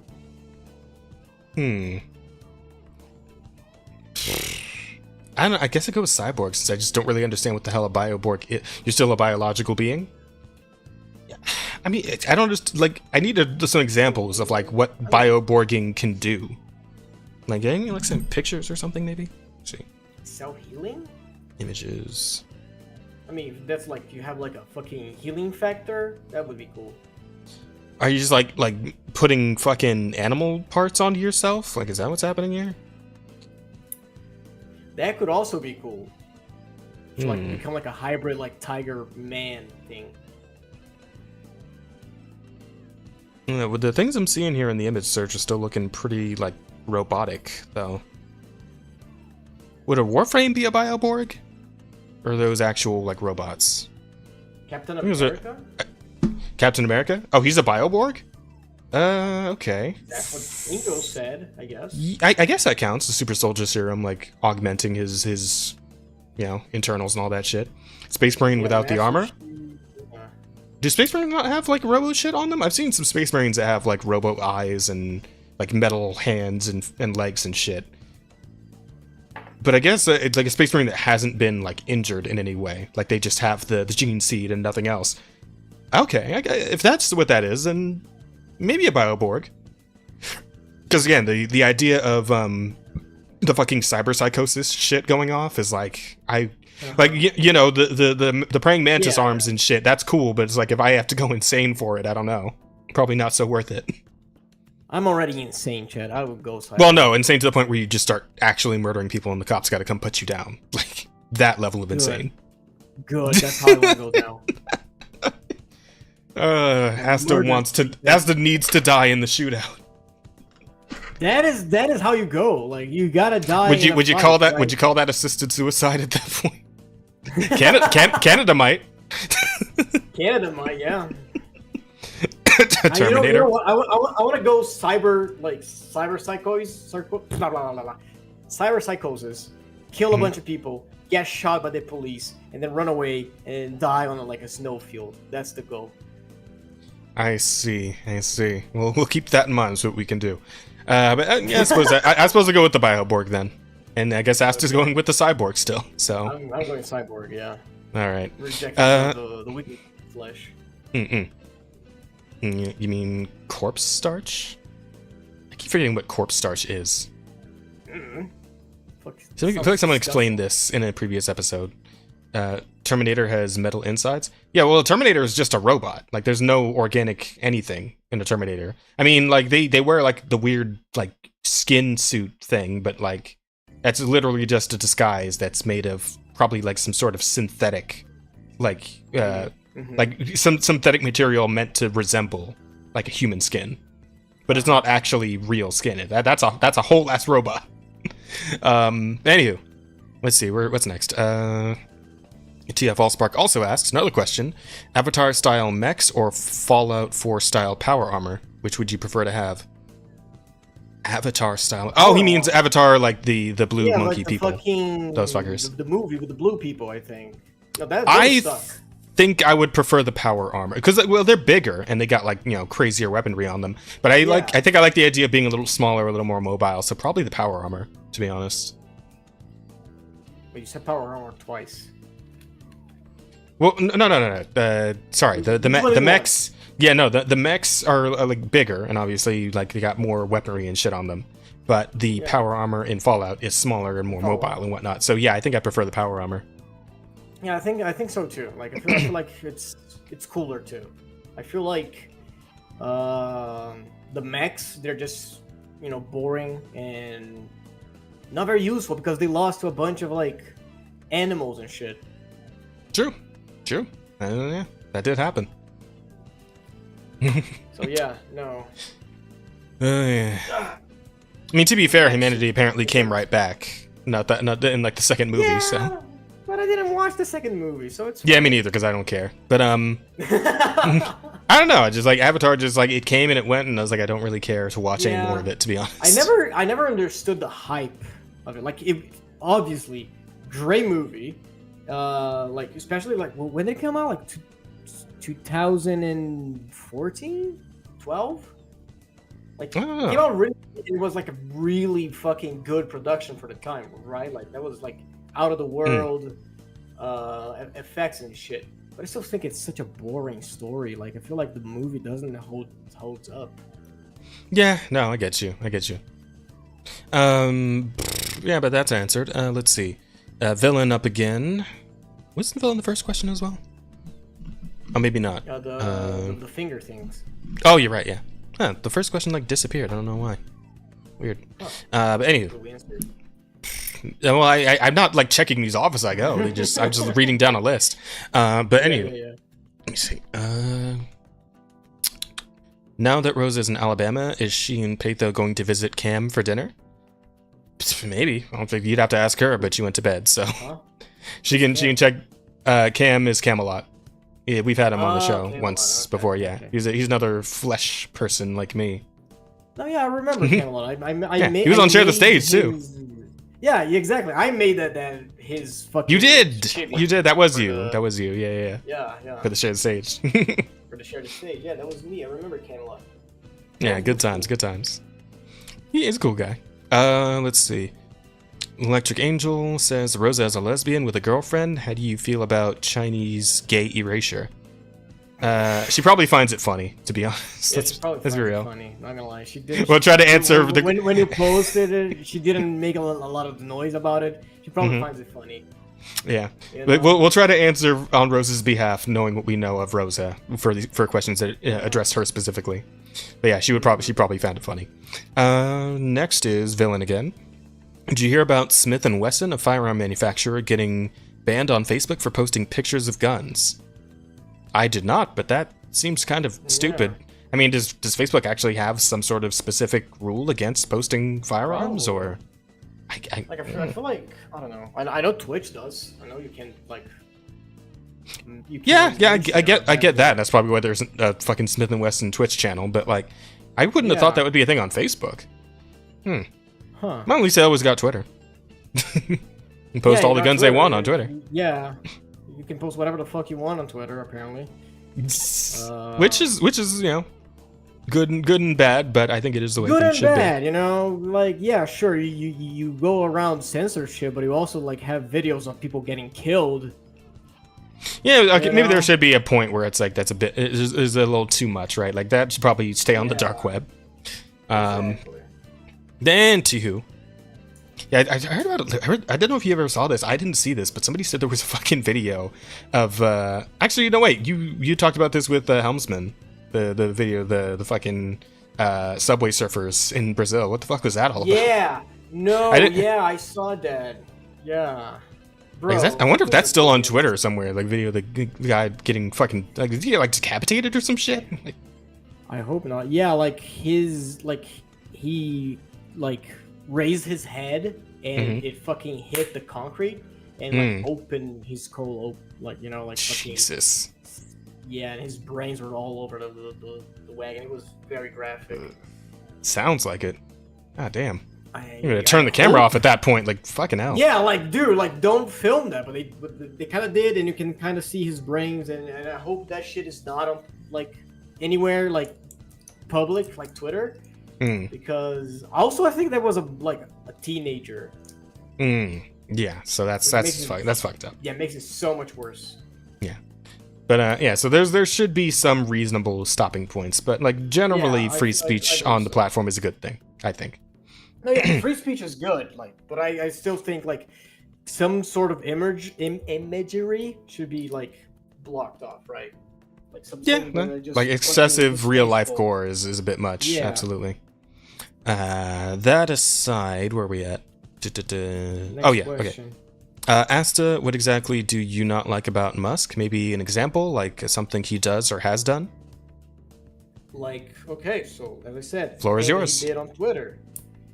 Like, I don't believe that it was a good idea to like make the block feature that people can still see you, right?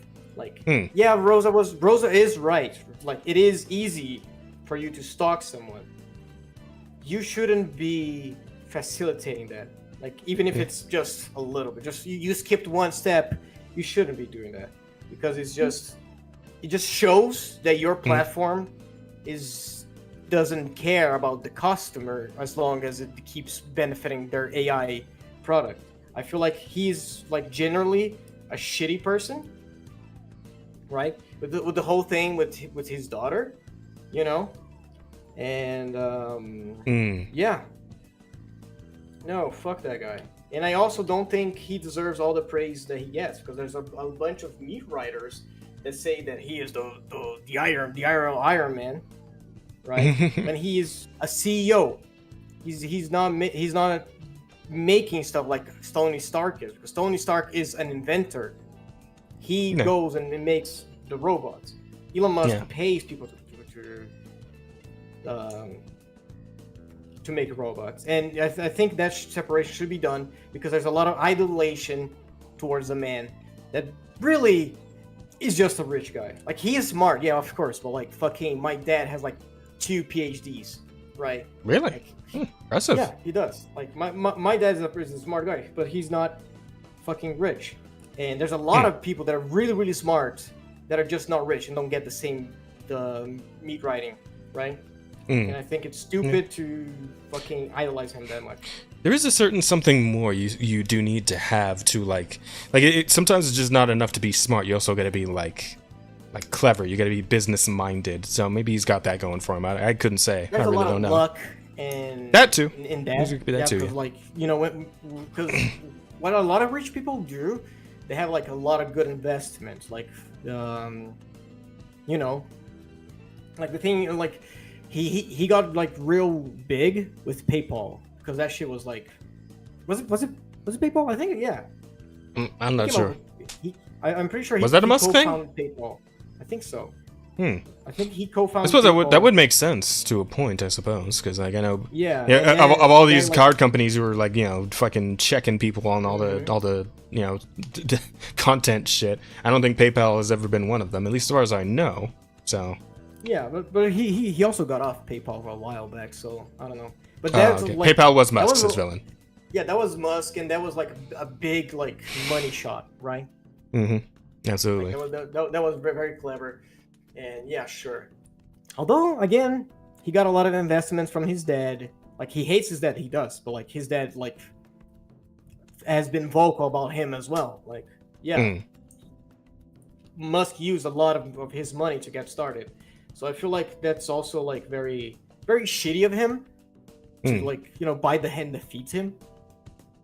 I don't know. I mean, there could definitely be a lot more to that than like somebody who has a bad relationship with his birth father, there could be more to that. So hard to I wouldn't want to comment on that particular topic. Yeah, I also wouldn't like say like anything like specific about it. Yeah, I got you. Don't know the relationship that he has with yeah, I think we see where you're coming from, and I believe there's some validity to your train of thought here.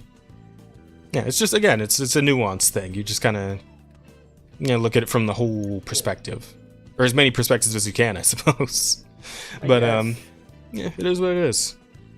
And I know one thing is true in this world: ain't everybody gonna like you, and I know Musk knows that for sure by now. So, oh yeah, it is what it is. I know there's definitely some people who hate me and hate you. And definitely people who hate Rosa. Definitely people that hate me. I know who people who hate me. Hey, but guess what? Guess what though, Asta? Yeah. I love you. I love you too, bro. No. God damn it! I almost got it. It was so close. Oh fuck. Anywho, where we leave off? Okay. Jazz and old Rome artists and actors were on the same social ladder as slaves and prostitutes. Everyone thinks it's a great idea. Thoughts? I mean, I don't think anyone should be on the social ladder of slaves and prostitutes. That doesn't sound great to me. But I do think that the recent trend of like people kind of turning on actors and artists who are like kind of getting a little too political for their liking when all they really want from these people is acting and art, to a point, I can understand why people are getting fed up with them, and I can say that some of these people really should take a step back. People like Rachel Zegler, right? She's been back in the news lately because of the shit she's getting into with shit she's been saying on social media, and Disney, panicking about how Snow White and the Seven Dwarfs is going to end up doing because of all that. So it's like, there are certain points where it's like some of these artists and actors, especially the actors, like I think more the actors than the artists, really need to just sit down, shut the fuck up, and just go on about their business without antagonizing like half or more of their fucking their customer base all the time. It's fucking constant, right? They need to just chill it the fuck out. And the last thing I want to hear about, because people often talk about like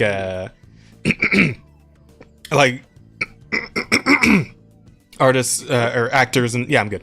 Actors and artists who all came out and lambasting people about like not quarantining and wearing their masks and all that shit when COVID was still in like full swing, right? And it's like, yeah, but COVID doesn't really affect most of these people who are in their like $1 million mansions with all kinds of shit they can do to pass the time. And some of them they just kept working regardless, right? They kept making movies or TV shows or whatever the fuck, right?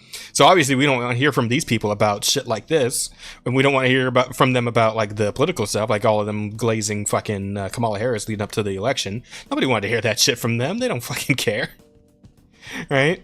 Yeah, it's like there's validity in that. Like these people are not affected the same way that the common folk. Yeah, they're out of touch. They're just out of touch with their customer base.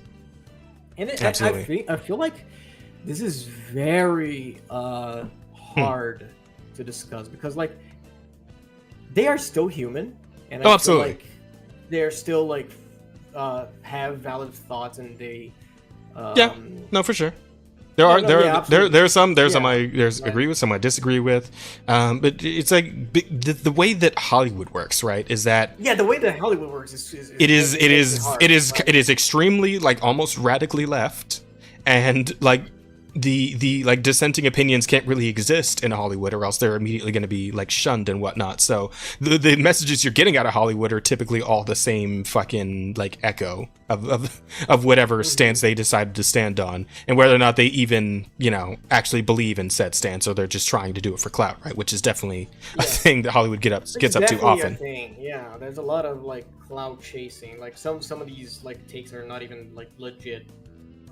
And your point is what I was trying to say. Oh, sorry, I might have missed your message there, Jeff. What were you saying? It's a lot like I feel like it's a lot harder for artists and musicians, like not artists, actors and musicians to like come out and say what they actually think, because their face is their their brand. Their greeting card is their face. Like for me, like an artist, for me, I can say whatever the fuck I want because like. People you're not tied to any bigger any bigger brand or anything like that. I'm not tied to any big companies. Like what I say here stays here because I'm not political on Twitter at all. And what's more, you're an NSFW artist, so like you're already in the shit as far as all that's concerned. So exactly. So fucking, it is harder for people that use their face. Like, you will as well because you use your I mean, but here I am on the same podcast as you, so talking about all the same shit. I just don't give a fuck, but it is what it is. Yeah. But when you're, but like, I don't believe it's the fact that like it's not just being involved in media in general, right? Because there's plenty of like people on YouTube who talk about the same shit that we talk about, right? And they'll just speak their mind about it on the back. I think it's specifically being in Hollywood and involved in the what's the word? The environment? Yeah, I was thinking something else. The biome. God damn it! What's the word? Damn it! I hate it when the words like around. The ecosystem? No. It's it's almost like habitat. It's like close to the word I want to say, but I can't think of it. Do you know what I'm trying to say? The framework, the framework, the system that is Hollywood, right? There's only so many opinions you're allowed to have in that framework, and if you go against them, if you go against the tide, if you go against the greater majority that is Hollywood, which is pretty far left at this point, then you're gonna have a bad fucking time. It's not gonna work out for you. So, to a point, I don't trust Hollywood for having that sort of thing going on. And from what I hear from some of these actors these days, it's like I couldn't possibly give a shit less. These people are so outside of like the orb of my existence. They have no idea what I'm dealing with because they're dealing with I don't know, big fancy parties and all that shit, right? Like like we're very much apart in terms of understanding at this point, right? So it's like I'm just gonna do my own thing. And I'll watch their movies and whatnot when they're not, up on a soapbox or any of that shit. But I don't really care to hear their opinions on how I should be living my life, No, yeah, that is valid because like ecosystem. Yes, thank you, Jeff. Ecosystem was the word I was thinking of. Hollywood ecosystem. Oh yeah. So we're here like worrying about like shit like gas prices and groceries, and they are worrying like how long it's gonna take for their jet to take off, right? Like their private jet. Yeah, shit like that, right? So it is what it is. It's out of touch when they have like shit like that. Not everyone. There's a bunch of like actors that are very grounded, right? Like fucking. Absolutely. Like, right? Yeah. Wait, did David Tennant the one from Doctor Who? Doctor Who. Because I'm pretty sure I've heard some interviews with him, kind of sipping the Kool-Aid a bit, but I don't know what like really? I think so. I'd have to look it up and be double sure on that, but I think I might have seen him saying some shit. But it was really funny. Who's a guy who recently went on Trigonometry, which is like a show on. Are you familiar? What trigonometry? No. Oh, okay. It's No. yeah. Trigonometry is like a sort of Trigonometry. a sort of slightly right-leaning but center-ish like talk show where they talk about politics and whatnot. And you're Rob talking about the Schneider show. was on there the other day. If you know who Rob Schneider is, okay. he was in a Rob lot of like Schneider. Adam Sandler movies, right? Yeah. But yeah, he was on there the on trigonometry the other day talking about how like Hollywood's just so ideologically captured, and like he would know, right? Because he's been in that ecosystem for decades at this point. Yeah.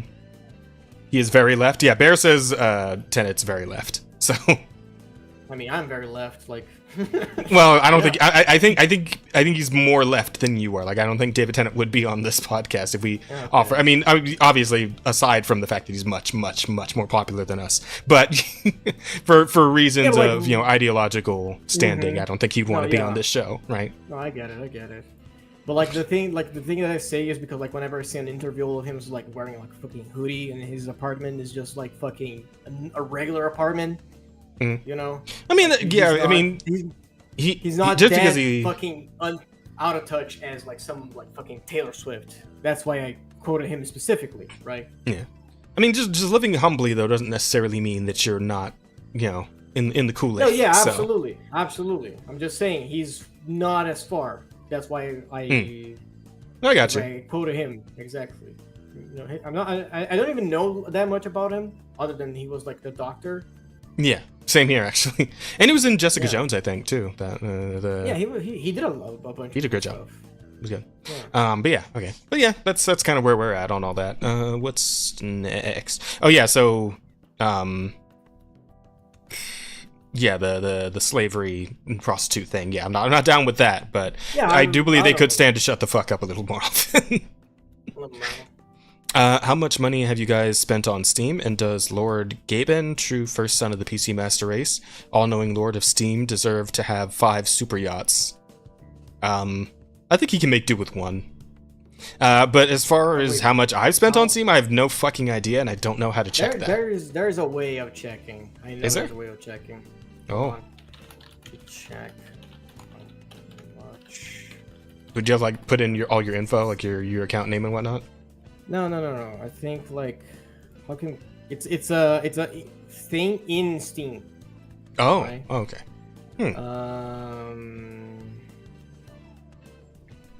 Like read into the your account maybe? Yeah. Like under your account info? Hold on. God damn it.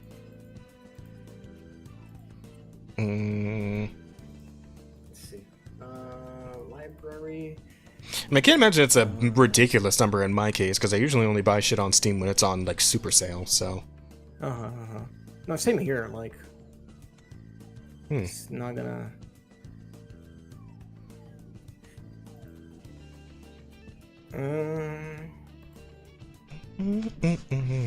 PS Store never has a real sale. I mean, there's a decent sale in there right now, I think, for like Black Friday. But usually, like most of the newer shit is like only at most 30% off. So, and it kind of depends from game to game. I think Star Wars Outlaws is really 30% off, but who cares, right? Yeah, I mean, you keep working at it. I can't help it. Fuck it, I'm not gonna. Yeah, it's fine. Yeah, I don't know how much I've spent, but it probably isn't all that much. You save money from Steam games compared to how much more you pay for a PC. Yeah, true. And yeah, like Steam sales obviously are the king of sales in general. Like up to 90% off games and shit. It's crazy, right? Nothing's ever gonna touch that. But yeah, I can't tell you how much I've actually spent. But yeah, I think we give Gabe his 1 super yacht and then we're good. I think he deserves that much, but. No, Gabe is really cool. No, he for sure is gonna be missed. When? Yeah, we all got to pass sometime, and I worry what'll happen with Steam itself once he goes, because obviously he's steering the ship there. Very worrisome, like we've been over that a long time ago. It's one of the first first episodes. It was like the zero Gabe contingency or some shit. It's like we got to come up with a plan for when he goes. We need a fucking plan, because that's a massive power vacuum that's gonna be a shitstorm. Absolutely. He deserved a country. Gabe is king. I'd live in Steamland. If Steamland existed. I would also live in Steamland. Since Gabe Newell is rich and owns Valve Steam, is he bad? Asta, or is he a good example, in your opinion, of a good rich guy leading company and industry? Well, I mean, you just got Asta's opinion on that, so... Yeah. Wait, huh? Oh, did you not listen to the question? No. Say it again. I was reading. Sorry, say it again. You're good. Since Gabe Newell is rich and owns Valve and Steam, is he bad? Asta, or is he a good example, in your opinion, of a good rich guy leading company and industry? As I said, yeah, like I feel like Gabe is a good person. I feel like what he does with Steam, it's fair. It's thinking about his customers over his like not necessarily his profit, you know, but like he's not greedy. Yeah. Right? He doesn't put his clients into like danger or anything like that for profit, right? Yeah, I feel like he is, actually a good example of someone who's a decent human being, even though he is rich, right? Like, wealth is not like necessarily attached to being a bad person. Yeah, you know? obviously there's not. a bunch of people who are like wealth and they are very good people. There's this guy, Pirate Software, you know, you know of him. Yeah. He's someone who made a lot of money selling games, and he always reverts that back to his community, and I think that's very admirable. You know, absolutely. What's next? Again, Frank question asks, bench and squat max. No idea. Haven't been to an actual gym in a long time. Actually, I do a lot of my working out at home. I just do like push-ups and sit-ups and whatnot. Well, what's up, Buster? I said 5 pounds, both. Yeah, I could not say because I haven't been to like a legit gym in quite some time because I got my pull-up bar here. I got some dumbbells. I got some of those resistance bands I do like arm workouts with, and I just jog around the neighborhood and whatnot. Right? Like I've never been into the idea of being like big, like big built. Right? I just want to be like lean and cut. If possible. Yeah. I like being a more like otter build kind of guy. So. No, I feel I'm the same way. Like I don't wanna be like this big bulky. I never wanted to be big and bulky, especially because my phenotype is not that. I am a twink. I've always been a twink. So I don't think I would look good even if I could bulk. So yeah, maybe like I would like to be toned and like have like broader shoulders and arms, you know, because I feel like I have noodle arms. That's kind of fucking not attractive. Or me, I like being muscular. I mean, hey, to each his own, Frank. And like I said, I like having like some muscle, right? Like I ain't exactly a twink or anything like Asta over here, but you know. Look at my. I don't need to be. I don't need to be huge. Yeah, look at my model. Like, you know, like I feel like this is a cool build. Absolutely, yeah, be around there. Just be nice and V-shaped, right? Yeah, exactly. Like I feel like this is a build that I would like to have. Like wait, what do you call it? Like the Dorito upper body or some shit? Like just being gotta be triangle shaped up here. Yeah, triangular. Yeah.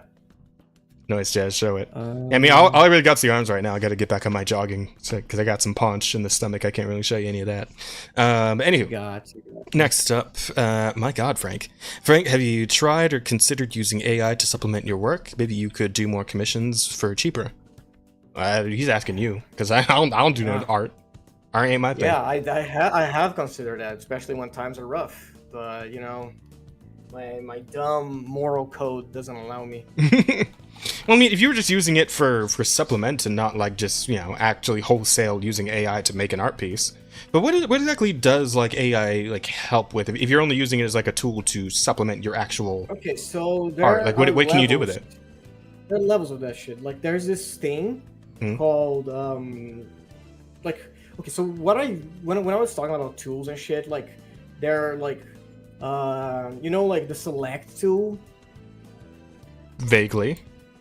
Yeah, it's basically it just like is it for layers or selecting different layers? Yeah, there's a bunch of like stuff like tools in like the software that we use that use AI to understand what you want to do, because there's a lot of software like minus like very minute things that we can use AI to make faster. For example, have you ever seen one of those arts that I do, like fish nets? Yes. That Yes, shit I is did see AI those. generated. Like, Oh. that is a brush that I like. I go through the area that I want. I select the area that I want. I take the brush, and the brush do all of that for me. You know, like that shit. That shit's AI. Yeah. Frank Right. says copy your style, edit it to customer requirements. So I feel like that's probably a danger, like an absolute pitfall for an artist who wants to keep improving, right? Because if you just copy your current style and just use AI to just keep recreating your own style over and over again, like obviously it's not going to get any better. You're not going to get any better. You got to keep like, unless you get to the point where you believe your art has reached its peak, its zenith, right? It's as good as it could possibly get. Then at that point, I guess use AI and go nuts. But like, until you get to that point, like I would think you'd want to keep actually drawing by hand and, you know, refining your craft, right? No, absolutely. Like I feel like the point of like reaching perfection, I think it's not possible to reach. Obviously, yeah. That was me being facetious to a point. Yeah, I get it. But yeah, no, I feel like it's okay. So you have things like that, right? Like where the AI is helping you like do stuff quicker, right? What I think Chad was referencing is stuff like Stable Diffusion. Stable Diffusion is an app that will complete your drawing for you. There's a bunch of people that just feeds sketches and sometimes even like finished pieces to train this AI. And what it does is it literally like finishes the drawing for you. It colors it, it polishes your art line, you know.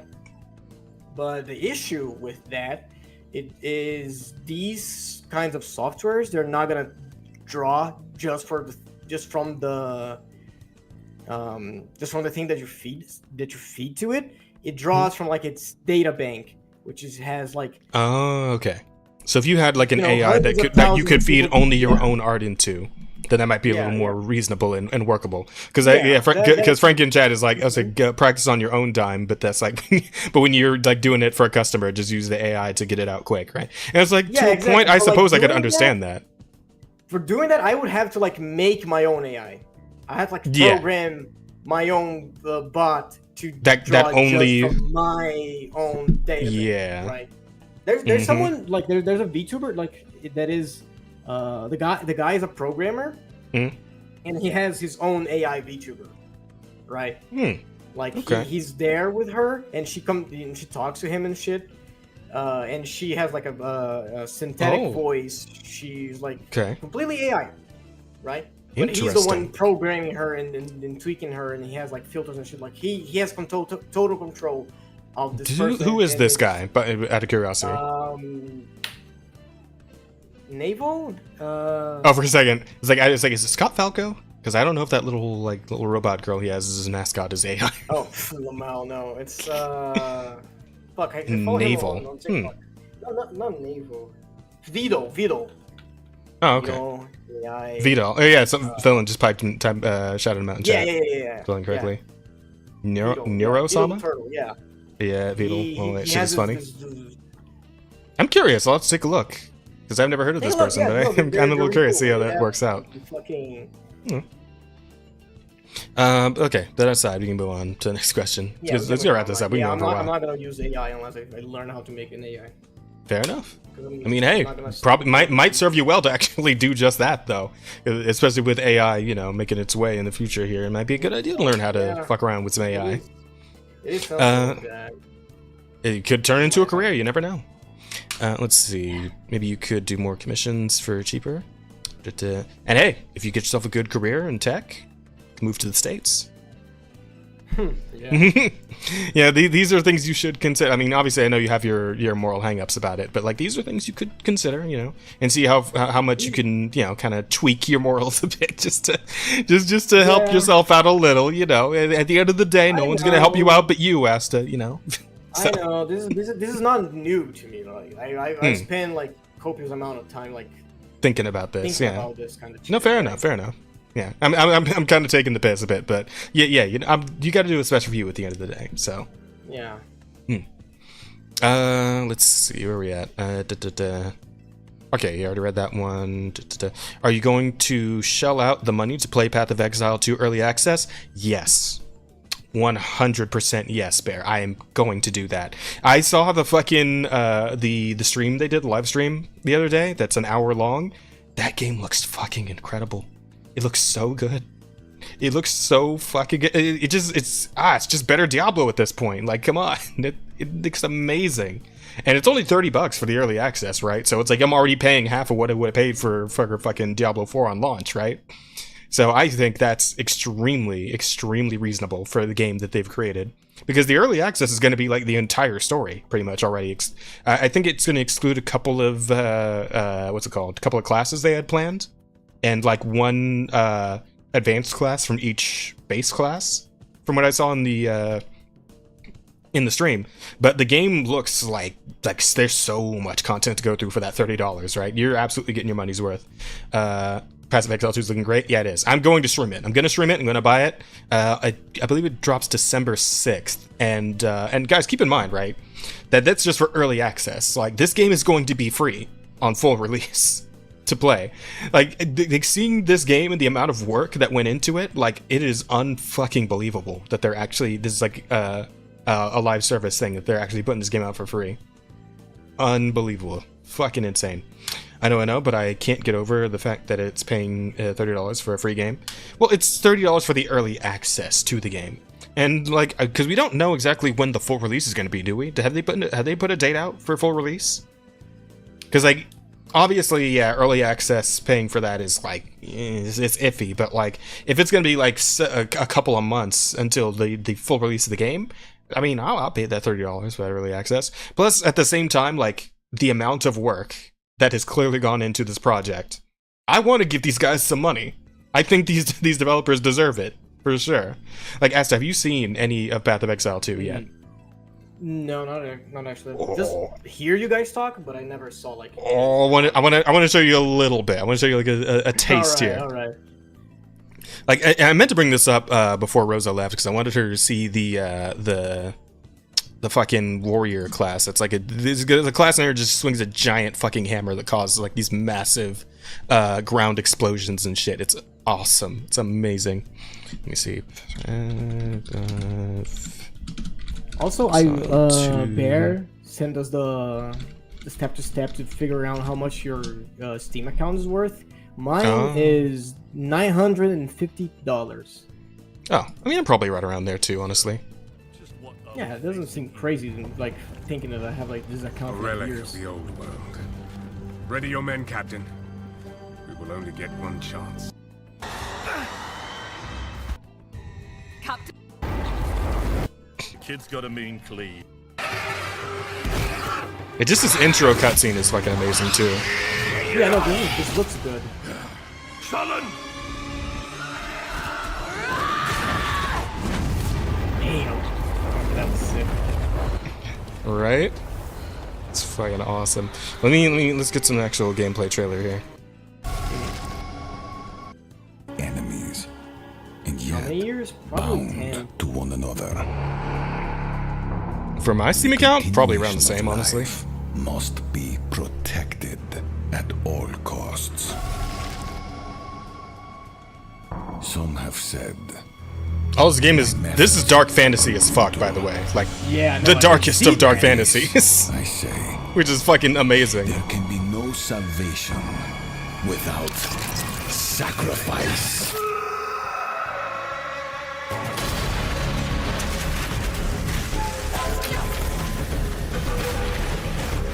Good. The in-game footage does look good. Cool. Sorry, what'd you say? Looks good. Right? It's looking really sick. By the way, this is your character select screen. That bit just there. Bruh. No way. Yep. Oh, that's dark. The one you select gets cut loose, everyone else fucking hangs. That's how you start the game. That is dark. Oh, what the fuck is that?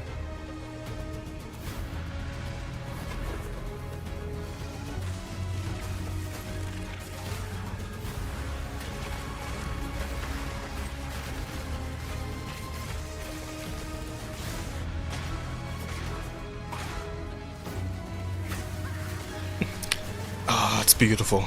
It's beautiful, chat. The end, and I will do what I must.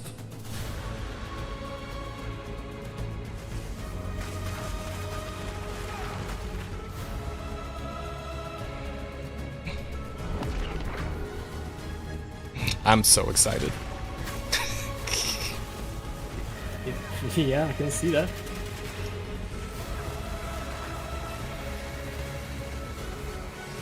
It does look really sick. Like an action RPG. Right? Those who obsess with death, let them soon be acquainted with it.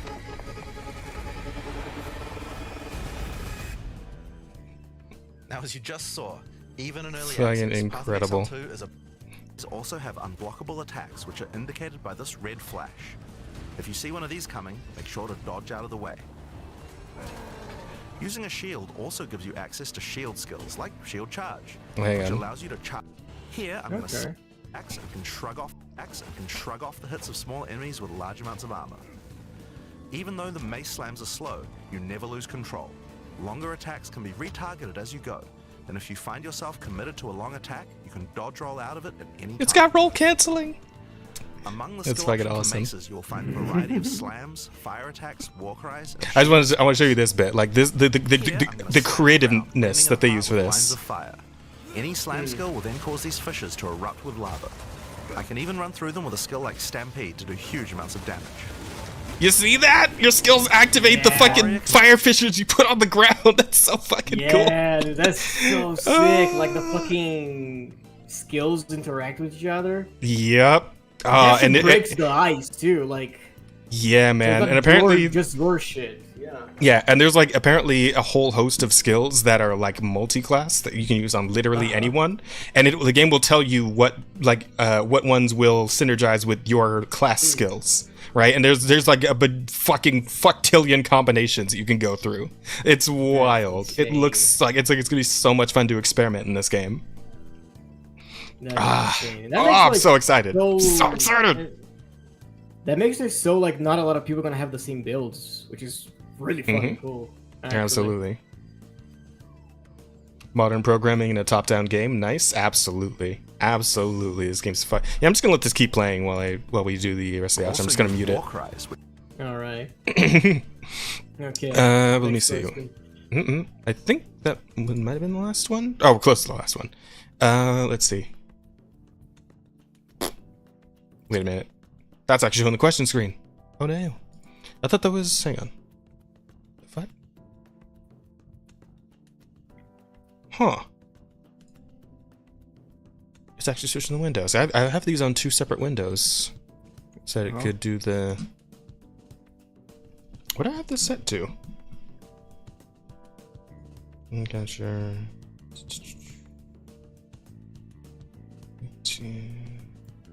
This one.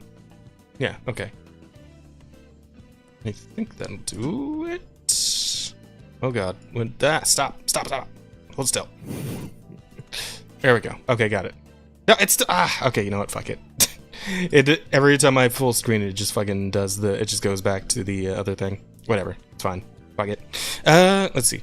Any anime cons or others y'all want to go to? I'm trying to get back into the scene. I really can't go into... I would love to go back to fucking Anime Expo, right? I went there. I went there one year, and it's like that's the biggest, craziest fucking convention I've ever seen, right? It's fucking incredible. And there was like a lot of smaller cons just dotted all around Southern California that I would go to, but these are all usually on the weekends. And now that I work weekends like entirely, I can't really get out to these conventions anymore, which sucks because I really was enjoying my cosplaying and all that. But you know, when my work fucked me over and switched all our schedules around, well, if I wanted to keep my 3-day week, had to be the weekends. So that's what it is. It is what it is. But yeah, I would like to go to Comic-Con. There's gonna be a Comic-Con here in Brazil soon, and I wish I could go. But those are expensive, and you know, have to travel to go there. So maybe one day I'll go to like a big expo, because I usually just go to like local conventions, and those are kind of lame. Fair enough. I mean, hey, you do what you can with what you got, right? Yeah, I'm a country boy. I live in the middle of buttfuck nowhere in Brazil. Did you at least get to make any friends? Yeah, like I had a lot of friends that I made, not only in conventions. Like I made friends in just like school and shit that went to conventions with me. So yeah. Okay, that's something. Yeah, it is something. Okay, so that would Asta consider moving to Decatur, Texas? A lot of Brazilians have moved there for work, ranch work. Really? Apparently, that's what Villain says. You want to go to Texas? The thing is, probably Texas is not gonna fuck with me because you know, Latino. But I don't think they'd care. I think Texas is pretty like chill these days. From what I've heard, anyway. From what I've heard, I think Texas is chill these days. I don't know. I'm just look into it, but which state's racist and which one is not? I don't know. I don't think I would ever like to live in the U.S. Yeah. Plus, if there's already, the way Villain is saying it, it seems like there might already be like a sizable Brazilian population there. So, you know, you always just get on with your own people. Yeah. But you said you wouldn't want to live in the U.S.? Yeah, not really. I don't think I would like to live in the U.S. Oh. I'm sorry. I know you wanted. No, it's all good. It's all good. To live there, the close collective house. that would have been cool, but hey, it's all good. You should do what you want to do, and if Brazil has already taken your heart and mind, then definitely there's no getting them back. No, fuck Brazil, but fuck America more. Fuck Brazil, yeah, no, like they're like. Asta's just going straight to Canada. No, so fuck Canada too. Like, what the fuck? So they can euthanize him. You know what? No, you know what? Changing my mind. Yeah, let's go with Canada. Let's go nice. I don't want to get out of here. Get out of here. I want to be isekai. I want to be isekai, chat. Someone hit me with a truck. Let's see. What genres you want specifically for anime and manga? I got lots I can recommend, and I'll send you. Frank, just send me whatever you think seems interesting. I'll sort through it and see what I like and what I don't. I mean, don't send me like 20 fucking comics all at once. Like, just send me a handful, and we'll see what we got. The house would be chaotic, absolutely, 100%. No, yeah, absolutely. It would be fun though.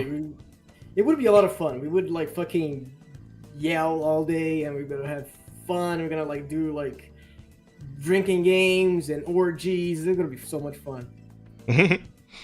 Would either of y'all take a drink with me this lovely evening? I do not drink, so no. Asta drinks a lot though, so probably. I drink a lot, but I'm gonna drive tomorrow, so I can't. Ah, okay. Well, sorry, Frank. Shadow luck on that one.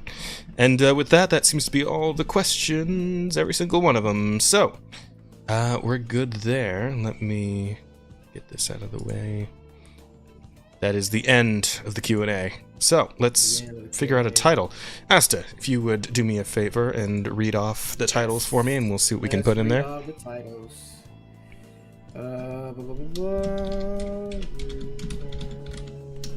Okay, first one. Breakfast experimentation needs no ethics.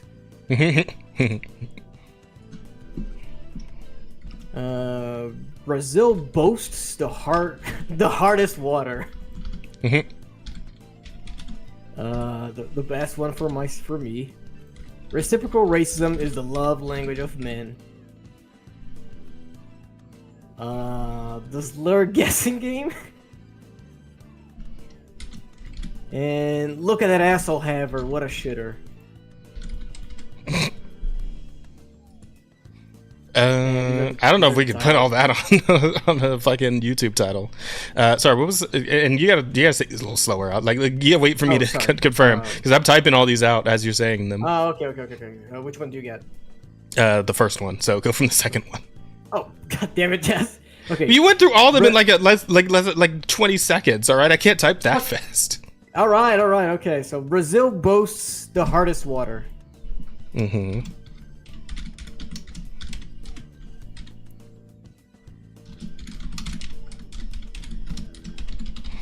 Okay, what else we got? Reciprocal racism is the love language of men.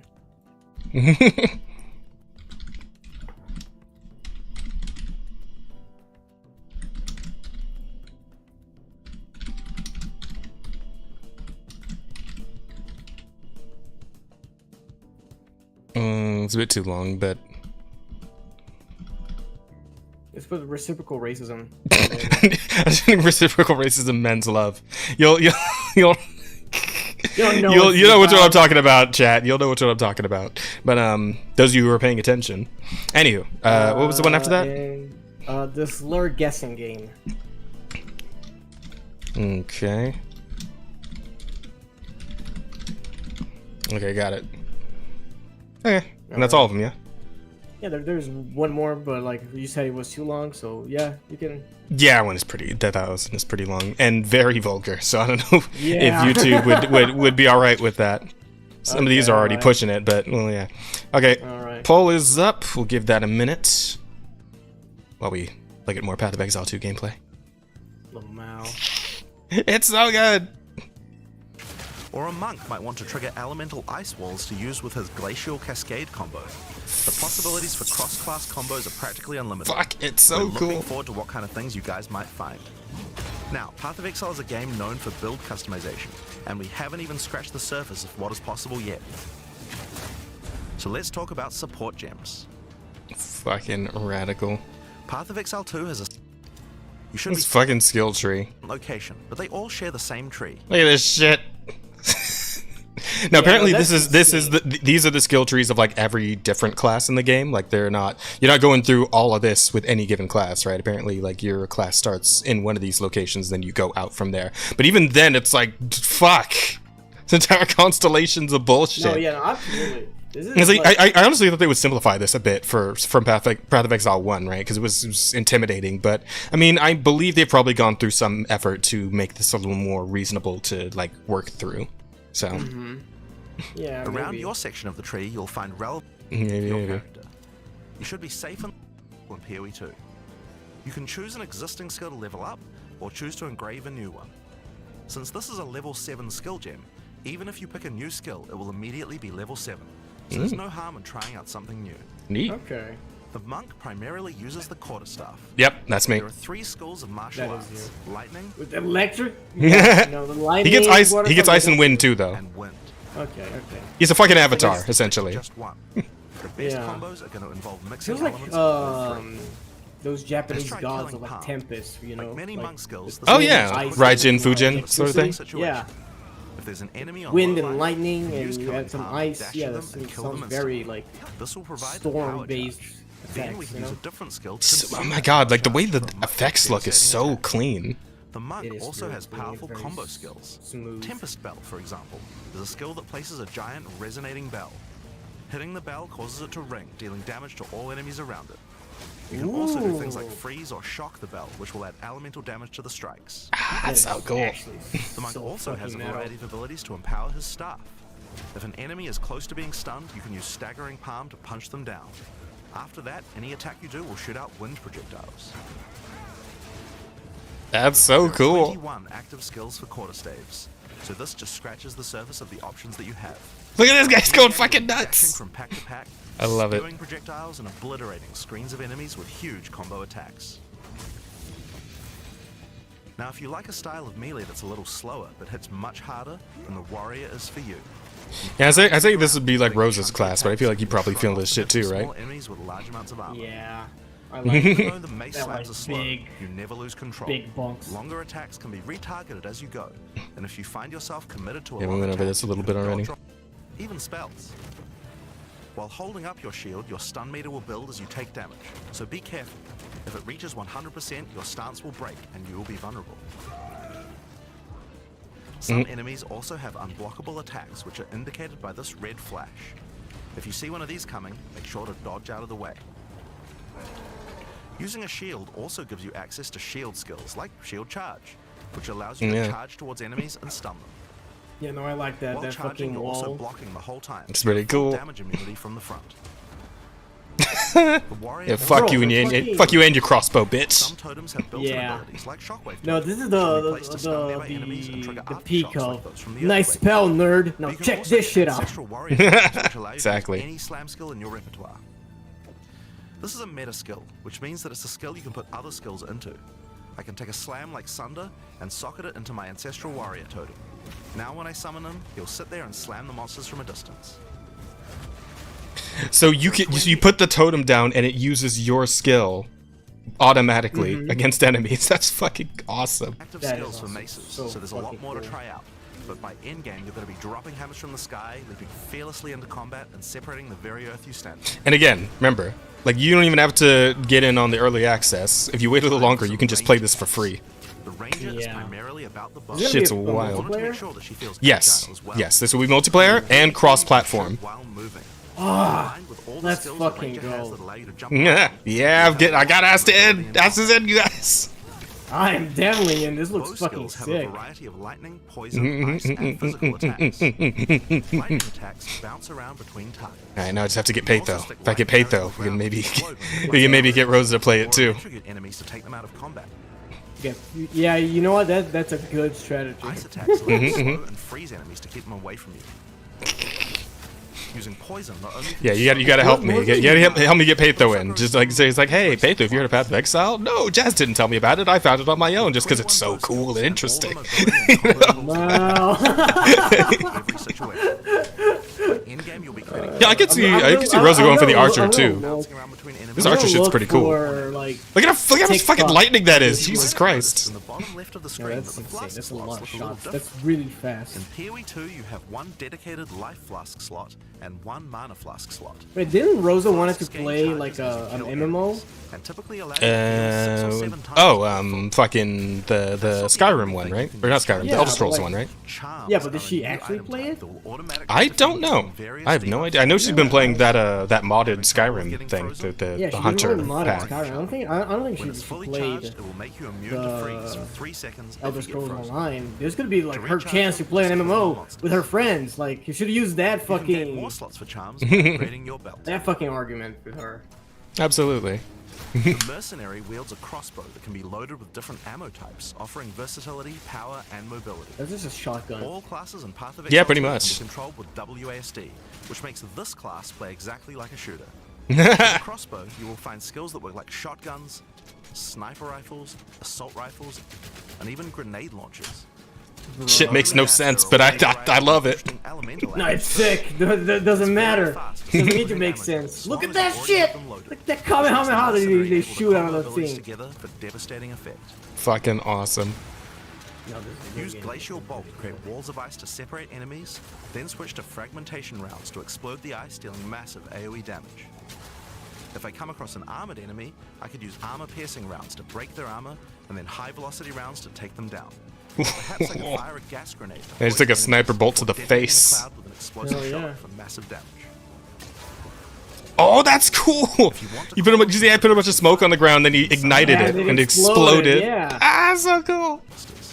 I'm telling you, like, there's so much cool, like, interactive shit like this in this game. Yeah, I know. I cannot wait to experiment. Like this feels like an actual RPG, right? Like you can just literally do whatever, right? Like oh, that's so cool.